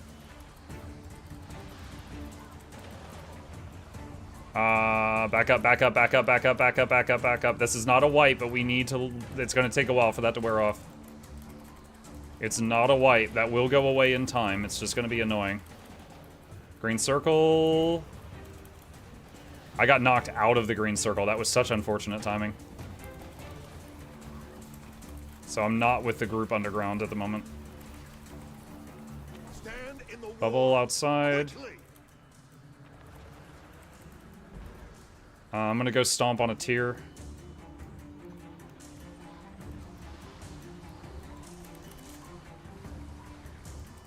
There's another tier out here as soon as someone gets out that can handle it.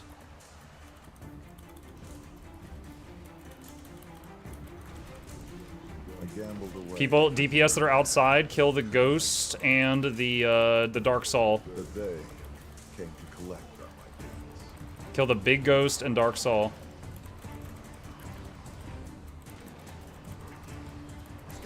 Bubble, bubble, bubble.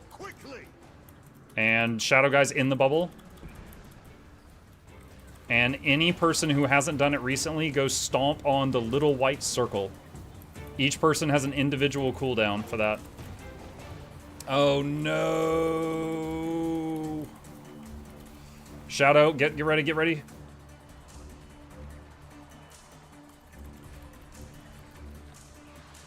Dang it. Search and rescue.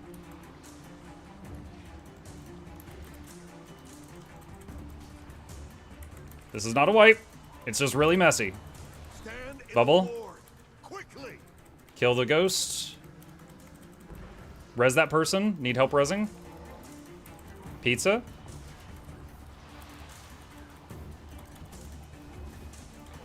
Oil, watch out. New tier. Someone stopped. Okay, good, good, good. Green circle, green circle, green circle.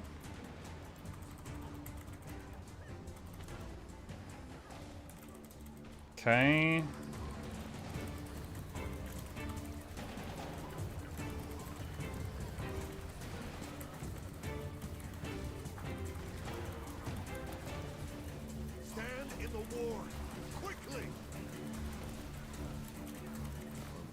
I was a slave to the bottle. Okay, pizza, and then work on beating up Dark Soul. Whoa, oh god. Kill the dark ghost guy, the shadowy ghost guy. That's the current kill priority. He's like porting us all over the room. Pizza.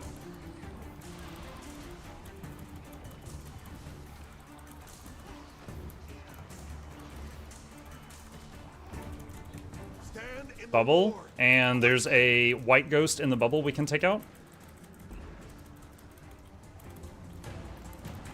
Pizza. At 10%, there's a phase change.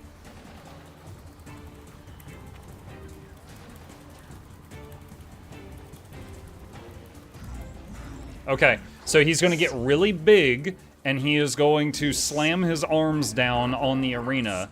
And you can dodge roll those or stability them to not get knocked around. The biggest danger is getting knocked into a black puddle.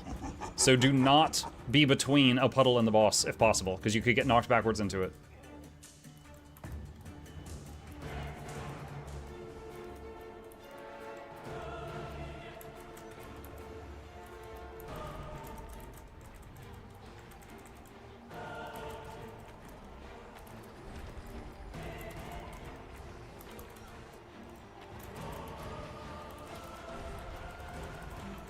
He's only 4%. He's almost dead. Careful of the puddles. Careful of the puddles. Hand kite down. Okay, I'll back up. I'll back up. Think we got this, though.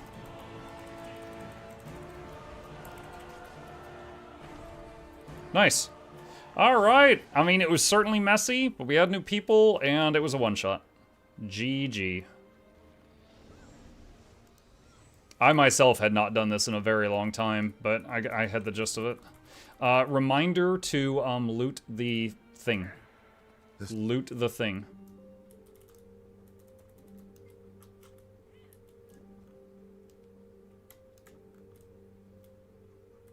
Oh. Well, chat, that was my damage with heal DPS untamed. It was more than enough healing. Deimos, honestly, because like most of the mechanics are like, you know, if you're doing the mechanics, there's not a lot of damage. So this was more than enough healing for this fight, and then we had an extra 10k DPS in the group, so that was kind of cool. This was great for Deimos, but I had to rely on the other healer to be tanking because usually I heal tank this. First time I've seen 2 oils get stepped in still be a win. The second oil that got stepped in, I managed to save 2 people. I search and rescued 1, and I Spirit of Nature the other. The first oil that set off, I didn't have anything to salvage that one. But I mean, power scaling is a thing. Players are a lot stronger now than they were even just a few years ago. So I mean, when this fight was made, 20k DPS was big. Now we got people in this pretty new group doing 25, and some people outside on dummies do 40 to 50. So it is a real thing.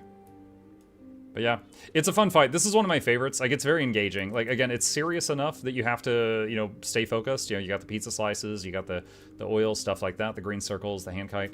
But it's also not so serious that you can't, like, pug it as long as you're communicating. All right, cool. Nice run, guys. I am leaving the instance and leaving the Discord. GG. That was fun.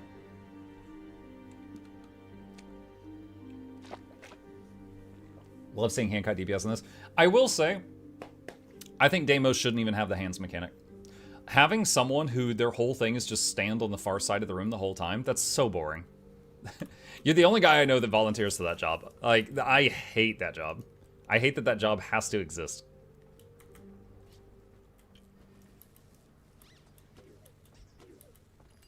Jarmon, you should see if you can make a hand kite gale shot that can actually shoot from across the room and do more than 100 DPS during the fight.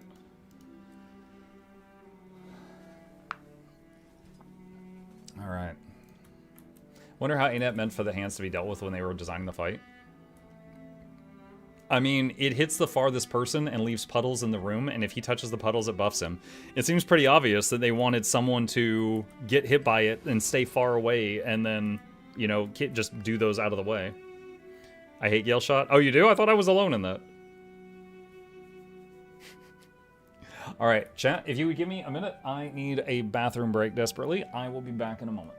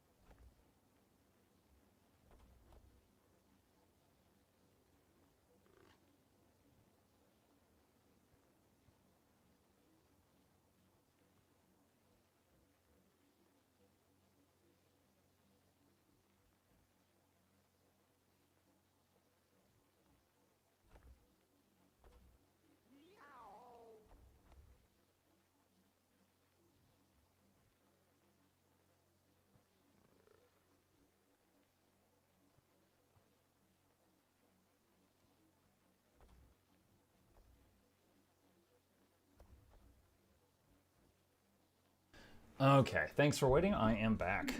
All right. With that, chat, I kind of want to do the equivalent of like an I tried type of video for this heal DPS Untamed. So I am going to get some stuff together. And let me do... do that. And pause this. Okay. So, let me do a little bit of preparation here. Hi there. Use the console to begin combat testing. If you have any inquiries, come speak to me. Let's see. Alacrity. Return. Copy wounds to pet. Okay. And... Charmon. Spawn a Golem. Average. Average. Additional options. Conditions. 25 vuln. Go back. Go back. Go back. Spawn. Okay. All right, and let's also do adjust environment, moderately threatening. Okay, here we go. All right, hello Guild Wars 2 gamers, Mukluk here, and today we are trying another episode of I Tried, or I try a build that I have not played before or in a long time. In this case, I've never done this build, and tell you guys about it and spread the word in case it is of interest to you. Now, before I go into what this is, I need to talk about like where would this fit in the meta, because this is a weird one. Guild Wars 2, when it first came out, they shunned the Holy Trinity. They said, everyone is an adventurer with a heal skill. There will be no healers and no tanks in this game. And then in Heart of Thorns, they said, wait, just kidding. The community was like, okay, we've got healers now. We've got some stuff that requires a tank. We're just going to make the healer do the tanking, and then we can still fill the rest of the group with DPS. So the healer slash tank was, you know, born into existence, and everyone else was DPS or helped with the boons. Permanent quickness and alacrity were added, and the player base decided that the Trinity was now a quick or alacrity providing healer. I started to say quickity and alacness. Healer, and then a quick or alac DPS, and then the rest is pure DPS. And that is the Trinity as it is today. Now, this is very flexible. You know, the build craft system in this game is extremely flexible. You could do a lot of stuff. Like if you're with a group of friends that knows you, you could easily do, you know, a pure healer plus alac DPS plus quick DPS plus 2 DPS. Now, the overall DPS of the group would be lower, but if you just wanted to do that, you could. You know, you got a lot of stuff that you could do. So, what if your healer is like, you know what, I'm not having to heal a lot. These fights are easy, and they just lock and load, you know? What if? So, that brings us to today's build. Valen and Guildgen have been working on a series of builds called Heal DPS. Now, the Heal DPS builds, of which they have already made a few at the time of recording this. There's Untamed, Ritualist, Conduit, Scrapper, Luminary, Troubadour, Paragon, Spectre, Evoker.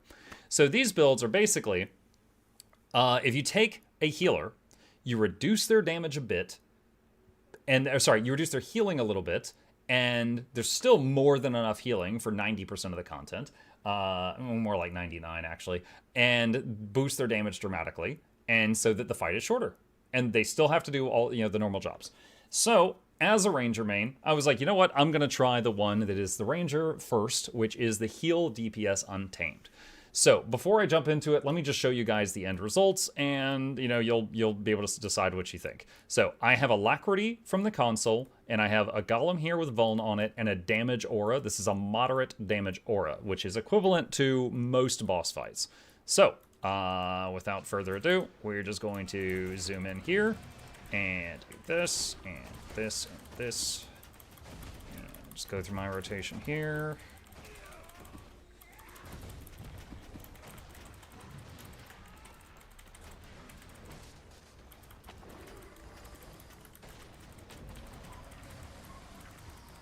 Okay, at this moment there's nothing to hit for like 3 seconds.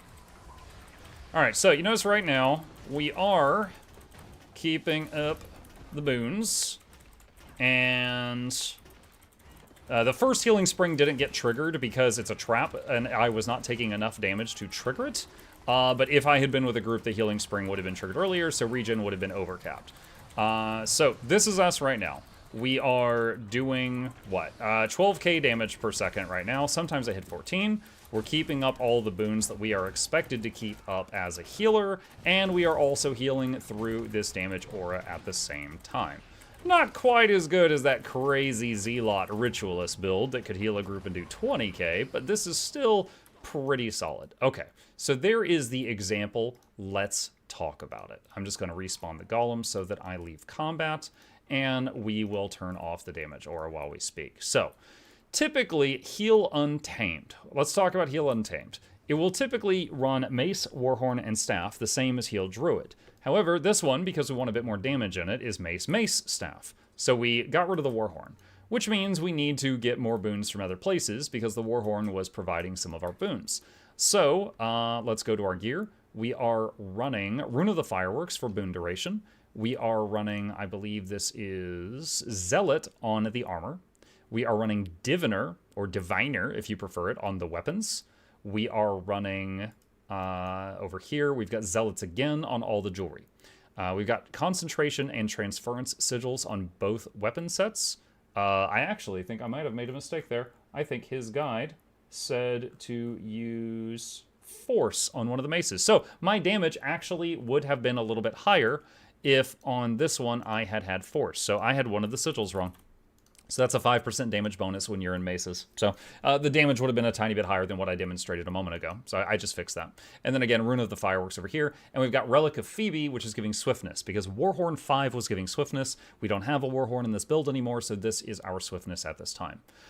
This is the build. So it is essentially a normal healing build, but there's a few changes. Instead of Quick Draw, they took Vicious Quarry for more damage. Instead of Search and Rescue, they took Bountiful Hunter, which gives you 1% damage bonus per boon. There are, I think, 13 boons in the game, so that's up to a 13% damage bonus. However, if you are playing with some people that feel kind of newish, you could take Allies Aid instead, which is basically when you start rezzing someone, your pet joins you, so it's like 2 people rezzing, so they get res twice as fast with a 1-minute cooldown. So this is very, very nice also, so you could take this instead. And then down here, we've got just some untamed stuff, and then there's quickness for our parties. This is a quickness-providing DPSing healer. Another thing is mini healers that are taking Nature Magic would take Nature's Vengeance so that your spirits slam twice, which is very good. For example, this is a 5-man res. It turns it into a 10-man res.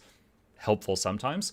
But we are taking Invigorating Bond, which gives us some vigor uptime, not 100%, and it helps us hit 100% protection uptime. Now, Invigorating Bond, let's talk about that for a second. This triggers when you hit F2. So when your Jungle Stalker does its Roar, which already gives Might, it also gives all these other boons because of this. However, if you have Alacrity, this will cool down faster than this. So instead of this triggering this every single time, it only triggers it every other time. So you're going to want to weapon swap and use the other pet's Roar from time to time as well. Valen chose 2 cats for this build, I'm guessing because cats are one of the higher damage options for the ranger. The white tiger also has a Aegis on its F2, so you're occasionally just throwing out an Aegis without, really needing to, so that kind of helps reduce group damage by a tiny bit. Stone Spirit is your Aegis on demand when you need to give the group Aegis, like just for a specific reason. That is Stone Spirit. We've got Storm, and we got Guard. Now, this is your flex slot. So, Stone Spirit can be replaced with Frost Trap if you just want more damage. It could be Search and Rescue if you think you're like, I don't need Aegis for this fight, but someone could go downstate, so I'll bring this. You could bring Frost Spirit for more condition cleansing. Right now, most of your condition cleansing comes from Healing Spring, which is a absolute shad at condition cleansing, but sometimes it's on cooldown. Sometimes you don't have it available to you. Healing Spring cures 2 conditions per person every tick for 5 ticks plus right when you drop it. So it actually does up to 12 condition cleanses per person on up to 5 people. So it can do up to 60 condition cleanses, but only in very specific circumstances. But it is incredible, but if it's on cooldown, you don't have a lot of else. The other thing is Guard. Now, this build, as mentioned, does less healing output than a pure healer because of your gear, your stats, and the traits that you choose. So Guard takes 33% of damage from teammates that are within 600 range of your pet, which is decent range. Let me pull up a distance ring mod. This is 600 range. So that range of your pet, 33% of damage goes to the pet, which can kill it, but I actually didn't see that happen today. It did take a beating, but it'll also skyrocket your might stacks if you. But that's not really the main point of this. The main point of this is for 6 seconds, drastically reduce the damage hitting the party, and the pet takes it instead. And then if your pet's low, you can just swap pets, because you are going to be swapping pets on cooldown with this. So this is kind of a emergency damage mitigation for the group. If you're like, you know what, I'm playing this character that's like half a DPS and 3/4 of a healer. There's a big source of damage about to hit. I'm going to pop this so that the group takes less damage. So it's not quite Aegis, but it's the same idea. You pop it right before the bad thing happens, and the group is safer as a result of it. Now, Guard has not been in any builds I've used in the last 10 years. So I did not have muscle memory for this. There were times I used it, which were fantastic, and there were times I completely forgot about it during my my gameplay today. I tested this build today when I was in the IBS 5, and we did all the daily raid bounties, which was Harvest Temple, Veil Guardian, Gorseville, and Samurag with this build. And on the bears, the twin Coca-Cola bears, during the moment when one of them dies, the other one enrages, we did have a couple of people, like, I should have used Guard there, and I forgot about it.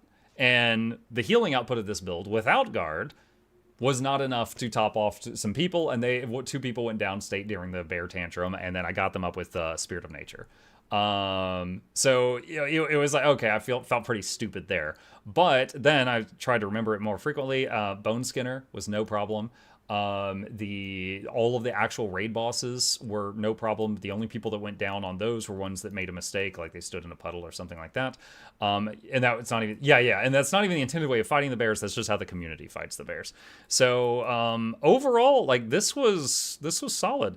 So what are my thoughts about this thing? So let's talk about weaknesses.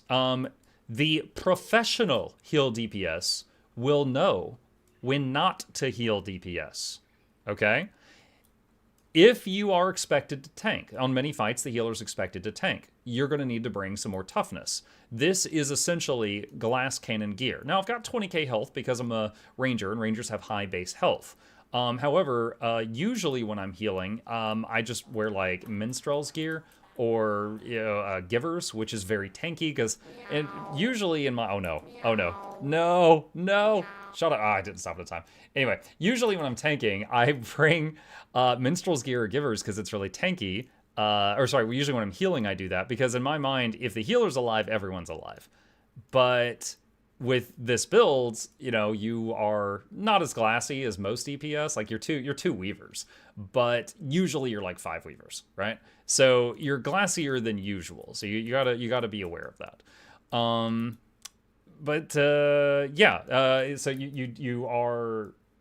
you do not have that tankiness.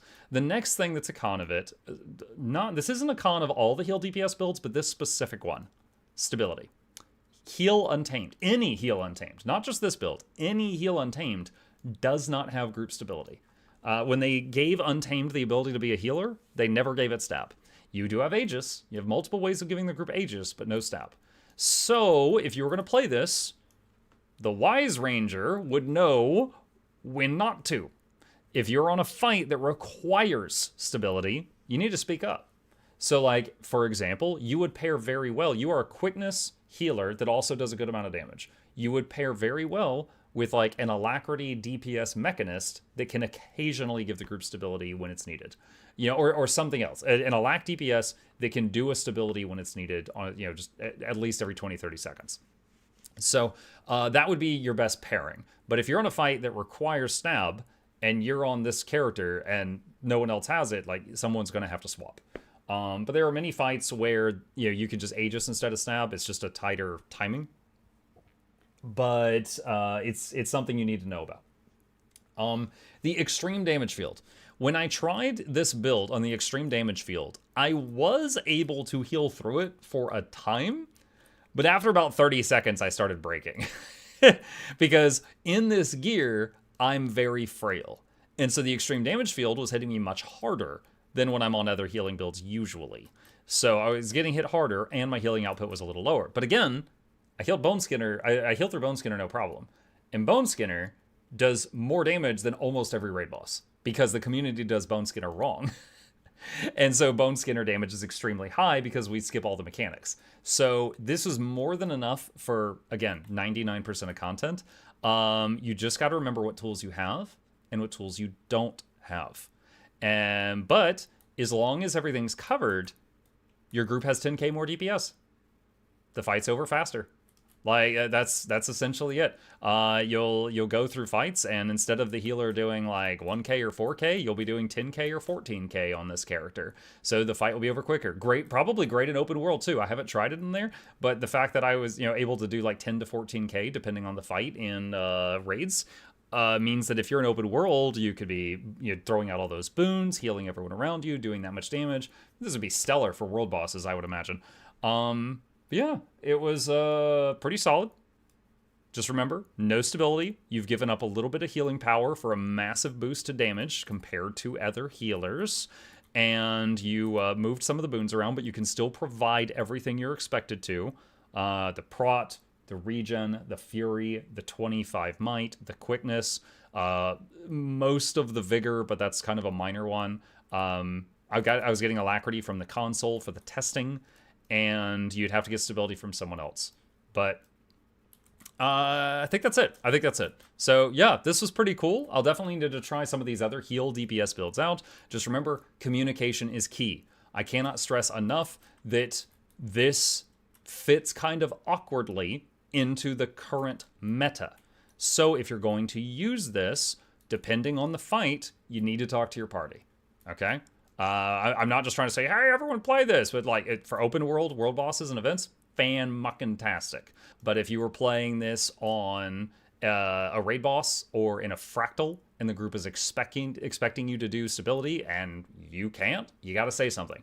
That way, everybody has a good time. All right. I'll leave a link to the build in the chat down below if you want to check it out. And if you got any questions, problems, thoughts, concerns, or any observations about this that I did not point out or I neglected to, put them in the comment section, and I will fight you there. Boom. There we freaking go, chump. Cool. We knocked out 2 videos today. Visual clutter, and then this. This was kind of fun. I mean, it felt very similar to the idea behind the that Zealot Ritualist build that I was playing for about a week after the expansion came out that Teapot came up with. You're healing, you're booning, you're doing damage. It's pretty neat. The tea can kill your pet. I think... I never saw it happen, but I think so. There was one time my pet died, and I didn't even see what happened to it. I don't think I used the guard when my pet died, but I can double check. Hang on. It was in Harvest Temple, so I know exactly where to go for the footage. It might have been the Mountain Dew on a Harvest Temple. Okay, it was before that. No, wait, that was too far. So that's Primordius, so it's after Primordius. That's Jormag. Okay, Mordremoth. Okay, so I'm okay, well, no, that's me downstate. Wait, hold on. When did I... Oh, right here. I got feared. I had no endurance to dodge, and I got sent off the cliff. That's what it was. Yeah, and then they got me up. All right, so, yeah, we're just doing our thing here. We're killing the giants, and I actually have a ranged weapon, so I'm contributing, like, a bit of range damage here. Hold on. Is my pet alive before the swap? Yeah. Oh, okay, right there. All right, so... Yeah, it wasn't all at once. Yeah, guard is not on cooldown. So, yeah, I guess he touched one of the puddles. Yeah, he must be... I mean, it's impossible to see him in this mess, but... Hold on. Okay, so there's my cat. So he was running from over here. So I'm guessing he's behind one of the giants clawing at it. And he must have just ticked down from the puddles. Now, I think the pets still take less, because like the puddle, if you look at the pet, it took multiple ticks for it to go down. So I think the pets take less damage than players do from the from it. Oh, is that him right there? Yeah, he's like, let's go. Yeah, so okay, it was just the puddles. All right, so yeah, so I don't think we ever saw Guard pop the pet, but there were moments I completely forgot about Guard because there's just no muscle memory there. Let me see, I think I used it on Bone Skinner at some point. Okay, so like right here. Okay, so here I was like, I remember this moment because I was like, you know what? Guard's up, the fight's almost over, we got red circles coming, I'll just use it here. So I used it there, and at the very least, 33% of all the pulsing damage in the room is currently going to the pet. So look at the pet's health. It is taking a beating. Did you see that? But it got down to half. And this is a glass pet. So let's see. Hold on. What's the cooldown on Guard? I think it's like 24 seconds. Okay, yeah, with Alacrity, it's like 20. Okay, so when this gets down to, well, because of Alacrity, like 16 or 15 is when it wears off. And so you could see the pet is taking damage, but it's got regen on it, and it's getting heals as well. Yeah. So, I mean, the whole squad, well, not the whole squad, the whole group taking 33% less damage for 6 seconds is pretty big. I mean, that actually feels like a cooldown from like other MMOs. Don't pets have 150% health over the player? No, it depends on the pet. Let me give you an example. This cat, 26k health, right? Brown bear, 52k. It totally depends on the animal. Cats are frail. Cats are glass. The flying birds are glass, and it just depends on the animal. Muck went down to my clothesline from the top rope on Whisper 2. Dude, that was very cruel of you. I mean, that was like a watch out, watch out, watch out, poof moment. That was crazy. You came crashing down with the what was it called? The Whisper of Jormag green circle. Hang on. That's Freynear. All right, that's Whisper.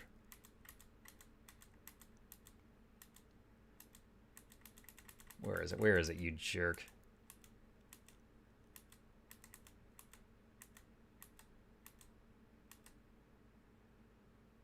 Boom! Right there. Look at this piece of crap. This guy right here, okay? Look at him. He's right here. He glides to stay in the air. He's got a green circle on him. He comes over and then drops on me. Boof! Like... Dude. Like, that was... I had so much health, and then I had no health.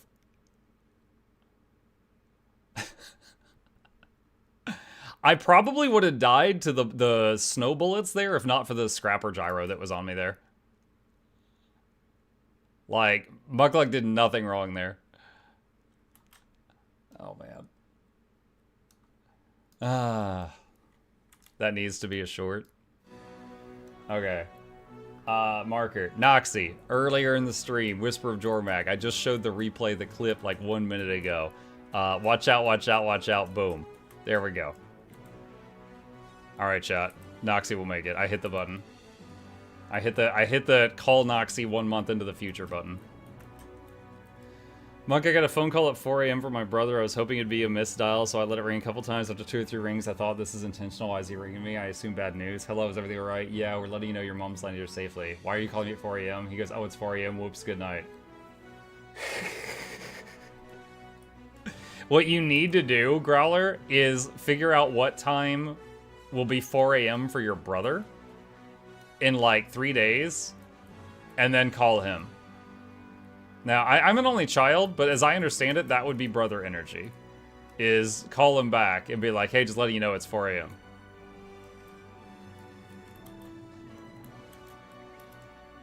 Alright. That lined up pretty well. I feel like we got a lot of content done today, chat.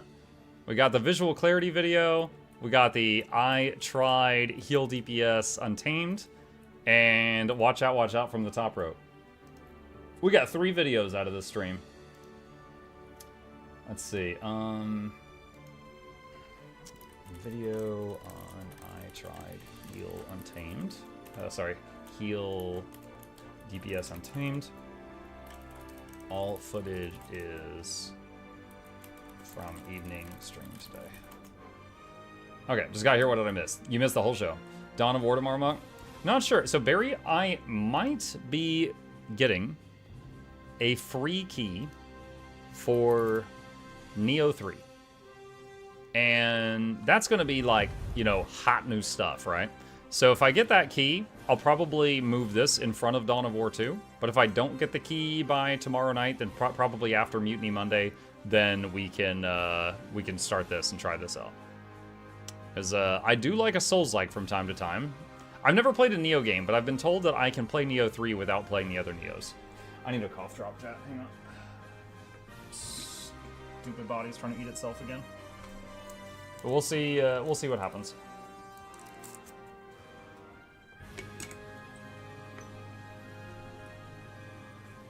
It's the new entry. Does that make it Neo? What? People who like Kazan say it plays like Neo. Not my kind of game. I really like Kazan.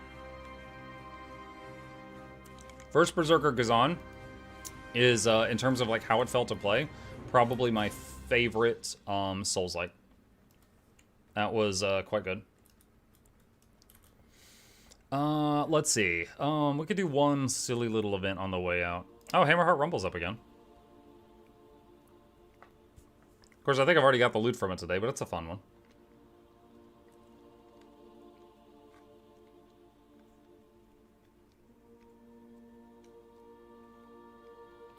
Do it for the vibes? Exactly. Oh man, if I'm lucky, I could get more video footage of 30 spirits. Oh, should I play that new build? Hang on. Sit? Yeah. Probably not search and rescue here. Dawn Spirit?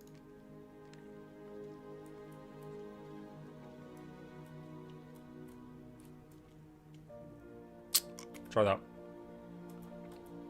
Oh, wait, what? Wait, what happened? Maybe this map failed? Team Rocket. Commander.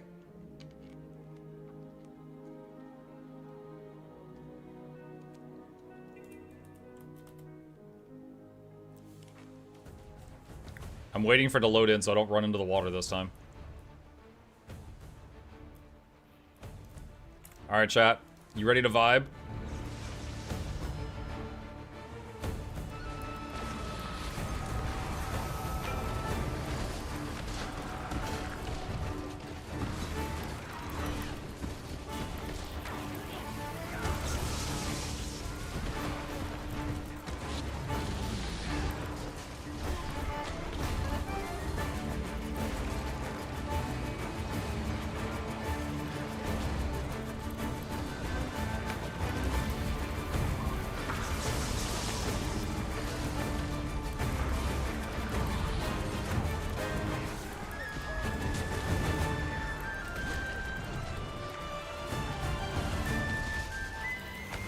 Oh my god, I just realized something.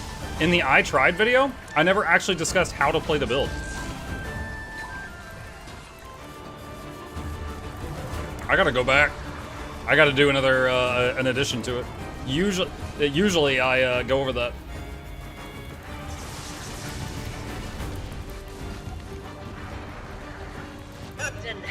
Now, granted, it's an I Tried video, it's not a build guide, but still, I usually try to give the basics, and some people appreciate that. Guess so. Still get to use my cannons, right? I'll be the king of the cannons. Prince of the cannon. Idiot.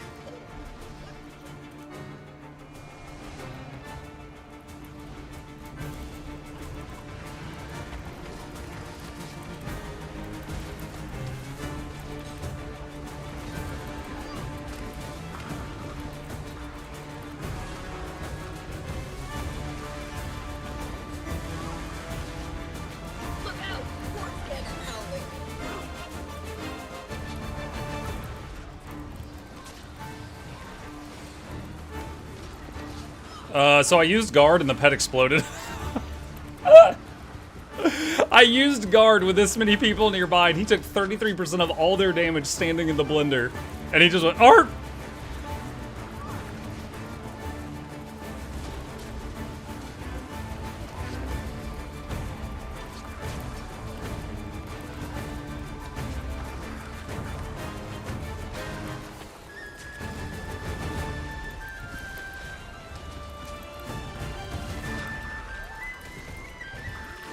Another pet abuse skill. Yep, it's like Signet of PETA.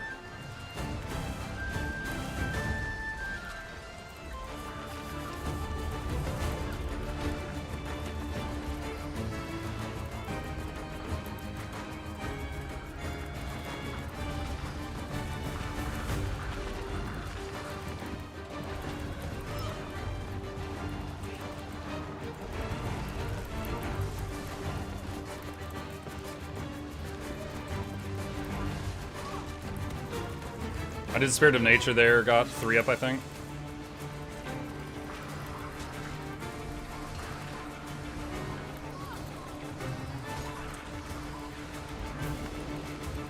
Okay, so I see what I can do here is for each of these blenders, since I don't have Glyph of the Stars every time, I can use guard every time, but because the cat is squish, it's hard to keep it alive during that.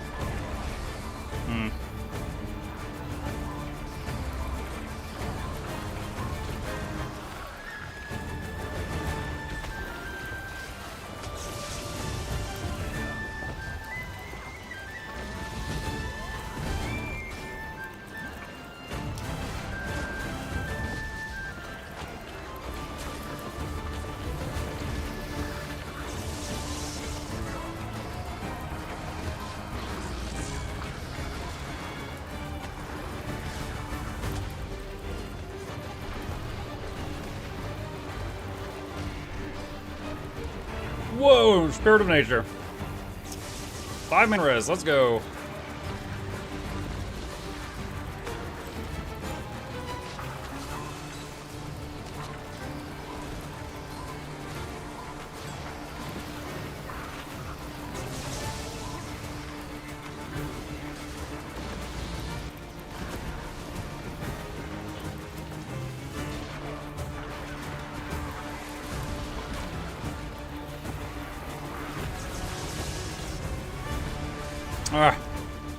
It is, because the cast time when he does that knockback is so short, and my Aegis has a cast time also, it is really, really tight timing to Aegis myself before I got sent flying backward.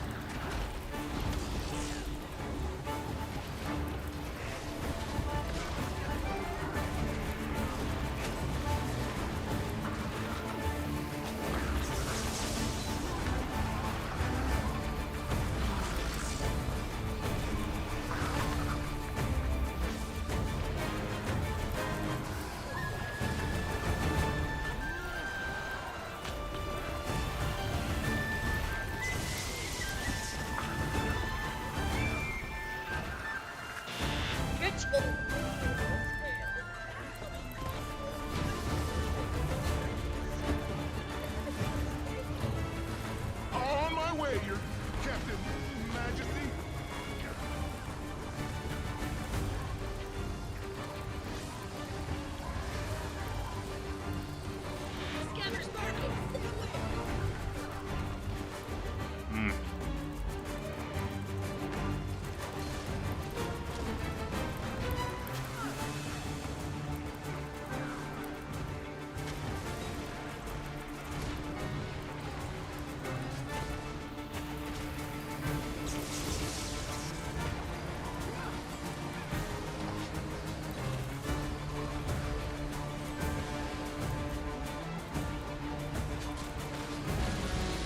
5-man rush. Alright, I got 5 of them.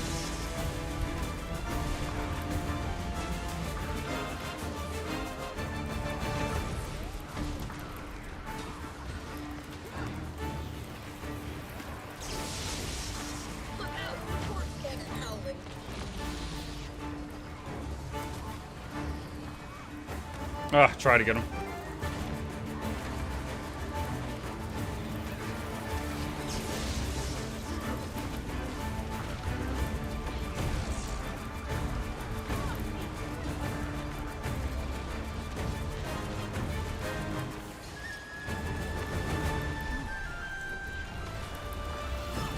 Yikes, I do not have an AoE res right now.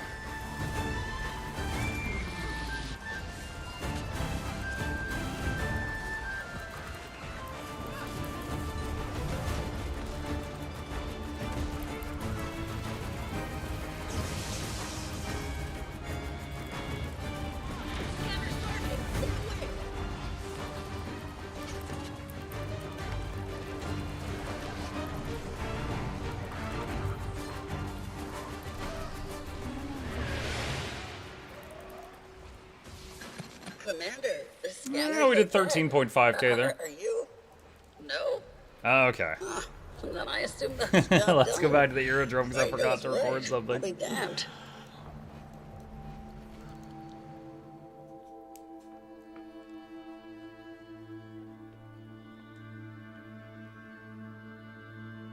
I've got this question a couple times. Are there any fights where if you get a bomb or other similar mechanic on you, if you drop it on the boss, it will do damage to them?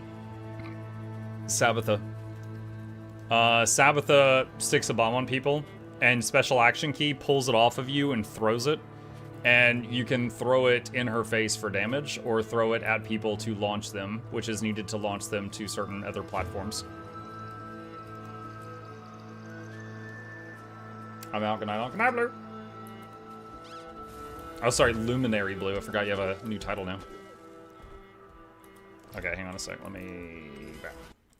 Okay. Just self. Add boons. Utility. Alacrity. Exit. And Golem. Spawn a Golem. Average. Average. Additional. Conditions. Phone. 25. Go back. Go back. Go back. Spawn. And you. Adjust self. Add boons. Copy boons pet. Okay. Noxxi, I forgot to talk about how to play the freaking build, so I am going to go back over that here. If you could shoehorn this into that video at just some moment that you find it fits in there. Okay, so just going over how this build plays real quick. Essentially, we are going to start the fight with the Jungle Stalker out, staff in hand, with Unleash on the pet. If you're new to Untamed, when you move the Unleash to yourself, you ambush on the next attack you do. Additionally, when you weapon swap, because of this trait, you ambush on the next attack you do when you hit the 1 key. So, for example, real quick, I'm going to put the pet on passive. If I'm just, that's the staff 1, the little laser pointer, but if I move Unleash to myself and hit 1, it does this big ambush. If I weapon swap to Mace and hit 1, it does that shockwave, which heals allies and hurts enemies. So essentially, every 10 seconds, we are going to move our Unleash from us to the pet, and then use those buttons, move it back to us, and hit 1, weapon swap 1. The ambushes provide might and quickness to the party. Also, they do a lot of your damage, and also they do healing in the area. They are your most fun skill. You want to be doing those a lot. And just remember, the staff one is around you, and the mace one is in a shockwave. So sometimes you might take a step behind the party to fire it off. So, real quick, so we start the fight and use all the pet skills, but we're going to use F1, F3, F2, because F2 will combo with the F3. So 1, 3, 2, so bing, bing, bing. And then move the Unleash to self and hit 1, weapon swap 1. And then you can honestly just do 2, 3, 4, 5 to keep it simple. And then they all come off cooldown if they all land. And then you can 2, 3, 4, 5. And if you're hitting the buttons as fast as they light up, weapon swap will be available right after the second run through the mace skills. Move the unleash to pet, hit the buttons, move the self, ambush, weapon swap, ambush. And then on staff, your 2 and your 4 do damage. 3 and 5 save for when you need them. 3 is movement with a heal at the end. The 5 is regen if anyone touches this, and it blocks projectiles. You will have plenty of regen for your group by simply hitting Healing Spring whenever it is needed in combat. It will stack up a ton of regen on your party, and it cures all conditions in the area for like 6 seconds. Storm Spirit you can just use on cooldown. It's a big CC. It does Fury on your party and Vuln on the enemy and damage. So really quickly here, if I just, boom, there was a big like thunder crack there for a second. So the Storm Spirit is damage, CC, boons, and conditions. This is the flex slot. So this one, you're not mashing this off cooldown. You are simply using this when needed, and you could put whatever you want there. Also the pet. The pet, you can have its F2 set to autocast by doing control right click on it. So if I tell my pet to attack, you see it's just using all of its skills.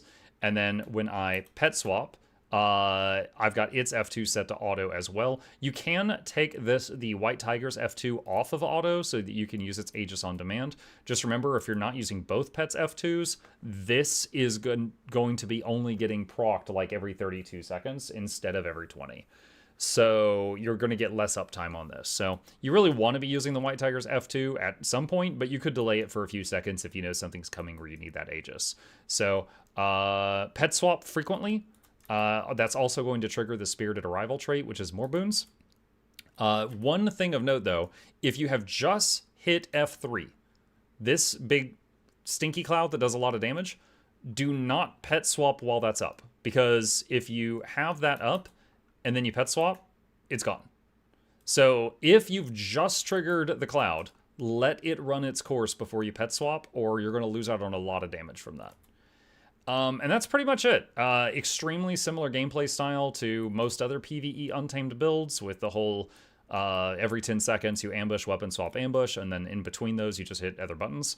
But that's pretty much all there is to it. And then with this build, you save guard for when you need it, you save Spirit of Nature for when you need it, and then you save your flex slot button for when you need it. Unless it's Frost Trap, which you just spam off cooldown if you bring Frost Trap just for damage. Okay, and then Noxxi just, shoehorn that into the video somewhere, thank you. Okay, there we go. Now I just need to type a reminder.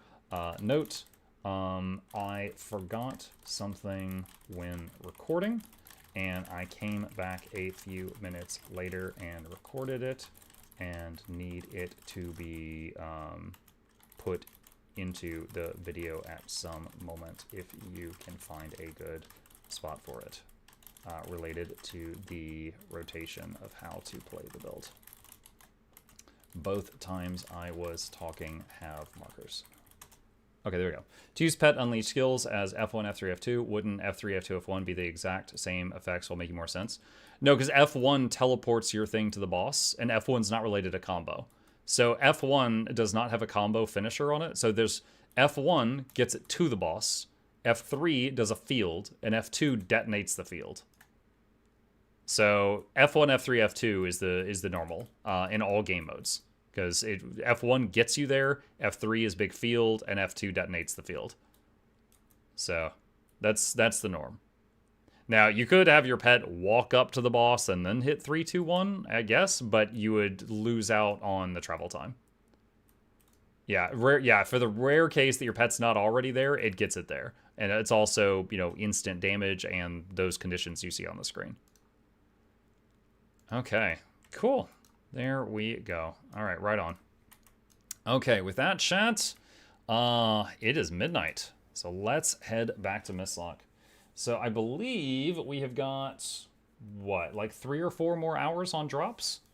So with that, we are going to wrap up the evening stream here for the evening. Let's hop out the character select for that outro music.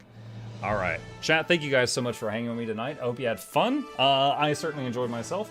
If you're new here, my name is Muck. I stream every evening and every weekday morning. We do a lot of Guild Wars too, but we also do a lot of other stuff. Tomorrow morning, I'll be here working on our playthrough of Enshrouded, and tomorrow night will be Mutiny Monday or Multiplayer Monday, depending on what I'm vibing, and a new game will be started after that during the evening stream. So hit the follow button on Twitch if you haven't already, subscribe to the YouTube if you haven't already. Here's links to both my YouTube channels. I got 2 of them. Special thank you to the patrons. They keep this channel alive. I could not do this without their help, and there's a link to that in the chat if you're interested. Shilling complete. Thank you all for being here. Let's find someone to raid so that the people who are AFK farming drops will still get them. Nope, that is, oh, yo, the main Guild Wars 2 channel's plugging me. As I'm plugging them, plugging me, plugging me, plugging them, plugging me, plugging me, plugging them. Anyway, let's try this again. Twitch, directory, Guild Wars 2. That's what I wanted. My pre-fill failed me. All right, let's see. Ion's live again. Could get Ion. Oh, Malcolmus is live too. You know what? I raided Ion, is either yesterday or the day before, and I haven't gotten a chance to raid Malcolmist. So I'm gonna get Malcolmist just to kind of spread the love around a little bit.